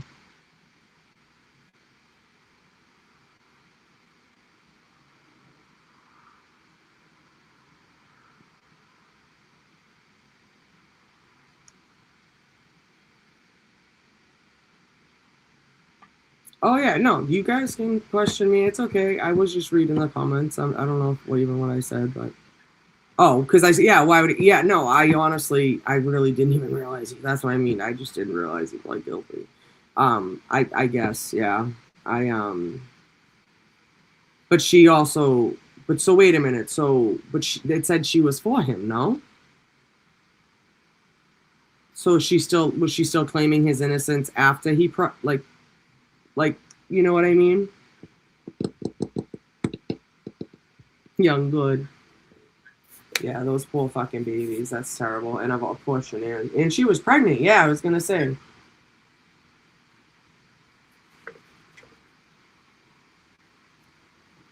Dude, I don't understand how people.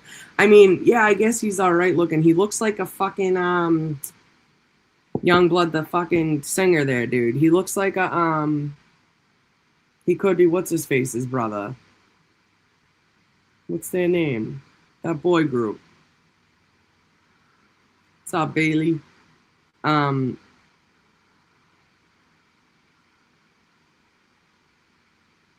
Wait, the pencil sticking out of her head? What? No. He does kind of look like him, though. No, the boy band, the 5 of them now. They're from, like, England. I don't know their names. Not Jonas. Little Wayne is fucking. Wait, Ben, you sick bitch.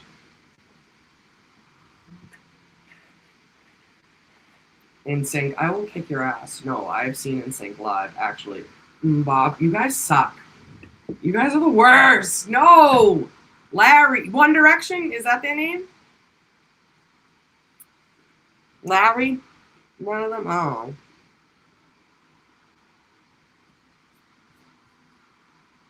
Youngblood.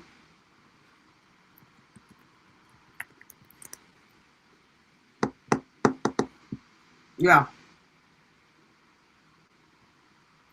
Harry. Not Larry.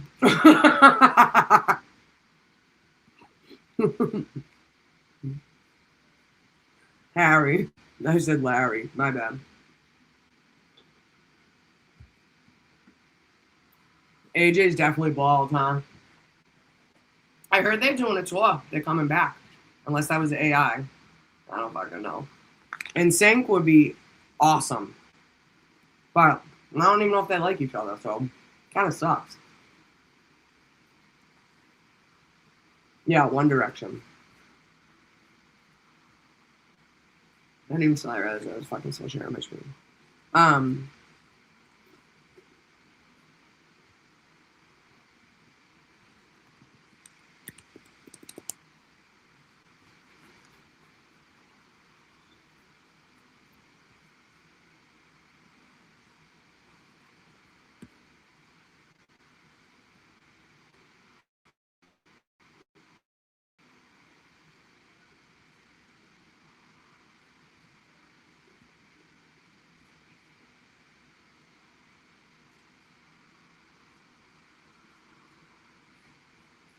No, thank you.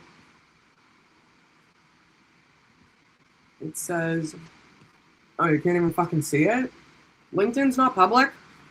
Stupid.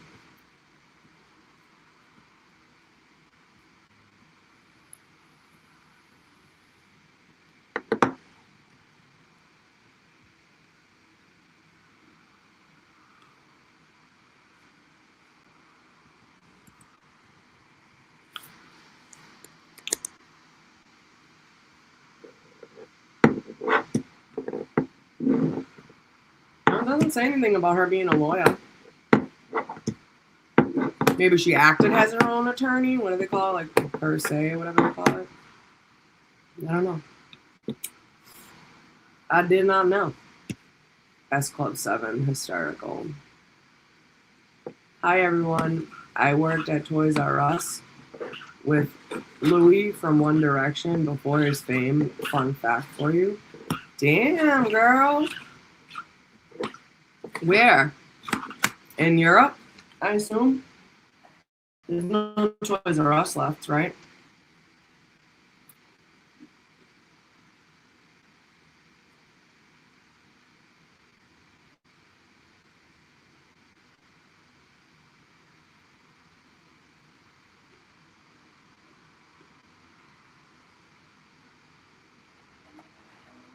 You were his supervisor? And you, well, where am I supposed to say? Where is he from? England? London? I don't know. Shut up, Laura.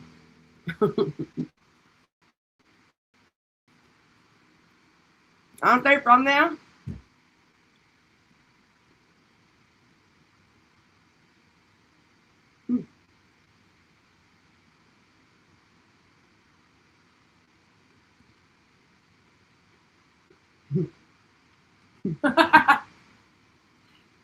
No way he's suing the fucking moon.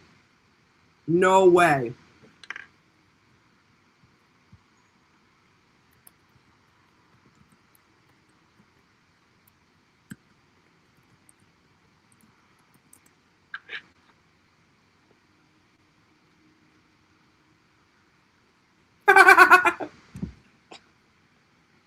Fucking corny ass, dude. What the fuck? You're so stupid. In 2007, notoriously litigious former federal inmate Jonathan Lee Riches filed a lawsuit against NASA and the moon. He sought the return of personal copyrighted and patented materials, including moon rocks, jet fuel, and spacesuits. So how does that even happen? Because, like, how does one think they're going to get away with that? Like, that they can't prove it, so they're just going to settle with you? What does he think? And why the fuck is he... I know.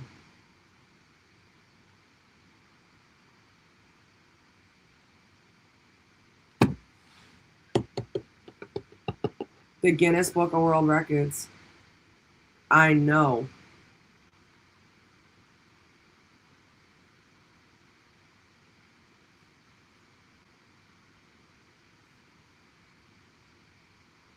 He's tried to stop them from posting about him, as he absolutely did it to try. In May 2009, Riches filed for an injunction against the Guinness Book of World Records, seeking to stop them from listing him as the most litigious individual in history.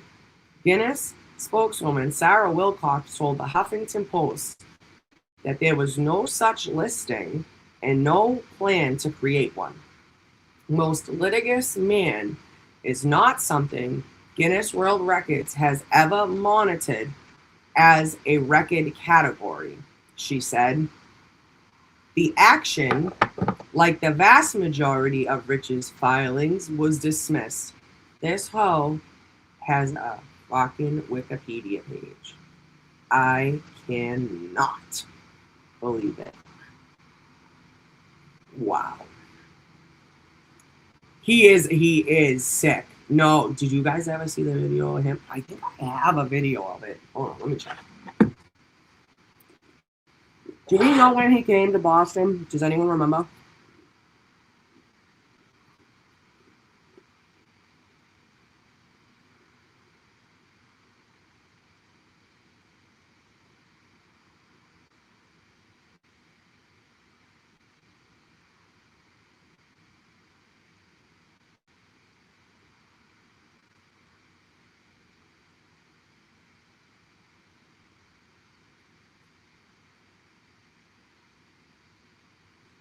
All right. Do we know when he came?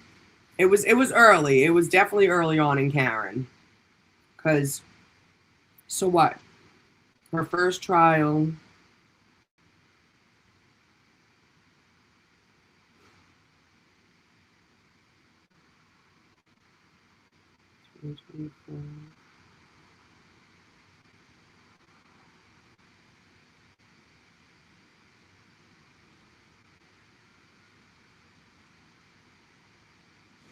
Oh, wait.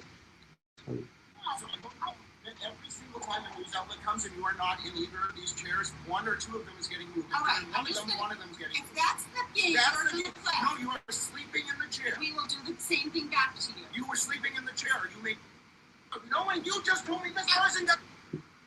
Grant, wigging out.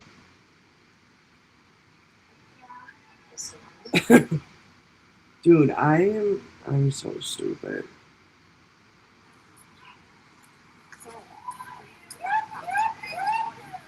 It is him. Oh, yeah, it is. And Holly. Oh, I know. It's ridiculous. I know. It's bullshit. Tony Fed fucking loser. When you fucking try to like chest bump me outside of court. Does anybody know when what is it? JRL? JLR? He came here in 2024 though. I might have, oh my God, guys, I have video from when, I'm telling you, I have videos that no one has ever seen before.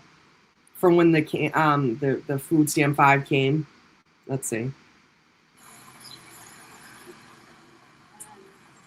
He came out, I was Oh, that lunatic.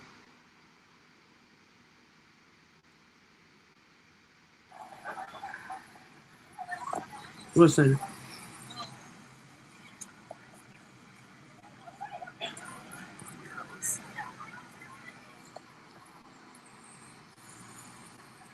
What is that? Okay, girl. Get it. Yeah. Oh, it's Integrated Road. It's not Boundless Millennium. Wait, is Boundless here? Oh, no. She's not here. What's the difference between me and you? Me and you. TCF's never being called on me. I was being mean to somebody, though. I don't really want to put it up. But, anywho.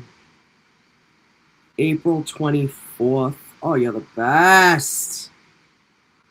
I have so many fucking videos and pictures. That's why I just don't know. April.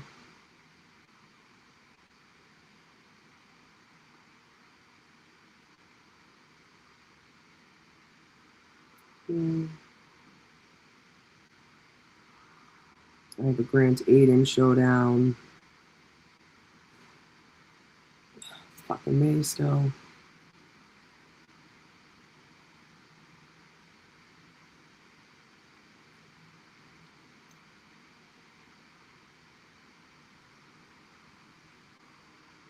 Oh my God, Plevin, the day I got Plevin. talk about no fucking church. Fuck. That's disrespectful. So now he must have gotten spoken to about not being like that.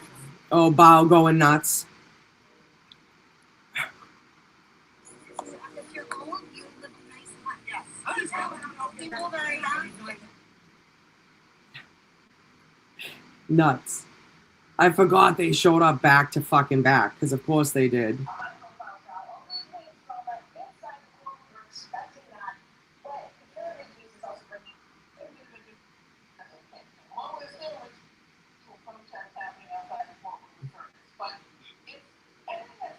Fucking Sue O'Connell talking shit like an asshole. Oh, okay, I think I did have it. Let me see. There she is. There's KP. She just picked up Plevin, but that's Plevin and fucking Kate in the same day as JRL. That's nuts, huh? Oh. April 23rd. Okay, hold on.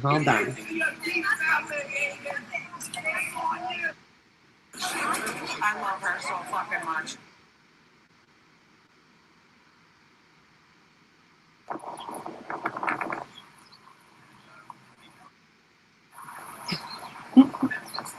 Oh, I'm trolling fucking Grant so bad here, though.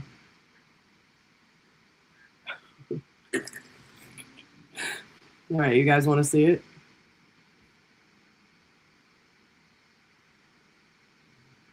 Erica, it was England.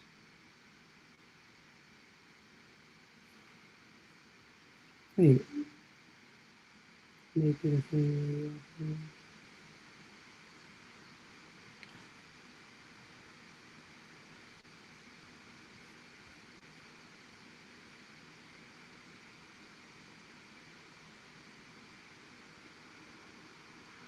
Okay, because they're my footage, right? So I can upload them. Is that what you guys are saying? Sorry.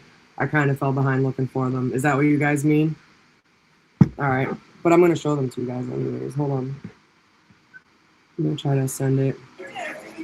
I'm trying to think. I don't know how I could fucking do this.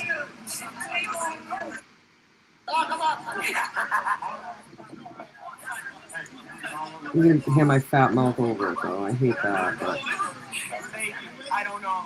I'm trying to get his. I was trying to get we all said bye to him. Oh, he's so cringy. Holy shit! I have a lot of fucking videos.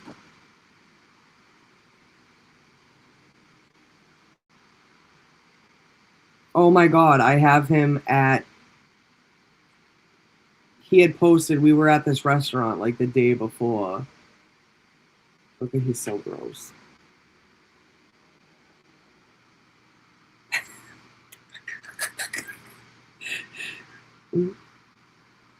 Yeah, yeah, he was definitely being paid by somebody. I don't know who, but by somebody.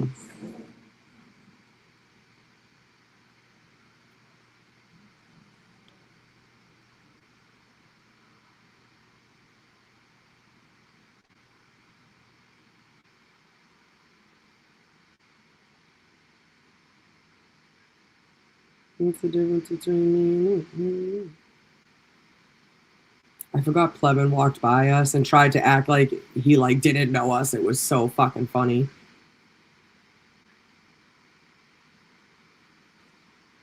Oh, cancel. There we go.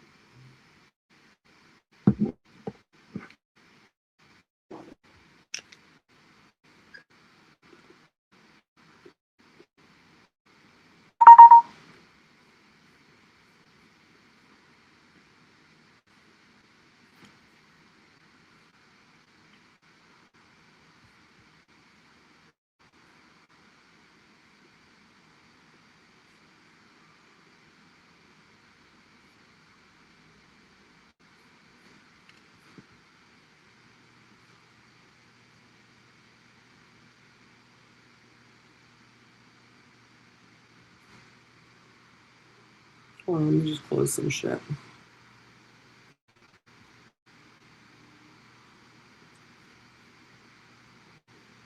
Maybe that's what it was. Did Karen and Aiden have like back-to-back hearings? And maybe he was just acting like a lunatic. I don't know.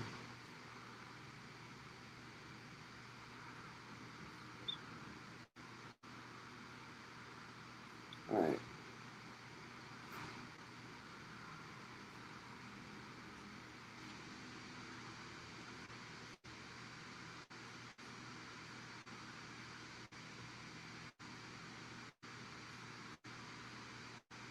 I don't know why.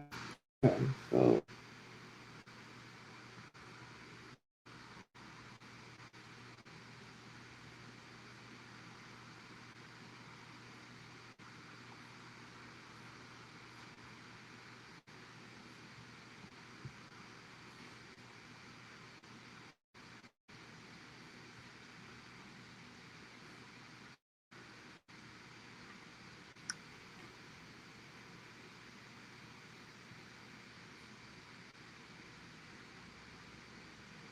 oh my god, why the fuck won't this open? I didn't get Plevin on camera, but we have him like walking down the street and you can see his bald head. He wouldn't turn around either, which was even funnier. I was like, dude, get over yourself. Oh, hold on one second, because I don't know what the fuck I just did.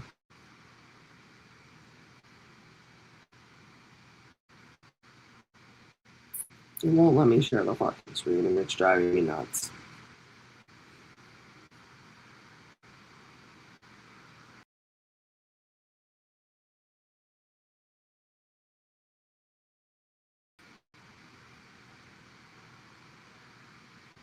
I don't want to fucking refresh it and lose everything.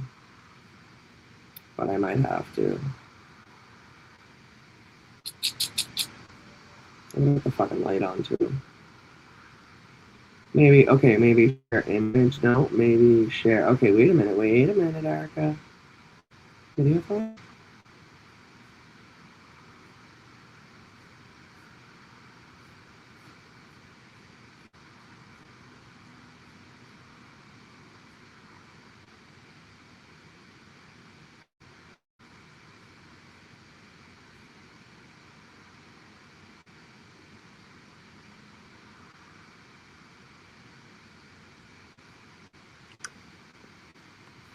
Hold on.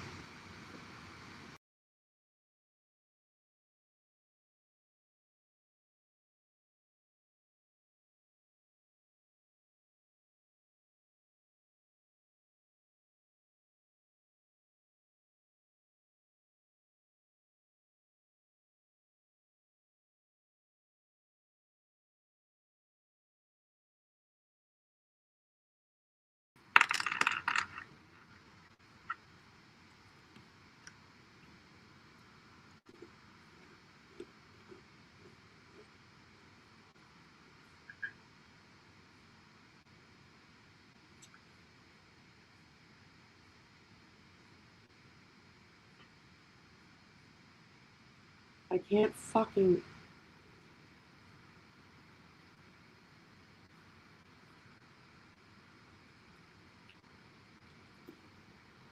Yeah?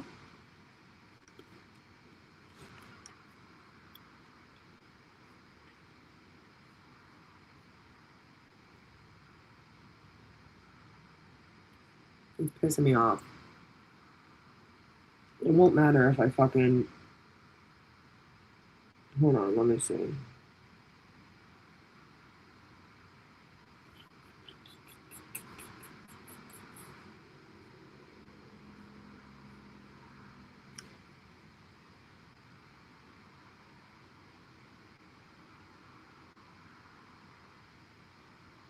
Sorry, guys. Shit's driving me nuts. What is it? JLR. Sorry, fucking dyslexic much.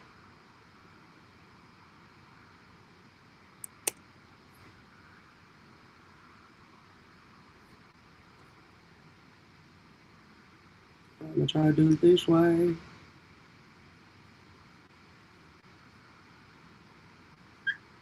I still can't believe nothing was done for Kelsey today.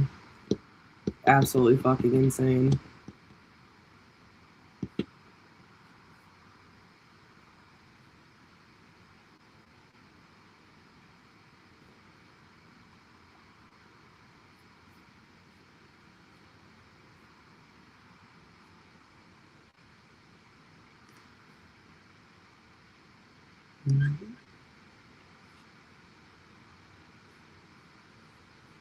Alright, I think I got it. Hold on one second.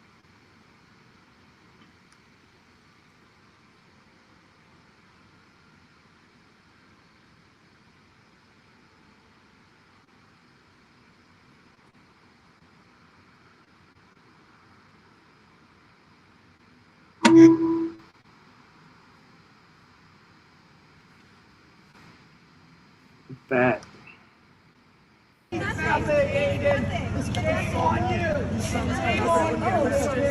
that mean O'Keefe family is sending this guy here as well? Is that what the judge just said? I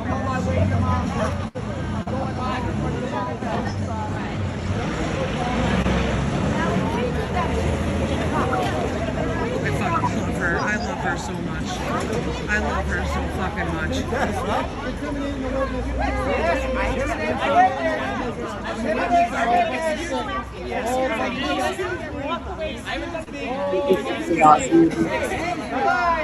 Hey, Jaywalker, lock him up.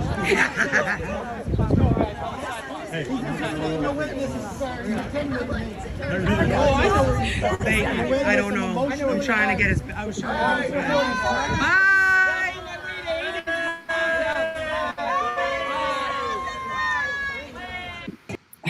He didn't do shit. See? Pussy. Hold on, I think there's another one. Let's see. Alright, this is just me being a joke, I think.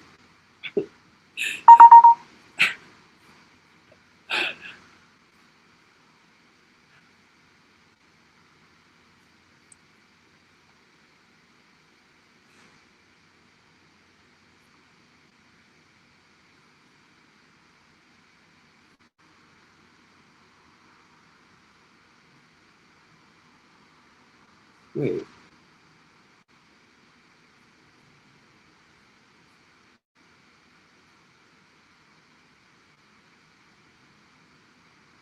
What the fuck is it?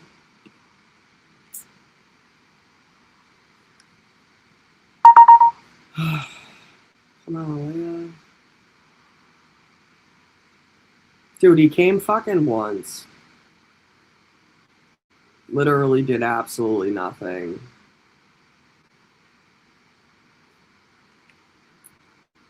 Let's see if I can show you guys this one.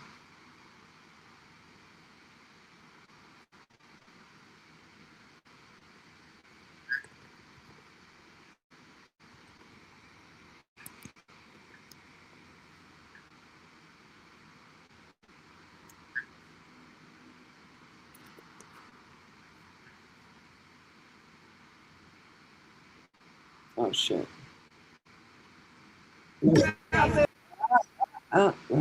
Chill out, Leia.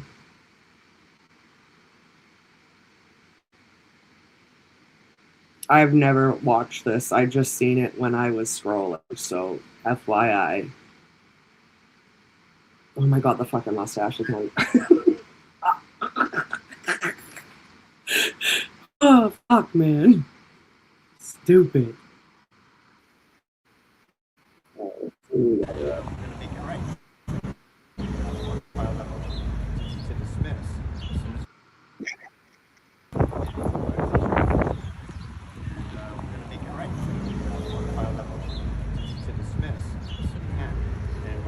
Prejudiced by this delay, and I think this is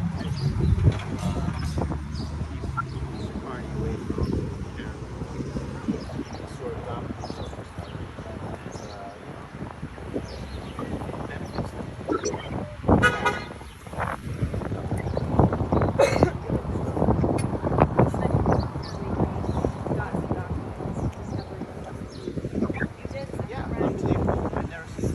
He's so mad. Why is he so mad?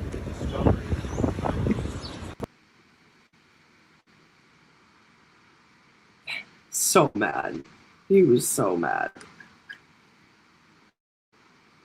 Let's see. That was the 23rd.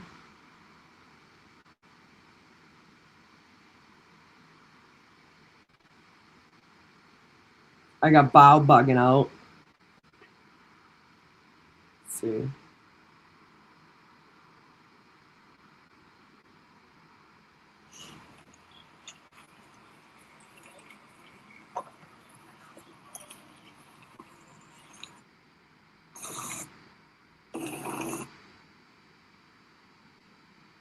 I don't know what that is. I gotta organize these for you guys though. But yeah, there's a shit ton of them.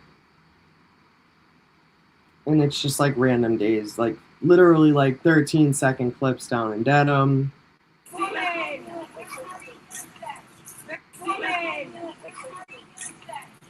Like, yeah, that's 3 seconds. I'm an idiot. Yeah. Oh. Here we go.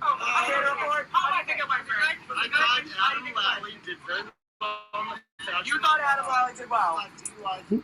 Me busting Grant's chops. He walks away from us. He gets so bad. Yeah. A bunch of shit like that. Ooh, my butt looks nice in that picture. That's cool. I'll take it. This lady, when she posted that Aiden was Trooper Proctor in the fucking that will forever be one of my favorite parts of this whole debacle. Like forever. That was probably the funniest. I literally sent it right to him. I couldn't stop laughing. I still can't. Hysterical. Absolutely hysterical.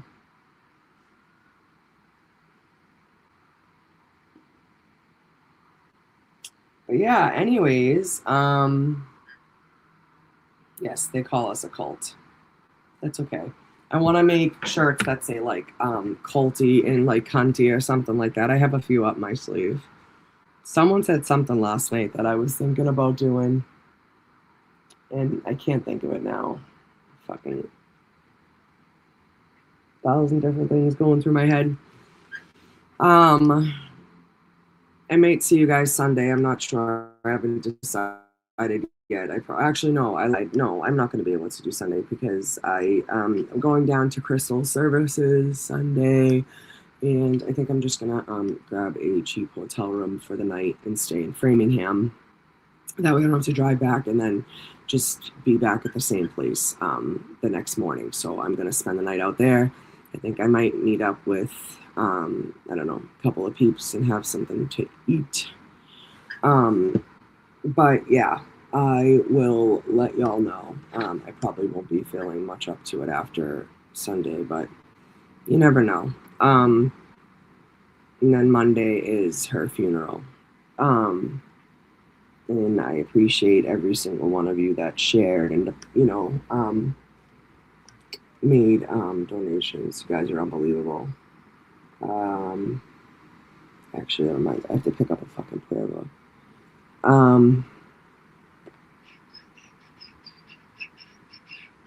Yeah, and then another young girl that I grew up with, she was a couple years younger than me. I actually had her in like summer camp. She was 3 years old and passed away, leaving behind like a friggin' 1.5, not even like 1 year old, and like a 7-year-old, 8-year-old. It's terrible. Yeah, Crystal was a huge loss for the community. She really was a hot shit. She was a good kid. I was glad to call her a friend. Definitely one of like the funniest people I fucking met. She always down for a good time. And just to chill and talk shit, she was just a hot shit. My heart breaks for her kid and her husband, obviously. Sucks. But yeah, so I'm gonna be doing that Sunday into Monday. Tomorrow I have work. And then obviously we have Aiden tomorrow night. I don't think he's changed it yet, has he?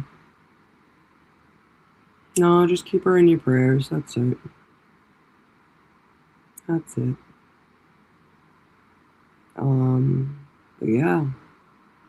Other than that, I love hanging out with y'all. Thanks for going through the Kelsey shit with me. Next time I'll be better prepared and we'll make sure that we do it the right way. I would like to find out if there's going to be any hearings that he'll be there. I think I have some questions for him. I'm going to say we all have some questions for him, so,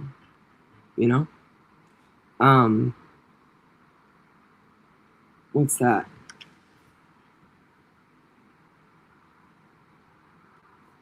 I can't highlight it.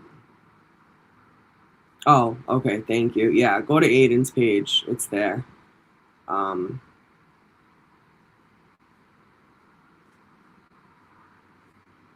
Yeah, Laura, you'd know. Yeah, we definitely got questions. You'll have something to catch up on, Cal. But yeah, other than that, I will definitely see you guys for Turtle Boy this weekend. And I'm sure Jess and Jimmy and Nurse Cam and Emily C. and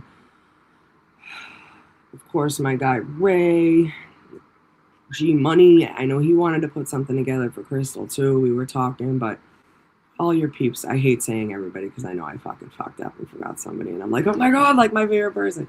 But yeah, we definitely got all the good guys in the divorce. So Purple Kool-Aid's up and running now. That's cool. Everybody's got something to say. Of course, the fucking Rat House Media, duh. Top tier, brother. But yeah, I know once I said I'm gonna fuck something up. I knew it. But like it's just everybody's got something to say, and I thoroughly enjoy doing this. I want to make it more enjoyable for you guys. I like doing it a lot, and I just want to make sure I do it the right way. I think I'm more like overthinking it, but yeah, I'll figure it out. There's some stuff I want to show you. If you guys have any questions, I appreciate you asking me. Anything I can answer, I will absolutely do that.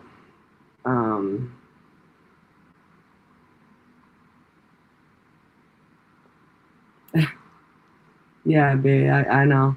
Same, but I wish everybody the best. Everybody you know, I want no ill will. I got nothing, you know, I got nothing but fucking, I can't do it. I can't. I'm over it. I want nothing to do with anybody anymore. I'm just, it's not worth it. And you know, I want the best for everybody, and everybody can go on living their lives, and the internet's big enough for everybody. I don't feel like everybody needs to be like hating on each other and talking shit and all that shit, but whatever. I think it's wild that people can just like say whatever the fuck they want though. And then if Aiden responds, it's like, oh my god, I can't believe he said that. Oh no. You know, and it's like he's like held to like a different standard, and that's so crazy to me. Because he deserves to like defend himself and his name and his family. Just like we all do, you know?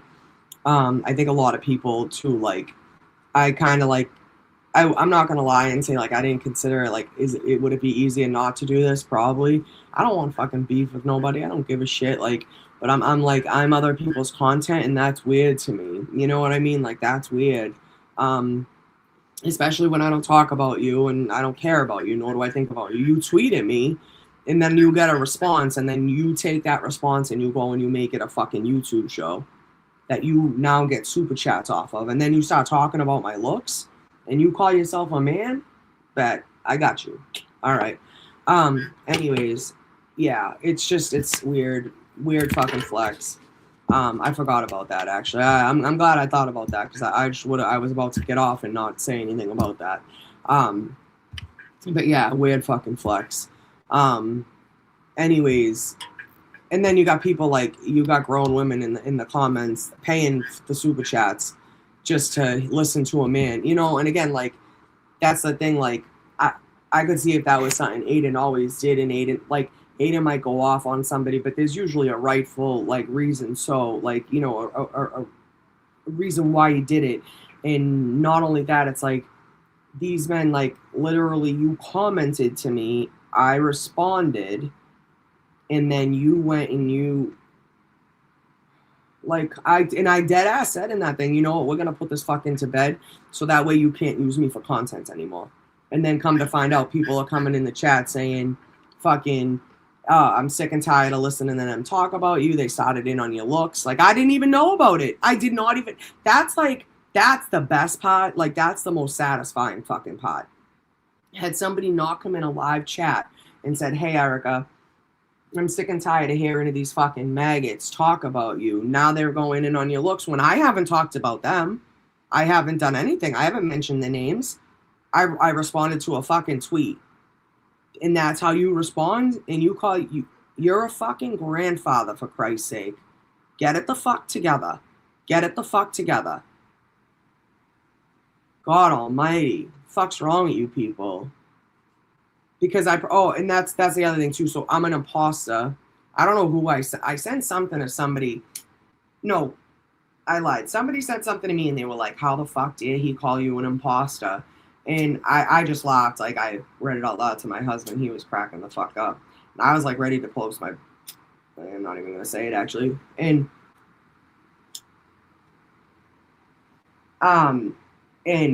somebody was like, fucking you of all people, like how fucking dare he?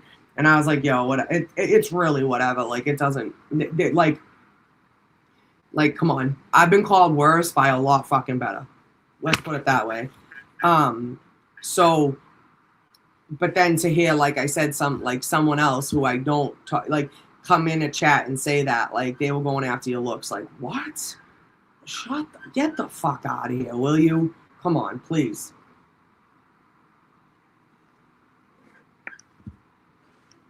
Roll the fuck up.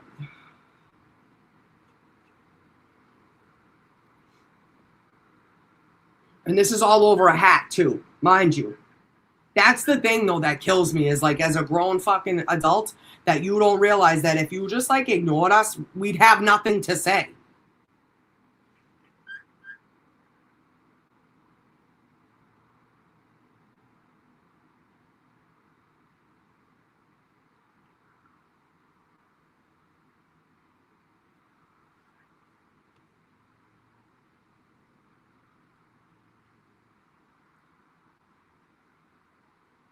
It's crazy. I haven't said anything about him. Like anything. If I have, then I mean, I forgot and shame on me. Hold on one second.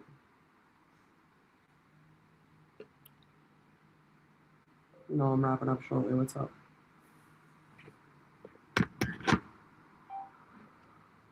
What's up? What's up? What's up?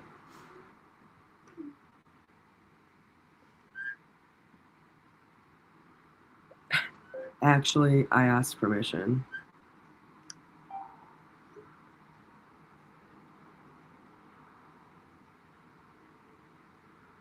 So mad.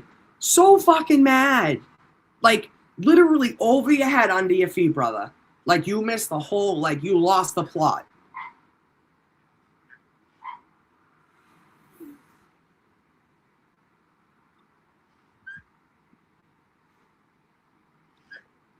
You could have did that today and went to Rondo's, you asshole. JK, yeah. You gonna swing by?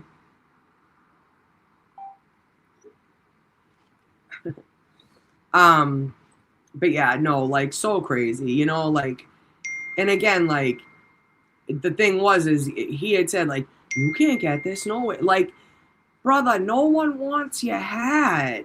But now that you said it, like, you can't, you know what I mean? And I think he forgets that. Like, I think he thinks that, like, he's the only one that's allowed to troll. Like, he's the only one that's allowed to talk shit. He's the only allowed to say things. What's traffic look like?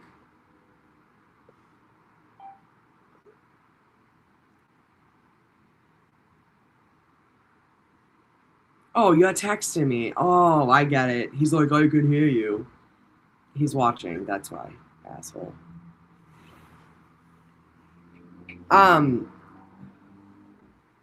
Yeah, you know, it's like, come on, dude, stop. I got nothing to say about you. Like, relax. I don't agree. We can agree to disagree. We don't have to even talk to each other. Get the fuck out of here. Like, what do we care? But dude, stop fucking talking about my looks. It's not cool. Erica, you forgave me when I was a cunt. You will always be my favorite.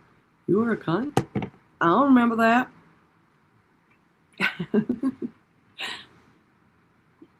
I don't, and that's the thing, like, I have no, like, desire to, like, fight or argue. Like, why can't this just be, like, my space where I come and, like, I talk shit? I get it. Like, if I bring someone up or whatever, like, I had, like, a full, like, people started to like, posting about me on Twitter and talking shit, because I had made a whole episode, like, this is literally what was said to me, that they were made a whole, like, segment. And then they post a clip and it's still not like what they're saying, and I don't get that. And I think maybe because things are clipped a certain way and, like, context is everything, that's understandable. But yeah, if I don't say your name and I'm just talking shit, I don't understand why anybody would be so offended. It's more like a guilty conscience.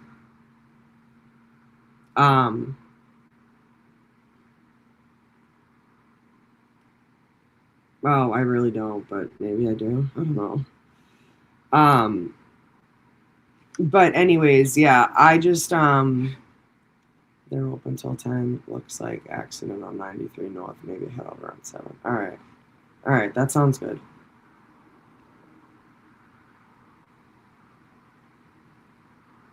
Yeah, so I guess Twitter's back to fucking harassing innocent people that aren't on Twitter to defend themselves.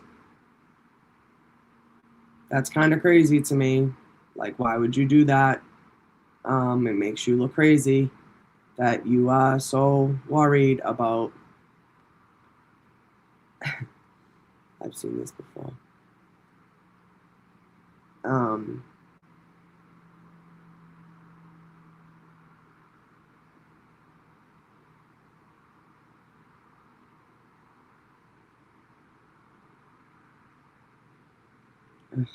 God. It's just fucking insane. Like, if people would just stop lying and just like, how did we even get here? How are we even like, Erica, are you telling me you don't know who? I know who that is.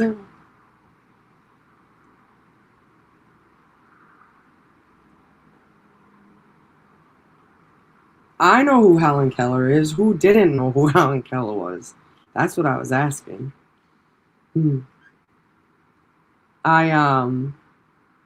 Barry's still sending me stuff, even though he told me he was done with me. Oh no. Uh-oh.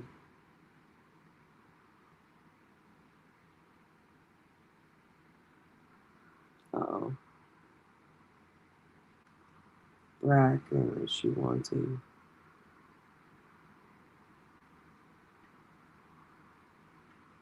Everyone's like fucking reporting everybody on Twitter, and it's insane. Some people are just not nice, though. They're just not very nice people. And that's okay. There's one guy that keeps fucking with me, and I will get the last laugh on that one. Like, that's okay. But I won't hold you guys much longer. I love you all. If you have any questions, I put everybody really fucking has access to me, so just message me on Twitter or text me. Where the fuck is Meredith? Has she said anything? I think she's posting about the new girl right now. I don't know though. That's a couple of the texts I got. Look at my fucking chin breaking out again. Oh my fucking god. And I thought I was out of it. Ugh. All right. Well, I love you guys, and we'll catch up. Helen Keller in the third grade knows and sees more than most. I guess I'm just lost in the whole Helen Keller thing. I know who Helen Keller is, but is it, dude? She's definitely on different burners, fucking talking to herself. Kelly, I love you too. You're the best. Love you, Mary B. The only Mary B. The one and only Mary B.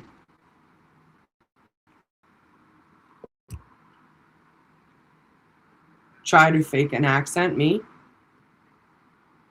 Oh, yeah. Yo, Kristen, that pisses me the fuck off. That pisses me off so bad. So bad. Like, staring for, like, because we know it's you, and you're acting like it's not you. And then you stand on your real account acting like you have this moral this moral fucking high ground when you're really just being a closeted fucking, not closeted because you're just racist. Drives me nuts. Yeah, drives me nuts. I don't know. Helen Keller, I know real from school. Death. No. Anne Frank was in the attic with the diary. Helen Keller, I added her to a report in like 5th grade. I went to that Braille school. What's it? The International School for the Blind. It was in like Waltham or Arlington or something. Helen Keller can see the irony. Okay, I get that part. Okay, all right. So we're using Helen Keller as like a.